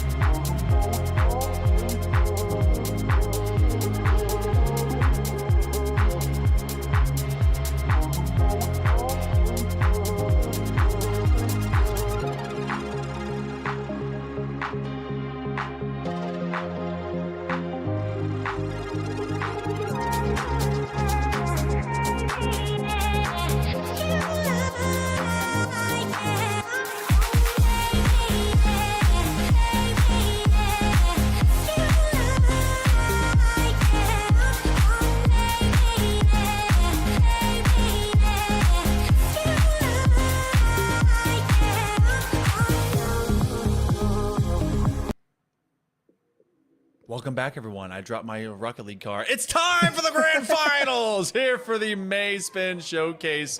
We've got some awesome talent that's been here today. We've been able to see a lot of awesome students and all of you out there that have been very much observing with avid interest. Let's check out the pathway that has brought us to our grand finals. Hot Sauce, the number 1, number 2 seed, met eventually, but they had to go opposite roads to get here.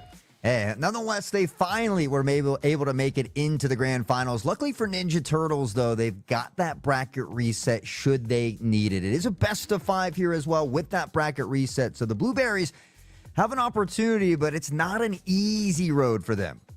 Not one bit, no. You got to win twice. You got to win 2 best of 5s. The good news is it's a 5, and I'm not saying 7, because if it were that long, we'd be here for a hot minute. But Blueberries looking good from this lower bracket. They've dropped a couple games hither, thither, and yon. They were able to take some vengeance over Jab that was able to beat them in a game 5 earlier. You know, the game of pluses and minuses, 1s and 0s. Felt like everyone was showing up for the Blueberries. Ninja Turtles, though, you and I did see some weakness. They had to reverse sweep the Passionate Possums to get to where they are now. And I think if they start slowly, Blueberries might be able to run this first grand final pretty quick. Yeah, I mean, they were looking very, very good, and they've got the momentum in their favor. It was Ninja Turtles who kind of had to sit back and just watch these games. So sometimes that does affect teams, but maybe they're also able to kind of just scope out, you know, the play style of the Blueberries and how maybe they want to tackle that. Well, to remind everyone, we've got Tiber, who's a senior, Resinal, who's a senior, Jerbear and Crypto, who are both 2024 Coca-Cola All-Stars and are both juniors, Juice, who is a sophomore, and Plexi, who is a freshman. How can the seniority and the youth across both these teams affect their outcomes? Tiber, the senior, they already keep scoring. They'll open up for the Blueberries. Well, that's what we were talking about. You know, could they come out and keep that momentum in their favor? Certainly showing that they've been able to do that early. And I mean, they found early goals in a lot of these games. So off to a nice start. We'll see if Ninja Turtles can find that response.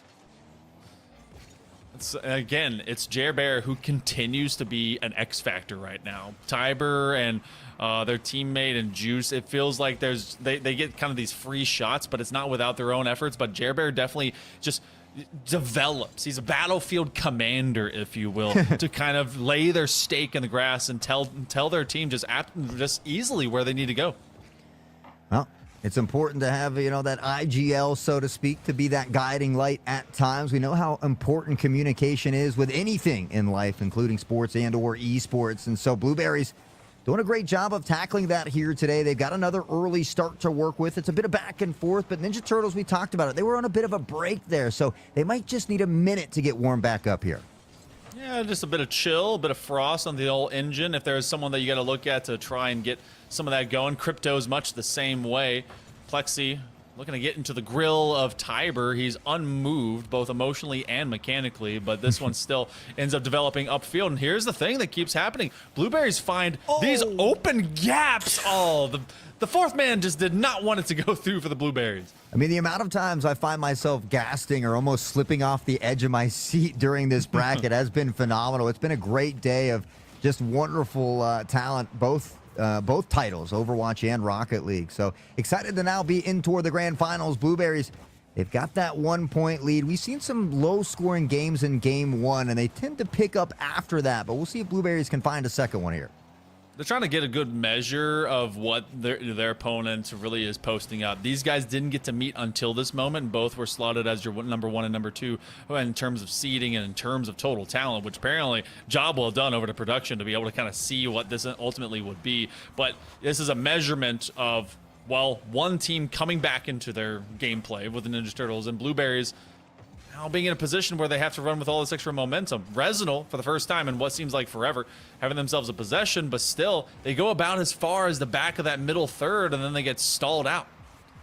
Yeah, they just haven't been able to find a way to power on through and get that last portion to close out those shots or find those goals, as we see a nice save from Jared coming in, and now only Resinal in the backfield. It's a shot, but not a lot of mustard on that one. Resinal will find the save and look for something in transition.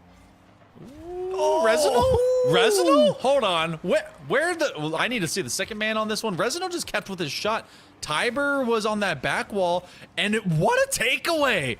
Wow, he got so much extension off of that flip reset. Yeah. Tiber didn't have a clue. I mean, Resinal looking nasty here, and we talk about looking for that single spark to ignite the spectral fire. We said it before, and apparently Resinal's done it. Plexi strikes from a distance. Ninja Turtles up by 1. You get a free shot, take it. Bang that thing. Ain't no one catching up to a 66-mile-per-hour ball, especially from midfield. That thing zooms across. And what was seemingly a quiet game for the most part. This one was 1-0 for a long time. Opens up. Plexi with a third. Ninja Turtles suddenly appear out of nowhere from the sewer.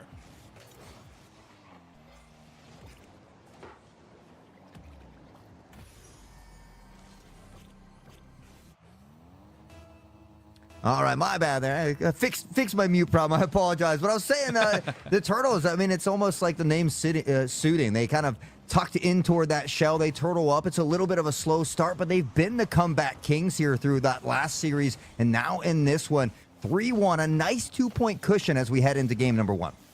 They played 2 consecutive well, actually, no. I was going to say they were part of the Game 5 gang, but no, they were undefeated for the most part and not lacking anything. They do let one slip here, right at the 100-second mark. Tiber forces a couple of defenders to have to answer to him. Plexi literally is delivered to the Sky God, and then they just pushed it through with juice. So Blueberries, all their shots, I said it before and I'll say it again, and they literally just shoot from right inside of the stripes, trying to force the defenders to answer them at the final possible moment.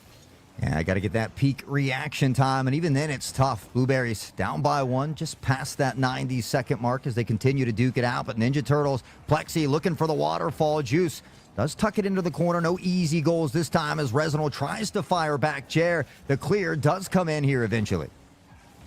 He had one nice cookser to cook that one all the way up into the front side corner. Crypto's going to try and slow things down. He sees one man flying by, flip reset. He's navigating it past 2, and that buys a lot of time as all the Blueberries, they will have 2 commit upwards. Plexi's going to be the next man to jump from the Ninja Turtles, and look how they're just slowly and patiently navigating this mid-third. It's really frustrating the Blueberries who can't get a handle on the ball. Yeah, Resinal continuing that pressure into the corner, and a nice shot from Crypto. The net looked wide open, but Jer from the side finds a beautiful save here to keep this one within 1. They've got a little work to do, but not a ton of time to do it.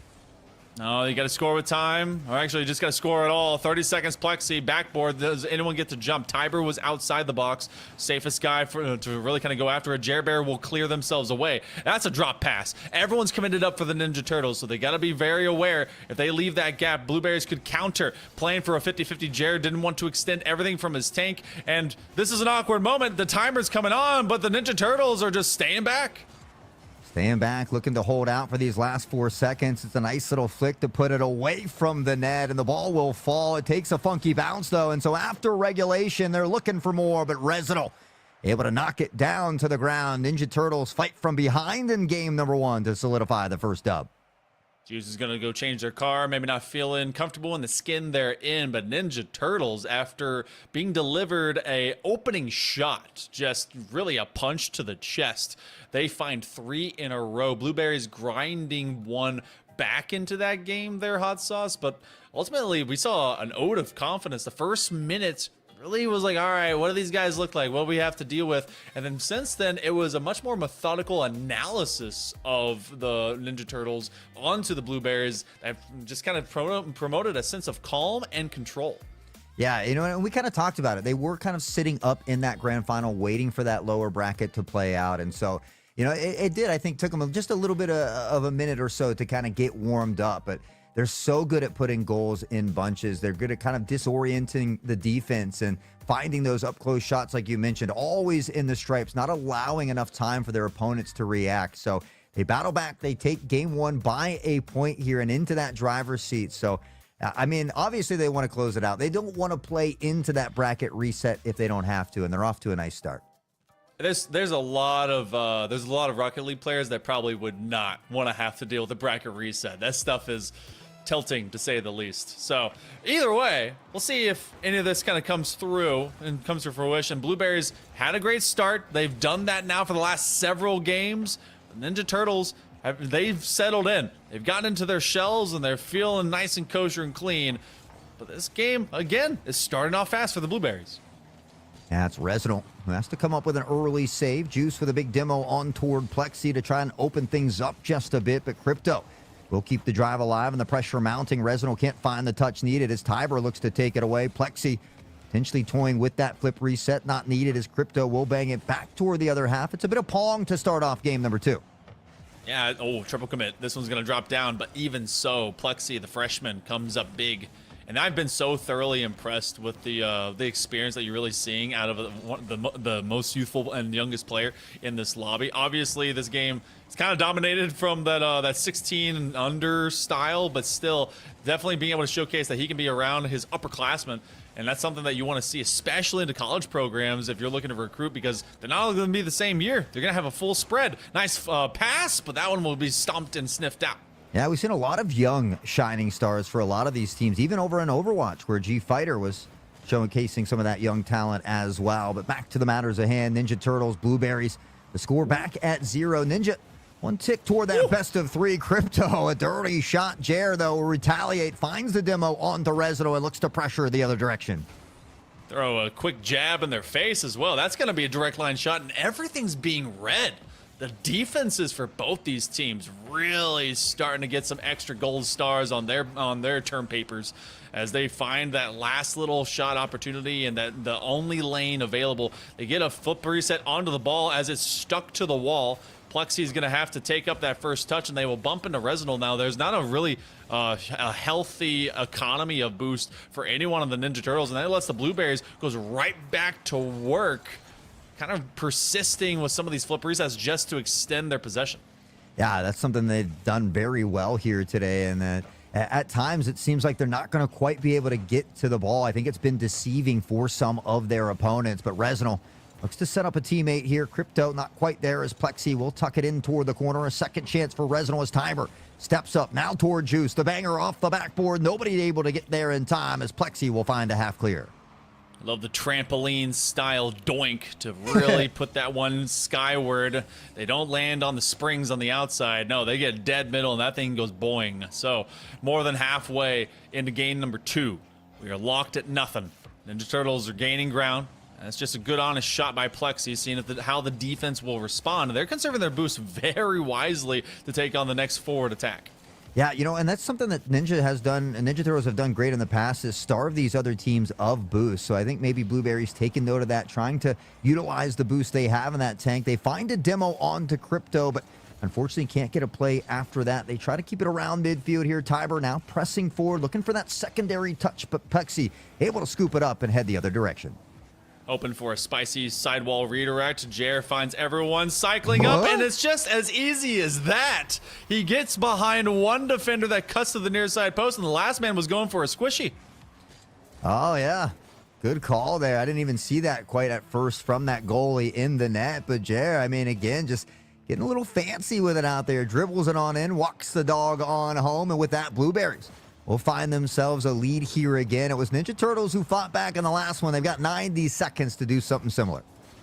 As soon as one breaks, though, this Ninja Turtle squad gets a lot faster. So they're going to start going to that kind of 2-minute drill if you're a football fan. Love the bounce. They're going to try and bring a shot in. But again, Blueberries have had a lot more boost as a bank in their tanks to be able to handle what the Ninja Turtles are bringing upfield. They're aiming to steal that corner, swing and a miss.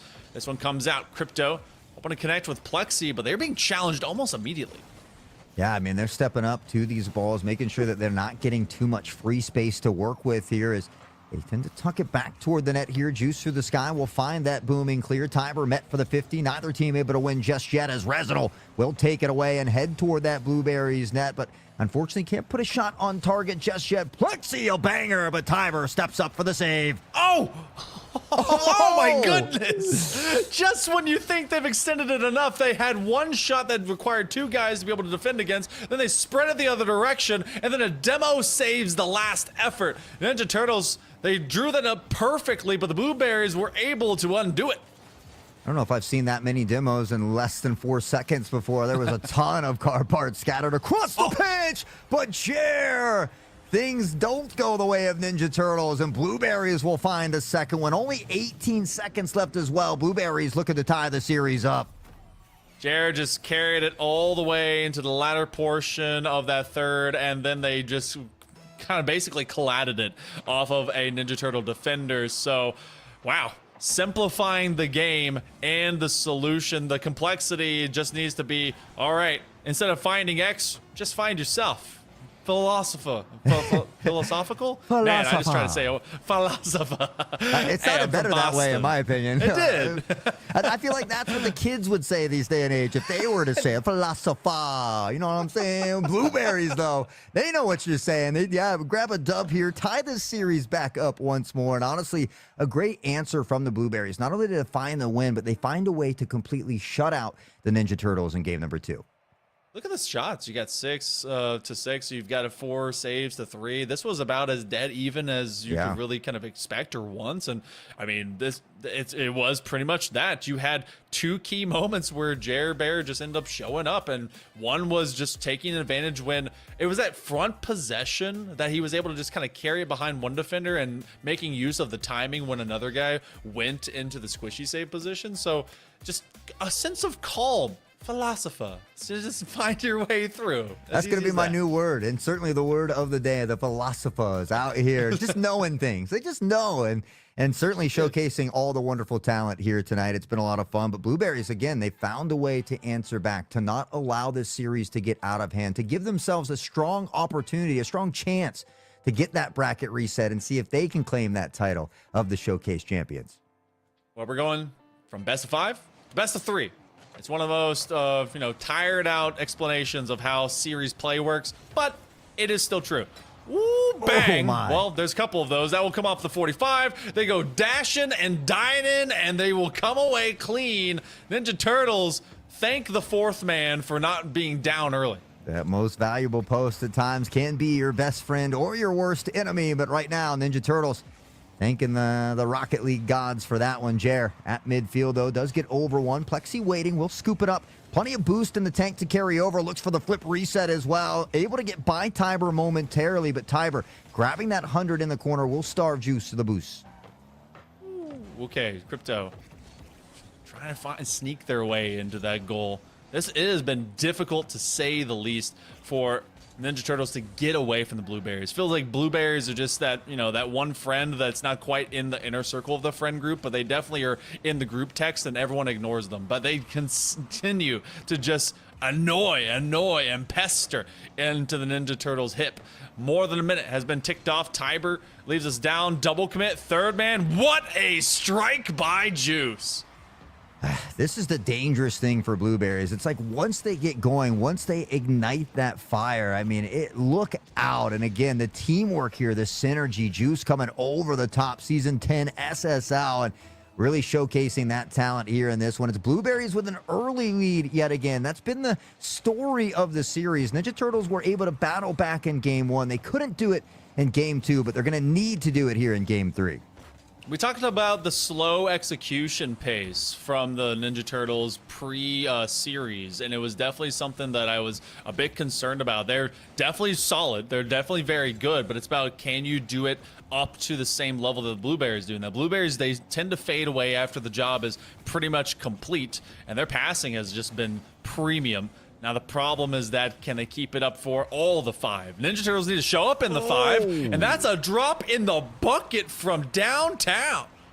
That's exactly what I was going to say. Take a look at the replay. My man from downtown. It's good. Ninja Turtles back in it. 1-1 here, and that's just the problem that we had in that last game. We said when Ninja Turtles can find a goal, they tend to score in bunches. They weren't able to get one in Game 2, but now answering back here relatively quickly in Game 3. We'll look to see if they can turn and burn. Blueberries being given a reminder as well, just like you mentioned, beginning of that first of the series, It went their way, and then it just keel-hauled the other. Crypto, not a lot of boosts. They want to mute and minimize. Plexi is going to get bullied right here, and yet they actually go for a retreat, and they come out with a save. That was massive. I love they added the sound effect to the crossbar, but I wish it was just a little bit louder here. But Tiber back the other direction. Plexi finds a save here as well. Juice will pepper one above the net. Jer coming in as well. It's been these give and goes, these pass plays, the shots off the backboard to bite out that defense or get some of these double commits, but not able to capitalize on that one. It's Crypto the other way, and the Turtles are back in the lead. Oh my goodness. Just from one lane to the other. This touch right here going off of the wall. He got it just before Tiber could set his wheels up onto the hexagons. Otherwise, I think that was a great takeaway, and they set it up perfectly. Also, to your point, I am hoping that come Christmas time, someone's taking all the different tones of the post touches that that ring out and turns it into Carol of the Bells. I feel like that is possible. So they need to hire you. This man's the mastermind. He is the philosopher himself as he's coming up with a big brain plays here. But Blueberries find themselves down by 1 this time here in game number 3. There's 2 minutes and plenty of time to work with, but it's Ninja Turtles who have now begun to quicken that pace just a bit. Jer Bear looking to get it to his key striker in Tiber, and you see Juice now picking up, giving a lot of reprieve to what could be an immediate counterplay. Nice pinch. It does go on target, but it finds Jer Bear waiting at midfield. Again, it's the gruesome twosome between Jer Bear and Tiber. They always kick off things first. What a bump. Crypto might have had a chance at a redirect if he wasn't also having to get a piece of Juice at the same time. Well, we talk about that aggression, those bumps, those demos. They can go a long way for a team. There is the right and wrong time to look for them, but right now, Blueberry is still down by 1. They pressure out just a bit. Now past midfield. They've got Juice tucked into the corner. Tiber lurking in the background as Jer looks to keep the drive alive. He drops it down. The shot a bit wide and to the left, but they set him up with a nice one. Resinal, not the touch they needed, but they come away unscathed. They were very hopeful to stay center mass behind that ball. Uh-oh, no one's in the... Oh, okay, it doesn't matter. That one would have been a nice classic cross cut. Less than a minute here in game number 3. Remember, winner of this is able to go to match point and have it for at least a couple. Ninja Turtles, they've fought back. As long as they can get 1, they tend to make these comebacks. Plexi is going to be challenged. They receive this so smoothly. Fantastic backboard defense, and that gives times for the Turtles, but the Blueberries are pushing up. Yeah, I mean, the way he just stalls out the ball there and then continues to carry it away from the net, not allowing it to waterfall down, where Blueberries have had success in that paint, in those stripes. But Tiber, a demo, and Juice finds a second one as well. Unfortunately, the ball's already rolling the other direction. Crypto looking to take things in his own hands as Tiber will eventually find the clear. One last possession, one last advance from out of the Blueberries. They will sky it to the opposite side. Maybe not the punch they wanted, and that's actually going to send it yard. Juice has no boost. He's going to go up to midfield. Can this be found by a Blueberry? They will double commit. Jer Bear with an extension over the midfield line. That goes to Juice. This is not done. Plexi has to come up. He will sign, seal, and deliver them to match point. The Ninja Turtles go up 2-1 in the series. Sign, seal, deliver. You taking me back now, baby. But Plexi, man, has been a menace in this background. Look at that. 7 saves for Plexi. And man, were they good ones. A heck of a performance here from Plexi and the Ninja Turtles. And you know what? I got to say, tirelessly try hard, very fitting. Yes. We called him out for that, especially in that previous reverse sweep. Remember our first game of the day, 13-3 in terms of shot differential. The team that had the less of that ended up winning by a single goal. For this one, it was 11 to, I think, 3, something to that measure. Not a lot of offense, but Plexi, such a key utility player. The freshman showing up when his team needs him to hold down the fortress. He definitely did so, and it's not just because he's an all-around and just permanent third man. He rotated and he took on the challenge every time the Blueberries brought it up. Yeah, did a phenomenal job, and I think you really hit the hammer or the nail on the head, excuse me, earlier when you said as long as Ninja Turtles can find that one goal, and Resinal finds it within the first 5 seconds. This could spell trouble. This is also going to be the first time that the Ninja Turtles have started with a lead. Yeah. It has been the Blueberries that have scored first every single game. First time, they got it, and Ninja Turtles came back. Second time, they shut them out. Third time, guess what? Repeat the first. Oh my goodness. 9 seconds in. What's happening? Resinal, he's past heating up. My man is absolutely on fire. A banger from the midfield. Nobody back in time. And the Blueberries now beginning to feel the pressure of the Ninja Turtles. The good news for the Blueberries, there's still 4+ minutes. That's a lot of time in Rocket League time. And bad news for the Ninja Turtles, there's 4+ minutes. So this clock is nobody's friend, but everyone's ally. We'll see how this one ends up going. But the Ninja Turtles are letting it fly. Yeah, I mean, 4 minutes in a game like Rocket League can seem like an eternity at times, but it has been the Ninja Turtles who are relentlessly peppering shots in here. They are that firing squad, and we talked about it in our first series. When you find a way to put a bunch of shots on the board, it's only a matter of time. It was a nice attempt from Jer Bear, but Resinal, Crypto will find the save. You're seeing a lot of confidence also brewing right now from out of Ninja Turtles. That's a demo, that's a flick, and that's a respawn save. Tiber, unfortunately, Resinal still exists, and that's a hat trick. Yeah, 3 shots, 3 goals, not even a minute off the clock. Resinal is looking nasty here in this one. Oh, punishment all the way across the boards. Ninja Turtles not letting these Blueberries go unsquished. So, if they don't want to be baked into a pie known as second place, they've got to start getting crispy with it here in game number 4. Ninja Turtles, they've definitely just making swift work of them. The freshman flicks and finds 4. Yeah, I mean, they got to find a way to slow them down. Resinal, the Ninja Turtles right now looking scarier than a gas station bathroom. Especially one with a broken key, and you have to go back and ask for another one. And then they're like, sorry, man, we only have this one. And it's like a weird shit. He knows it all too well. Yeah, look, I've been on a lot of road trips. Texas is huge, okay? So we go more now into about a minute and a half of game number 4. And okay, all right, things are just connecting for the Turtles. Yeah, well, we talked about it. I actually, they kind of shut me up because I was getting ready to say, you know, when, as you had said earlier, when the Ninja Turtles, all they got to do is find 1 goal, and man, do they score in bunches. But as I was getting that out in the first 5 seconds, it was Resinal to strike first. And I mean, that's exactly what they've done here. They've begun to run away with it, but it is crazy. It's a 5-0 lead, and normally that's tough to come back from. But when you look at how much time's left in the clock, it's bore down, and Jer Bear looks to initiate that comeback.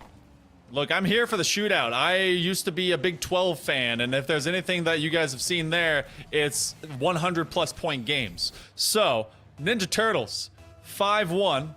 They let 1 go. They have Blueberries still with the ability to shoot, but they did not fade away from really pouring it on. Those first, minute and a half? That might have signed this entirety of this grand final away. The Blueberries have the clock. Got the clock in their favor. They just have to continue to eat it up. Tiber, Plexi, both finding demos amongst themselves, or on themselves rather, here as Jer Bear scoops it up at mid, looks to pressure forward toward the net, has a little help down below, but Plexi again on the defensive side of things has been a monster. See if this one comes on through.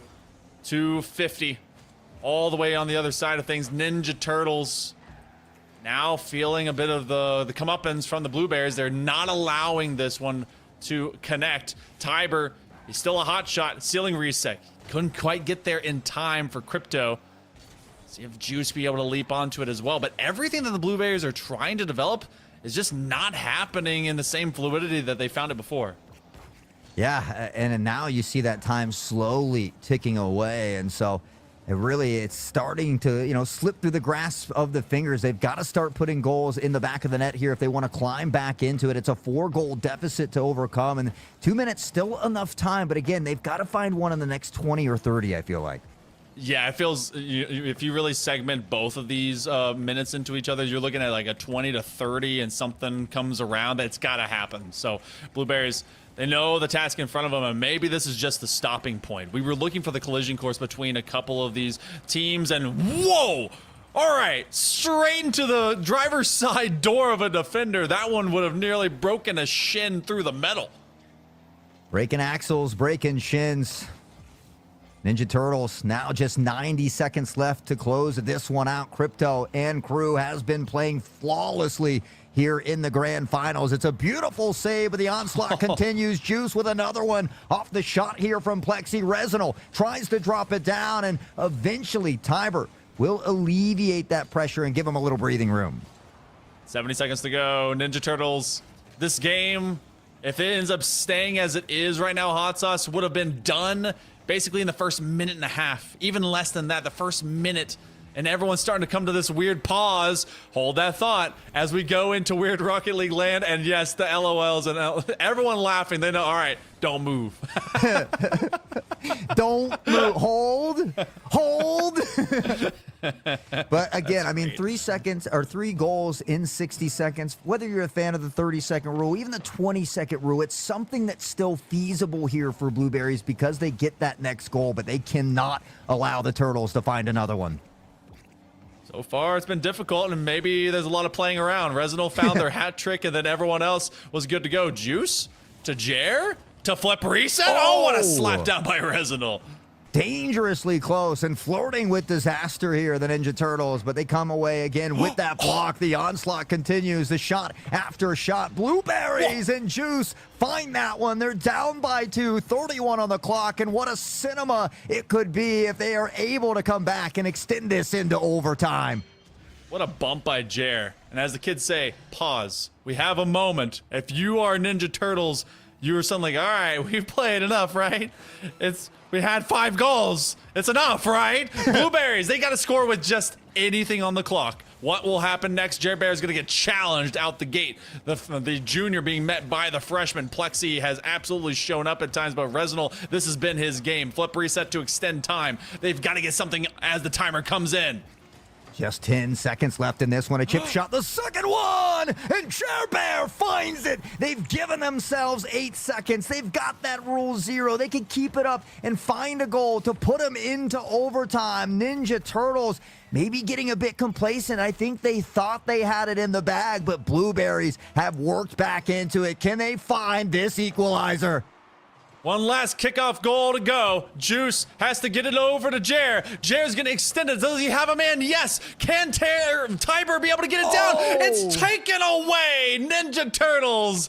The near comeback of the Blueberries, but the Ninja Turtles get the job done. Congratulations. They will be your May Spin Showcase Rocket League champions. Yeah, congratulations to the Ninja Turtles on a job well done here today, but got to tip your hats to the Blueberries as well. They fought tooth and nail to get where they were, and man, did they put on one heck of a performance here for us as well. So they should certainly hold their heads high, and they're not going home empty-handed, my monkey man. Now, yeah, this was a prize pool of, I think, $400 for first place and $100 for second place. So they're going to have a chance to be able to pick that one up. Got themselves some extra cash to go along with, and maybe to give themselves even more incentive for the next showcase coming around the bend. Definitely looked fantastic, but kudos and a lot of love goes over to our first place winners. So, wow. What a way to be able to have this one today, Hot Sauce. Everyone coming through. We got to see it for Rocket League. We got to see it for Overwatch. Overwatch was kind of nasty in the same way, but definitely in a much more dominant affair. Yeah, I would agree. We didn't see as much back and forth or as many teams able to compete with that top tier team. But honestly, it was a great day all the way around, from the Overwatch to the Rocket League as well. And honestly, we could take another quick look at the bracket here for Overwatch to see exactly how Dreamland got into those finals, where they did eventually go up against Pluto, but it was pretty much 2-0 victories all the way through here for Dreamland. I do like the bounce back that we got out of Pluto. I feel like, obviously, when you walk in with these teams, you have a very well-designed idea of what your roles are going to be, and Dreamland was just... They were unyielding to everyone else. Pluto, I love that they bounced back from that first round loss, took it against the team that got them in Starlight, and then they got to that grand final. But Dreamland ultimately were your champions for Overwatch to on the Rocket League side of things. You guys got to see it, and we can also show that pathway much the same way, because I think there was like 16 some odd teams. There was a lot of squads showing up. Actually, I think it was even more than that. We had like 21 teams that really spread this field. Yeah, and we talked about the tough, how tough it is to play in that lower bracket all in one day. Blueberries, they took an early exit down to that lower bracket. They had their backs against the wall, win or go home mentality from the beginning of the day, and they fought tooth and nail to get back into the grand final. So again, I certainly tip my hat to them, but it was the Ninja Turtles who 3-0'd pretty much all the way through, other than that close nail biter that they were down 2 games in the series, able to battle back from those passionate possums and now clinch that championship. Congratulations again to the Ninja Turtles on a job well done here today.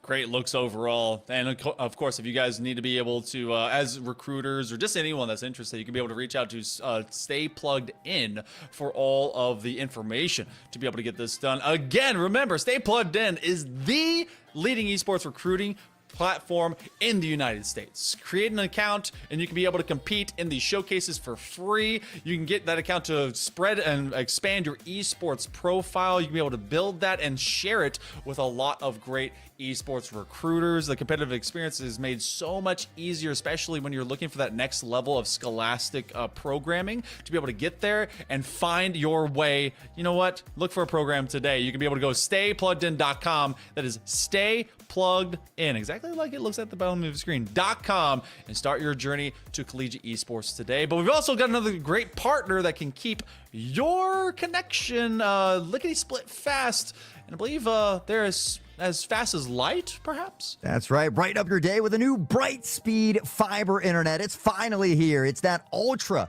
fast internet that you've all been waiting for. And now everyone in your house can stream, game, and do it all at the same time. As somebody who has a ton of kids, something I certainly need. So Brightspeed technicians ensure that your fiber internet works all over your house. That way you can too. There's no more searching for that one spot in the house to take your video call. So do not settle for that slow, unreliable internet anymore. Make sure you switch to Brightspeed today, and you can go to go.staypluggedin.gg/BrightspeedApril for limited availability in select areas. And one more time, that is go.staypluggedin.gg/BrightspeedApril, and head on over there. So we certainly appreciate all of the sponsors here today. Very much so. And of course, all the production that was able to help out and put our faces in your spaces. We had LaneX as well as Bear Light that were able to do some of the background observing, did some fantastic work for not just this stream, but as well as the B stream. And of course, our producer in Blasky. All of you guys out there, we love that you're able to show up. We will be doing a day 2. We've got Llama77 that will be joining me in the booth again. It will be starting same bad time, same bad channel, 1 p.m. Eastern. You don't want to miss it. Thank you so much, Hot Sauce, for joining me today. It was a pleasure to finally be able to cast with you, dude. It was such a fantastic day. Final thoughts before we roll out? Just a huge shout out. And again, thanks to everybody behind the scenes, Bear, and everybody else that allowed me to come in here and shout at the mic with a legend like Hail Monkey Man. So certainly very thankful to be here. It was a ton of fun to get to watch and cast all the wonderful young talent out here today. So again, I thank you, and I look forward to stopping by and checking out tomorrow's activities as well. We've got Valorant, we got Super Smash, and we've got all of you coming back here, right? Make sure to subscribe to the channel as well as follow Stay Plugged In on all those socials. But for tonight, I'm Hail Monkey Man. That is Hot Sauce. You have been fantastic. We will see you next time. Ah, come on. Come on. Before I switched to Brightspeed fiber internet, things like slow speeds and random dead spots really brought out the troll in me. I mean, I spent hours causing trouble. But then I switched to Brightspeed's fast, reliable fiber internet, and the rest is sunshine and unicorns. Looks amazing, Barbara. Ultra fast, Brightspeed fiber internet. Switch to the bright side.